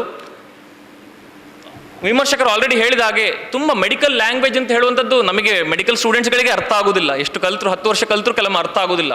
ಅಂತಹ ಒಂದು ಸಂಕೀರ್ಣವಾದಂತಹ ಒಂದು ಭಾಷೆಯನ್ನು ಅವರು ತುಂಬ ಸುಲಲಿತವಾಗಿ, ತುಂಬ ಸ್ಪಷ್ಟವಾಗಿ, ಜನಸಾಮಾನ್ಯರಿಗೂ ಮನಮುಟ್ಟುವ ರೀತಿಯಲ್ಲಿ ಒಂದು ಬರೆದಿದ್ದಾರೆ. ಇದರಲ್ಲಿ ಅವರ ಅಗಾಧ ಜ್ಞಾನ ಜೊತೆಗೆ ಅವರ ಅರ್ಪಣಾ ಮನೋಭಾವ. ಇಷ್ಟು ಬ್ಯುಸಿ ಡಾಕ್ಟರ್ ಮುರಳಿ ಮೋಹನ್ ಚೂಂತಾರ್ ನನಗೆ ಸಣ್ಣಾಗಿರುವಲ್ಲೇ ಒಂದು ರೀತಿ ಇನ್ಸ್ಪಿರೇಷನ್. ಅವರು ಒಬ್ಬ ಮನುಷ್ಯ ಒಂದು ಜೀವಿತ ಕಾಲದಲ್ಲಿ ಇಷ್ಟೆಲ್ಲ ಹೇಗೆ ಮಾಡ್ಲಿಕ್ಕೆ ಸಾಧ್ಯ ಅಂತ ನಾನು ಅವರ ಬಗ್ಗೆ ಯಾವತ್ತೂ ವಂಡರ್. ನಾನು ಬೆಳಿಗ್ಗೆ ಯಾವತ್ತು ನ್ಯೂಸ್ ಪೇಪರ್ನ ಓಡಿ ಹೋಗಿ ಎತ್ತಿಕೊಳ್ಳೋದು, ಬಾಗಿಲು ತೆಗೆದು. ಯಾಕೆ ಅಂದರೆ ಮುರಳಿ ಬಾ ಒಂದು ಎಂತ ಇವತ್ತು ಈ ಲೇಖನ ಬಂದಿದೆ, ಏನು ಬರೆದಿದ್ದಾರೆ ನೋಡುವ. ಪ್ರತಿದಿನ CM ಇದು ಅಂತ ಬಗ್ಗೆ ಒಂದು ಆರ್ಟಿಕಲ್ ಇಲ್ಲದಿರ್ಬೋದು, ಬಟ್ ಪ್ರತಿದಿನ ಮುರಳಿ ಸರಿದ ಒಂದು ಲೇಖನ ಅಥವಾ ಒಂದು ಫೋಟೋ ಪೇಪರ್ಲಿ ಇದ್ದೇ ಇರ್ತದೆ. ಅಷ್ಟು ಒಂದು ಅವಿರತವಾದ ಒಂದು ಶ್ರಮಪಟ್ಟು, ಎಷ್ಟೇ ಅವರ ಟೈಮ್ ಇದಿರಲಿ, ಬ್ಯುಸಿ ಪ್ರಾಕ್ಟೀಷನರ್, ಅಲ್ಲಿ ಹೋಮ್ ಗಾರ್ಡ್ಸ್ ಅಲ್ಲಿ ಎಲ್ಲದಲ್ಲಿ ಸಮಾಜ ಸೇವೆ ಎಲ್ಲ ಇಲ್ಲದ ಕಡೆ ಇಲ್ಲ ಅವರು. ಅಂಥದ್ರಲ್ಲೂ ಇಂಥೊಂದು ಲೇಖನಗಳನ್ನು ಬರೆದು ಜನಸಾಮಾನ್ಯರಿಗೆ ಮುಟ್ಟುವಂಥ ಒಂದು ಕೆಲಸ ಮಾಡ್ತಾ ಇದ್ದಾರೆ. ಅದೇ ಅವರು ಮನಸ್ಸು ಮಾಡಿದರೆ ಅವರೇ ಬರೇ ಒಂದು ಡೆಂಟಲ್ ಸೈನ್ಸಿಗೆ ಅವರು ಸೀಮಿತವಾಗಿರ್ಬೋದಿತ್ತು. ಇಲ್ಲ, ಅವ್ರು ಹಾಗೆ ಮಾಡಲಿಲ್ಲ. ಅವರು ಎಲ್ಲ ವಿಷಯಗಳ ಬಗ್ಗೆ ನಾವು ಆ್ಯಕ್ಚುಲಿ ಚಕ್ರಪಾಣಿ ಸರ್ ಹೇಳಿದಾಗೆ ನಾವು ಡಾಕ್ಟರ್ ಅದರಲ್ಲೊಂದು ವೀಕ್. ನಾವು ಟ್ರೀಟ್ಮೆಂಟ್ ಎಲ್ಲ ಮಾಡ್ತೇವೆ, ಬಟ್ ಮಾತನಾಡುವ ವಿಷಯ ಬಂದಾಗ ಅಥವಾ ಜನಸಾಮಾನ್ಯರಿಗೆ ಅದರ ಬಗ್ಗೆ ಅವೇರ್ನೆಸ್ ಕ್ರಿಯೇಟ್ ಮಾಡುವ ವಿಷಯ ಬಂದಾಗ ನಾವು ಅದರಲ್ಲಿ ತುಂಬ ವೀಕ್. ಅದನ್ನು ನಮ್ಮೆಲ್ಲರ ಸಾರಥ್ಯವನ್ನು, ನಮ್ಮೆಲ್ಲರ ಪರವಾಗಿ ಮಂಗಳೂರಿನ ಅಷ್ಟು ಡಾಕ್ಟರ್ಗಳ, ಅಷ್ಟು ಸರ್ಜನ್ಗಳ ಪರವಾಗಿ ಎಲ್ಲ ಲೇಖನಗಳನ್ನು ಮುರಳಿ ಸರ್ ಅವರೇ ಬರ್ತಾ ಇದ್ದಾರೆ. ಅವರು is much better than any surgeons about a surgery. Varicose veins ಬಗ್ಗೆ ನನಗೆ ತಿಳುವಳಿಕೆಯಿಂದ ಜಾಸ್ತಿ ಅವರೇ ತಿಳಿದು ಅದರ ಬಗ್ಗೆ ಬರೆದಿದ್ದಾರೆ. ಅದರಿಂದ ಅವರ ಈ ಒಂದು ಪುಸ್ತಕ ಏನಿದೆ, ಇದು ಹಳೆ ಸಿಸ್ಟಮ್ ಮತ್ತು ಹೊಸ ಸಿಸ್ಟಮನ್ನು ಒಂದು 2 ಕೊಂಡಿಯಾಗಿ, ಪ್ರಾಚೀನ ತತ್ವಗಳ ಜೊತೆಗೆ ನಮ್ಮ ಆಧುನಿಕ ಆವಿಷ್ಕಾರಗಳು ಏನಿದೆ ಅದನ್ನು ಎರಡನ್ನ ಸಮಜಾಯಿಷಿ ಮಾಡಿಕೊಂಡು ಬರೆದಿದ್ದಾರೆ. ಈ ದೀವಿಗೆ ಓದುಗರ ಜ್ಞಾನವನ್ನು ಹೆಚ್ಚಿಸುವುದರ ಜೊತೆಗೆ ಆ ಧನ್ವಂತರಿ ಅಸಂಖ್ಯಾತ ಓದುಗರಿಗೆ ತನ್ನ ದಾರಿಯನ್ನು ತೋರಲಿ ಮತ್ತು ತಮ್ಮ ಆರೋಗ್ಯವನ್ನು ರಕ್ಷಣೆ ಮಾಡಿಕೊಳ್ಳುವ ನಿಮಗೊಂದು ಶಕ್ತಿ ಬರಲಿ ಅಂತ ಆ ಧನ್ವಂತರಿಯನ್ನು ಪ್ರಾರ್ಥಿಸ್ತಾ, 2 ಶಿಕಾರಿಪುರ ಸರ್ ಒಟ್ಟಿಗೆ ಒಂದು ಮಾತು ಹೇಳಿದ್ರು ಅವರು, ವೈದ್ಯೋ ನಾರಾಯಣೋ ಹರಿಹಿ ಅಂತ. ನಾನು ಅದರಲ್ಲಿ ಸ್ವಲ್ಪ ಡಿಫರ್ ಆಗ್ತೇನೆ. ವೈದ್ಯೋ ನಾರಾಯಣ ಹರಿ ಅಂದರೆ ಅರ್ಥ ವೈದ್ಯೋ ದೇವರು ಅಂತ ಅಲ್ಲ. ವೈದ್ಯೋ ನಾರಾಯಣೋ ಹರಿಹಿ ಅಂದರೆ ವೈದ್ಯನೂ ಅವನೇ, ನಾರಾಯಣನೂ ಅವನೇ. ಯಾರು? ಅದು ಹರಿ. ಅದರಿಂದ ಡಾಕ್ಟ್ರನ್ನ ದೇವರು ಅಂತ ನೋಡಬೇಡಿ, ಅದು ತಪ್ಪು. ನಾವು ಮನುಷ್ಯರೇ, ನಾವೇನೋ ಆ ಒಂದು ವಿಷಯದ ಬಗ್ಗೆ ಏನೋ ಸ್ವಲ್ಪ ತಿಳಿದುಕೊಂಡಿರ್ಬೋದು ಅಷ್ಟೇ. ಅದರ ಅರ್ಥ ನಾವು ದೇವರು ಅಥವಾ ಡಾಕ್ಟರ್ ಅಂದ ಕೂಡಲೇ ಅವನೇ ಮುಟ್ಟಿದ ಕೂಡಲೇ ಎಲ್ಲ ಸರಿ ಆಗ್ತದೆ ಅಂತ ಅಲ್ಲ. ನಮಗೂ ನಮ್ಮದೇ ಲಿಮಿಟೇಷನ್ಸ್ ಇರ್ತದೆ. ಇರ್ಬೋದು ಉಪಕಾರ ಸ್ಮರಣೆ ಒಳ್ಳೇದು, ಬಟ್ ಅದನ್ನೇ ದೇವರು ಅಂತ ಶ್ರದ್ಧೆ ಮುಖ್ಯ. ಅದೇ ನನ್ನ ರಾಮಕೃಷ್ಣ ಸರ್ ಹೇಳ್ತಾ ಇದ್ರು, ನನ್ನ ಅಜ್ಜ ಡಿಸ್ಟಿಲ್ ವಾಟರ್ ಕೊಟ್ಟರು ಗುಣ ಆಗ್ತಿತ್ತು. ಅದೇ ಅಜ್ಜನ ಪುಳ್ಳಿ, ಡಾಕ್ಟರ್, ಅಷ್ಟು ದೊಡ್ಡ ಡಾಕ್ಟರ್ ಪುಳ್ಳಿ. ನಾನೀಗ ಎಷ್ಟು ಒಳ್ಳೆ ಒಂದು ಮಿರಾಕಲ್ ಡ್ರಗ್ ಸ್ಟಿರಾಯ್ಡ್ ಕೊಟ್ಟರು ಗುಣ ಆಗೋದಿಲ್ಲ. ಯಾಕೆ ಅಂದರೆ ಅಲ್ಲಿ ಅವ್ರು ಹೇಳಿದ ಒಂದು ವಿಷಯ ತುಂಬ ಕರೆಕ್ಟ್. ಯಾಕೆ ಹಾಗೆ ಹೇಗಿದು ಮ್ಯಾಟ್ರ್ ವರ್ಕ್ ಆಗ್ತದೆ ಅಂತ ಮೆಡಿಸಿನ್ ಅಂದರೆ, ಮೆಡಿಸಿನಲ್ಲಿ ಎಂಥದ್ದು ಇರೋದಿಲ್ಲ, ಶ್ರದ್ಧೆಯಲ್ಲಿ, ಮೆಡಿಸಿನ್ ತಗೊಳ್ಳೋ ಶ್ರದ್ಧೆಯಲ್ಲಿ ನಮ್ಮ ಬಾಡಿಯಲ್ಲಿ ಹಾರ್ಮೋನ್ಸ್ ಹಾಗೆ ರಿಲೀಸ್ ಆಗ್ತದೆ. ಎರಡು ವಿಷಯಗಳು ನಾವು ತಿಳ್ಕೊಳ್ಬೇಕು, ಒಂದು ಪ್ಲಾಸೆಬೋ ಇಫೆಕ್ಟ್, ಒಂದು ನೊಸೆಬೋ ಇಫೆಕ್ಟ್. ನೀವೆಲ್ಲ ವಿದ್ಯಾವಂತರಿದ್ದೀರಿ, ತಿಳಿದುಕೊಳ್ಳೋರಿದ್ದೀರಿ, ಒಂದು ಎರಡು ವರ್ಡ್ಗಳ ಬಗ್ಗೆ ನಾವು ಸ್ವಲ್ಪ ಗಮನ ಹರಿಸೋಣ. ಒಂದು placebo effect, one more is nocebo effect. Placebo ಅಂದರೆ ಅದೇ ಪ್ಲಾಸೆಬೋ, ಈಗ ನೀರನ್ನು ಕೊಟ್ಟರು ಅದು ಮದ್ದಾಗಿ ಕನ್ವರ್ಟ್ ಆಗ್ತದೆ, ಅದಕ್ಕೊಳ್ಳು ಪ್ಲಾಸೆಬೋ ಇಫೆಕ್ಟ್. ನಾವು ಒಂದು ವಿಷಯದ ಬಗ್ಗೆ ನಾವು ತುಂಬ ಶ್ರದ್ಧೆ ಇಟ್ಟರೆ, ದೇವರ ಬಗ್ಗೆ ನಮಗೆ ಎಷ್ಟು ನಂಬಿಕೆ ಇದೆ, ಶ್ರದ್ಧೆ ಇದೆ, ಅದ ಕಾರಣ ನಾವು ಏನೇ ಆದರೂ ದೇವರು ಮಾಡಿದ್ದು ಅಂತ ಒಂದು ನಾವು ನಂಬಿಕೆಯಿಂದ ನಾವು ಬದುಕ್ತೇವೆ.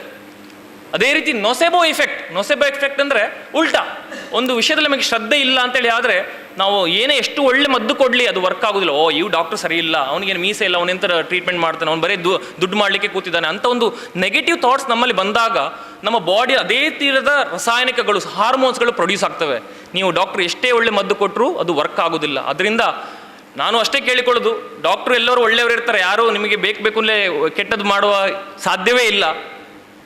ಯಾವುದು 5 ಜನ ಪೇಷಂಟ್ಗಳು ಬಂದರೆ 3 ಜನಕ್ಕೆ ಗುಣ ಸೇಮ್ ಮದ್ದು ಕೊಡೋದು ಎಲ್ಲರಿಗೆ, 5 ಜನ ಜ್ವರಕ್ಕೆ, ಅದರಲ್ಲಿ 3 ಜನಕ್ಕೆ ಗುಣ ಆಗ್ತದೆ, ಇಬ್ಬರಿಗೆ ಗುಣ ಆಗೋದಿಲ್ಲ. ಯಾಕೆಂದರೆ ಅದರಲ್ಲಿ ಶ್ರದ್ಧೆಯ ಪಾತ್ರವು ತುಂಬ ಇರ್ತದೆ. ಆ 3 ಜನಕ್ಕೆ ತುಂಬ ಡಾಕ್ಟರ್ ಮೇಲೆ ಅಥವಾ ಕೊಟ್ಟ ಮದ್ದಲ್ಲಿ ತುಂಬ ಶ್ರದ್ಧೆ ಇದ್ದಿರ್ಬೋದು, ಅದೇ ಅವರನ್ನು ಗುಣ ಮಾಡಿದ್ದು.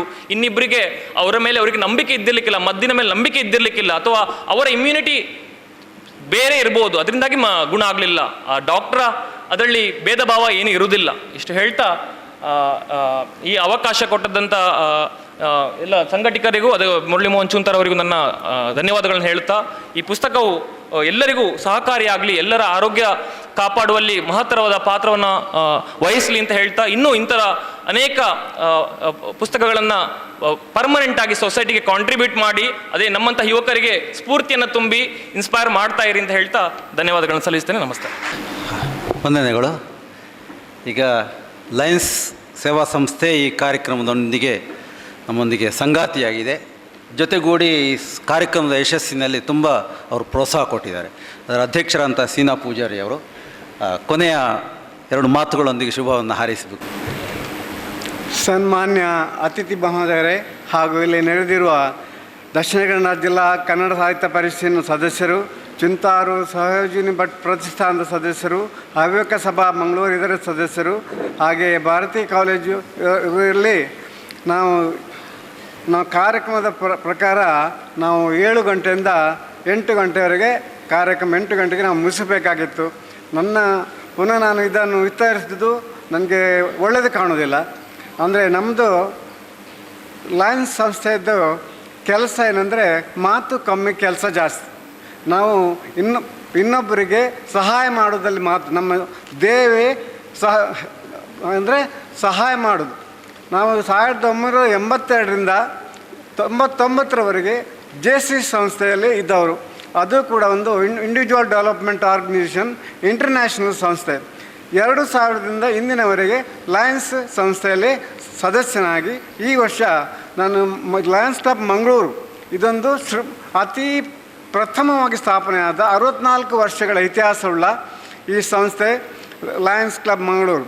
ಈ ಲಯನ್ಸ್ ಕ್ಲಬ್ ಮಂಗಳೂರಿನಲ್ಲಿ ನಾವು ಈಗಾಗಲೇ ನಮ್ಮ ಡಾಕ್ಟರ್ ಚುಂತಾರ್ ಅವರೊಂದಿಗೆ ಅನೇಕ ಕಾರ್ಯಕ್ರಮಗಳಲ್ಲಿ ನಮ್ಮನ್ನು ಜೋಡಿಸಿಕೊಂಡು ಜನೋಪಯೋಗಿ ಕಾರ್ಯಕ್ರಮ ಆಗಲಿ ಅನ್ನೋ ಉದ್ದೇಶದಿಂದ ನಾವು ಇಷ್ಟವರೆಗೆ ಅವರಲ್ಲಿ ನಡೆಸ್ತಾ ಇದ್ದೇವೆ. ಅದು ಅಲ್ಲದೆ ಈವನ್ ಈಗ ವಿಶ್ವಸಂಸ್ಥೆಯಲ್ಲಿ ಕೂಡ ನಮಗೆ ಒಂದು ದಿವಸ ಖಾಲಿ ಲಯನ್ಸ್ ಇಂಟರ್ನ್ಯಾಷನಲ್ಗೆ ಮಾತ್ರ ದಿವಸ ಕೊಡ್ತಾರೆ, ಒಂದು ದಿವಸ ಡಿಸ್ಕಷನ್ ಮಾಡಲಿಕ್ಕೆ UN ಆಫೀಸ್ನಲ್ಲಿ.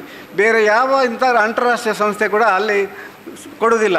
ಈ ರೋಟ್ರಿ ಆಗಲಿ, ರೋಟ್ರಾಕ್ಟ್ ಆಗಲಿ, ಯಾವುದೇ ಸಂಸ್ಥೆಗಿಲ್ಲ, ಖಾಲಿ ಲಯನ್ಸ್ ಸಂಸ್ಥೆಗೆ ಒಂದು ದಿವಸದ ನಮಗೆ ವರ್ಷಕ್ಕೆ ಒಂದು ದಿವಸ ನಮಗೆ ಮಾತ್ರ ನಮಗೆ ಡಿಸ್ಕಷನ್, ವರ್ಲ್ಡ್ ಬಗ್ಗೆ ಡಿಸ್ಕಷನ್ ಮಾಡಲಿಕ್ಕೆ.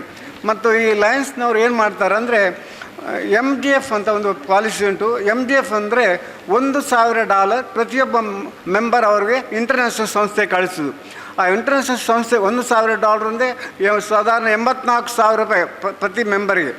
ಕಳಿಸಿದರೆ ಅವರು ಅದನ್ನು ಏನು ಮಾಡ್ತಾರೆ ಅಂದರೆ, ಇಲ್ಲಿ ಇಂಡಿಯಾದಲ್ಲಿ ಏನೇನೋ ಪರಿಸ್ಥಿತಿ ಬಂದು, ಲಾಸ್ಟ್ ಟೈಮ್ ಕೊರೋನಾ ಬಂದದ್ದು, ಆ ಟೈಮ್ದಲ್ಲಿ ಕೋಟಿಗಟ್ಟಲೆ ಹಣವನ್ನು ಇಲ್ಲಿಗಾಗಿ ಅವರು ಕಳಿಸ್ತಾರೆ. ಅದರ 3 ಪಾಲನ್ನು ಅವರು ಏನನ್ನು ಇಟ್ಕೊಳ್ಳೋದು, 3 ಪಾಲು ಇಂಡಿಯಾಕ್ಕೆ ಕಳಿಸಿಬಿಡ್ತಾರೆ ಅಂತ. ನಾವು ಸ್ವಂತ ನಾವು ಏನು ಇನ್ನೊಬ್ಬರನ್ನ ಬೇಡಿಯಲ್ಲ, ನಾವು ಸಂಪಾದನೆ ಮಾಡಿದ ಹಣವನ್ನು ನಾವು ಇಂಟರ್ನ್ಯಾಷನಲ್ ಸಂಸ್ಥೆಯ ಮುಖಾಂತರ ನಾವು ಕೊಡುವಂಥದ್ದು.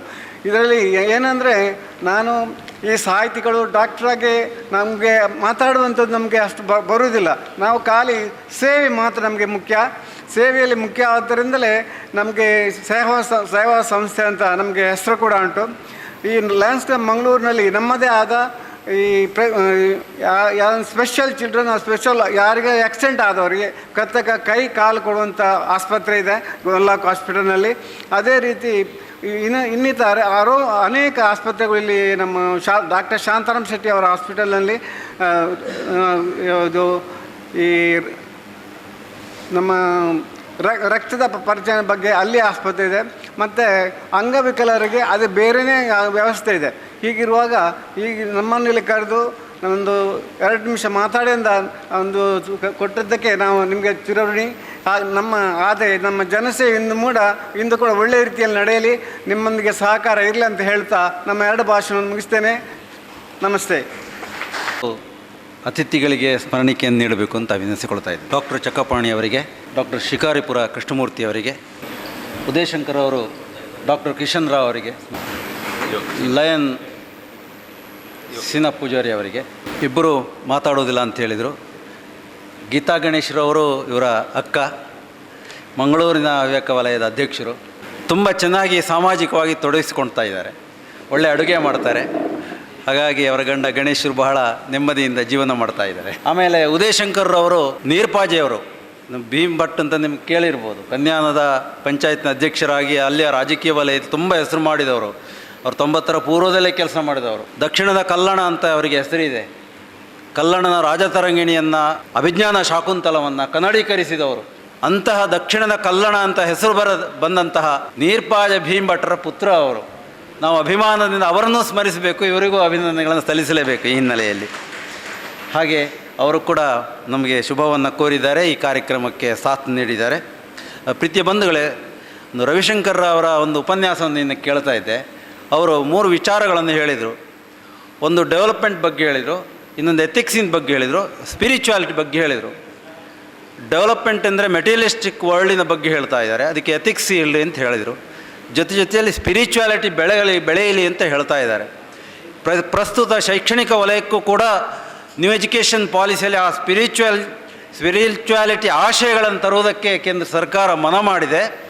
ನೋಡೋಣ, ಶೈಕ್ಷಣಿಕವಾಗಿ ಕೂಡ ಸ್ವಸ್ಥ ಸಮಾಜವನ್ನು ನಿರ್ಮಾಣ ಮಾಡುವುದಕ್ಕೆ ದೇಶವಾಸಿಗಳು ನಾವೆಲ್ಲ ಆಶಿಸೋಣ. ವೈದ್ಯರ ಗಣನೆ ಇದೆ, ಅವರು ನಮಗೆ ಮಾರ್ಗದರ್ಶನ ನೀಡೋಣ. ಮಾರ್ಗದರ್ಶಿಯಾಗಿ ಮುರಳಿ ಮೋಹನ್ರವರು ಧನ್ವಂತರಿ ಕೃತಿಯನ್ನು 2ನೇ ಆವೃತ್ತಿಯಾಗಿ ಅದನ್ನು ಹೊರತಂದಿದ್ದಾರೆ. ಮತ್ತೊಮ್ಮೆ ಮುರಳಿ ಮೋಹನ್ರವರಿಗೆ ಅಭಿನಂದನೆಗಳನ್ನು ಎಲ್ಲರ ಪರವಾಗಿ ಸಲ್ಲಿಸ್ತಾ ಇದ್ದೇನೆ. ಈಗ ಧನ್ಯವಾದವನ್ನು ಸಲ್ಲಿಸಲಿಕ್ಕಿದ್ದಾರೆ ಮಂಗಳೂರು ಘಟಕದ ಕನ್ನಡ ಸಾಹಿತ್ಯ ಪರಿಷತ್ತಿನ ಕಾರ್ಯದರ್ಶಿಗಳು ಗಣೇಶ್ ಪ್ರಸಾದ್ ಜಿ ಅವರು. ಸಾಹಿತ್ಯ ಪರಿಷತ್ನವರೊಂದು ಆಶಯವನ್ನು ವ್ಯಕ್ತಪಡಿಸಿದ್ದಾರೆ. ಡಾಕ್ಟರ್ ಮುರಳಿ ಮೋಹನ್ರವರಿಗೆ ಕಿರು ಗೌರವವನ್ನು ಸಮರ್ಪಿಸುವಂತಹ ಒಂದು ಕಾರ್ಯಕ್ರಮ. ದಯವಿಟ್ಟು ಘಟಕದ ಸದಸ್ಯರುಗಳು, ಕೋಶಾಧ್ಯಕ್ಷರು ವೇದಿಕೆ ಬರಬೇಕು. ಆತ್ಮೀಯ ಬಂಧುಗಳೇ, ಡಾಕ್ಟರ್ ಮುರಳಿ ಮೋಹನ್ ಚೂಂತಾರ್ರವರು ನಮ್ಮ ಪರಿಷತ್ತಿನ ಹೆಮ್ಮೆ. ಅವರು ಈ ಬಾರಿ ಧನ್ವಂತರಿ ಭಾಗ 2 ಈ ಕೃತಿಯನ್ನು ಬರೆದು ಲೋಕಾರ್ಪಣೆ ಮಾಡಿರುವಂಥ ಈ ಸಂದರ್ಭದಲ್ಲಿ ನಮ್ಮ ಕನ್ನಡ ಸಾಹಿತ್ಯ ಪರಿಷತ್ ಮಂಗಳೂರು ತಾಲೂಕು ಘಟಕದ ಪರವಾಗಿ ಅವರಿಗೆ ತುಂಬ ಹೃದಯದ ಅಭಿನಂದನೆಗಳನ್ನು ಈ ಸಂದರ್ಭದಲ್ಲಿ ಸಲ್ಲಿಸ್ತಾ ಇದ್ದೇವೆ. ಅವರು ಸದಾ ನಮ್ಮ ಪರಿಷತ್ತಿಗೆ ಜೀವಂತಿಕೆಯನ್ನು ತುಂಬುತ್ತಾ ಇರುವವರು.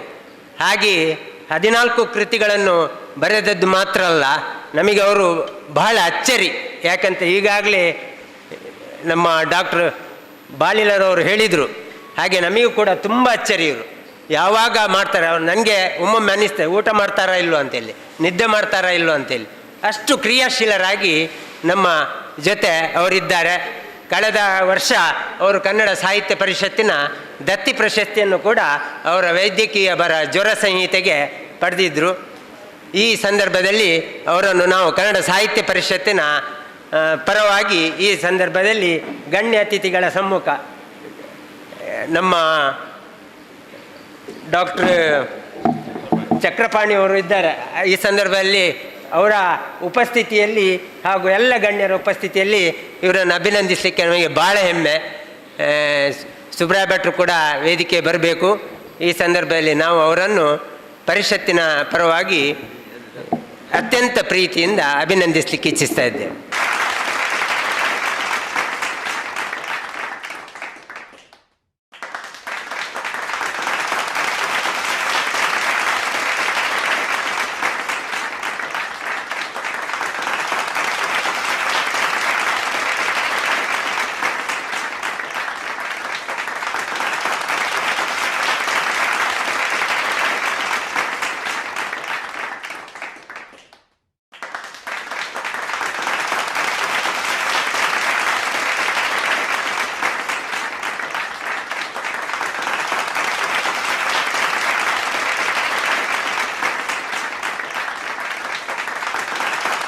ಡಾಕ್ಟರ್ ಚೂಂತಾರ್ ದಂಪತಿಗಳನ್ನು ವೇದಿಕೆಯಲ್ಲಿ ಕೂರಿಸ್ಬೇಕಿತ್ತು. ನಮಗೆ ಆ ದೃಶ್ಯ ನೋಡುವಂಥ ಭಾಗ್ಯ ನಾವು ಕಳ್ಕೊಂಡೆವು ಅಂತ ಹೇಳ್ತಾ, ಯಾಕಂತ ಹೇಳಿದರೆ ಅವರ ಒಂದು ಸ್ಫೂರ್ತಿ ಖಂಡಿತ ಇವರಿಗೆ ತುಂಬ ಇದೆ. ಇವರು ಎಷ್ಟು ಕ್ರಿಯಾಶೀಲರಾಗಿರ್ಬೇಕಾದ್ರೆ ಅವರ ಸಹನೆ ಕೂಡ ಅದರಲ್ಲಿ ದೊಡ್ಡ ಪಾತ್ರ ಇದೆ. ಅವರನ್ನು ಈ ಸಂದರ್ಭದಲ್ಲಿ ಅಭಿನಂದಿಸ್ತಾ ಇದ್ದೆ. ಕೊನೆಯದಾಗಿ ವಂದನಾರ್ಪಣೆ. ಈ ಸಂದರ್ಭದಲ್ಲಿ ನನಗೆ ಡುಂಡಿರಾಜರೊಂದು ಚುಟುಕು ನೆನಪಿಗೆ ಬರ್ತಾ ಇದೆ. ಬರೆಯುವುದೆಂದರೆ ಹೆರಿಗೆ ಹಾಗೆ ಏನಂತಿ, ಹಾಗಾದರೆ ನೀ ಸಾಹಿತಿ ಅಲ್ಲ ಬಾಣಂತಿ. ಬರೆಯುವುದೆಂದರೆ ಹೆರಿಗೆ ಹಾಗೆ ಏನಂತಿ, ಹಾಗಾದರೆ ನೀ ಸಾಹಿತಿ ಅಲ್ಲ ಬಾಣಂತಿ. ಇವತ್ತು ಧನ್ವಂತರಿ ಭಾಗ 2 ಈ ಒಂದು ವೈದ್ಯಕೀಯ ಲೇಖನಗಳ ಕೃತಿಯನ್ನು ಡಾಕ್ಟರ್ ಚೂಂತಾರ್ರವರು ಸಾಹಿತ್ಯ ಲೋಕಕ್ಕೆ, ವೈದ್ಯಕೀಯ ಲೋಕಕ್ಕೆ ಅರ್ಪಣೆ ಮಾಡಿದ್ದಾರೆ.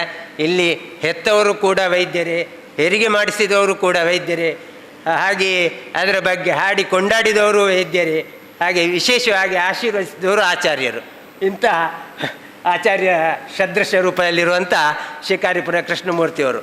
ಇಂಥ ಒಂದು ಅತ್ಯಂತ ಆಪ್ತವಾದ ಕಾರ್ಯಕ್ರಮದಲ್ಲಿ ನಾವಿದ್ದೇವೆ.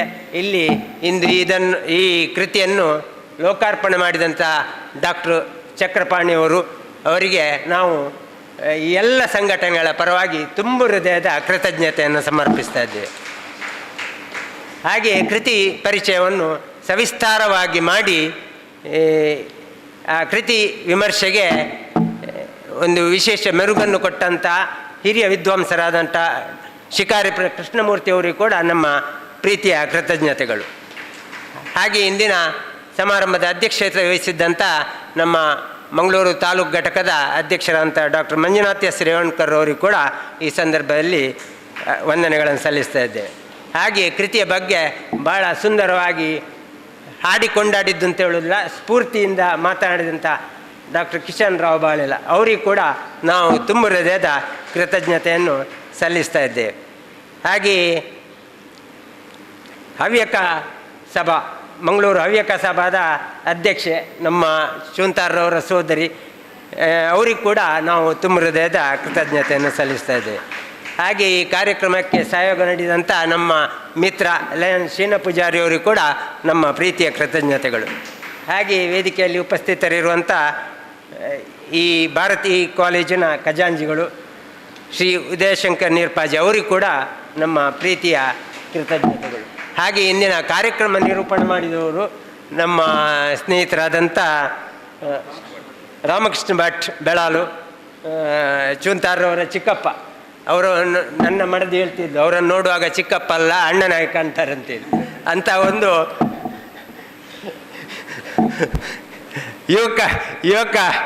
ಯುವಕನ ರೀತಿ ಇರುವವರು, ಅವರಿಗೂ ಕೂಡ ನಾವು ಪ್ರೀತಿಯ ಕೃತಜ್ಞತೆಯನ್ನು ಸಲ್ಲಿಸ್ತಾ ಇದ್ದೇವೆ. ಅದೇ ರೀತಿಯಲ್ಲಿ ಇಂದಿನ ಕಾರ್ಯಕ್ರಮದ ಕೇಂದ್ರ ಬಿಂದು ಡಾಕ್ಟರ್ ಮುರಳಿ ಮೋಹನ್ ಚೂಂತಾರ್ ಹಾಗೂ ಅವರ ಶ್ರೀಮತಿ ರಾಜಶ್ರೀ ಚೂಂತಾರ್ರವರಿಗೂ ಕೂಡ ನಾವು ವಿಶೇಷವಾದಂಥ ಅಭಿನಂದನೆಗಳನ್ನು ಹಾಗೂ ಕೃತಜ್ಞತೆಯನ್ನು ಕೂಡ ಸಲ್ಲಿಸ್ತಾ ಇದ್ದೇವೆ. ಈ ಕಾರ್ಯಕ್ರಮದಲ್ಲಿ ಎಲ್ಲರೂ ನಮ್ಮನ್ನು ಸೇರಿಸಿಕೊಂಡ ಒಂದು ವಿಶೇಷ ಕಾರ್ಯಕ್ಕಾಗಿ. ಹಾಗೆ ಇಂದಿನ ಕಾರ್ಯಕ್ರಮದಲ್ಲಿ ನಮ್ಮ ಕೋಶಾಧಿಕಾರಿಗಳಂಥ ಸುಬ್ರಾಯ ಭಟ್ರು ಭಾಳ ಸಹಕಾರ ನೀಡಿದ್ದಾರೆ. ಅವರನ್ನು ಕೂಡ ಈ ಸಂದರ್ಭದಲ್ಲಿ ನಾವು ಪ್ರೀತಿಯಿಂದ ನೆನೆಸ್ಕೊಳ್ತಾ ಇದ್ದೇವೆ. ಹಾಗೆಯೇ ಇಲ್ಲಿ ಸೇರಿರುವಂಥ ಎಲ್ಲ ಸಾಹಿತ್ಯಾಭಿಮಾನಿಗಳು, ಅದೇ ರೀತಿಯಲ್ಲಿ ಡಾಕ್ಟ್ರು ಚೂಂತಾರ್ರವರ ಎಲ್ಲ ಸ್ನೇಹಿತರು, ಅಭಿಮಾನಿಗಳು, ಮಾಧ್ಯಮದ ಮಿತ್ರರು, ಹಾಗೆಯೇ ಕಾರ್ಯಕ್ರಮದ ಎಲ್ಲ ಸಹಯೋಗಿ ಸಂಸ್ಥೆಯ ಪದಾಧಿಕಾರಿಗಳು ಹಾಗೂ ಸರ್ವ ಸದಸ್ಯರಿಗೂ ಕೂಡ ಈ ಸಂದರ್ಭದಲ್ಲಿ ಕೃತಜ್ಞತೆಯನ್ನು ಸಲ್ಲಿಸ್ತಾ ಇದ್ದೇವೆ. ಹಾಗೆ ಈ ಭಾರತಿ ಕಾಲೇಜಿನ ಆಡಳಿತ ಮಂಡಳಿ ಹಾಗೂ ಸಿಬ್ಬಂದಿ ವರ್ಗದವರಿಗೆ ಕೂಡ ನಾವು ಈ ಸಂದರ್ಭದಲ್ಲಿ ಕೃತಜ್ಞತೆಯನ್ನು ಸಲ್ಲಿಸ್ತಾ ಈ ಧನ್ಯವಾದವನ್ನು ಕೊನೆಗೊಳಿಸ್ತಾ ಇದ್ದೇವೆ.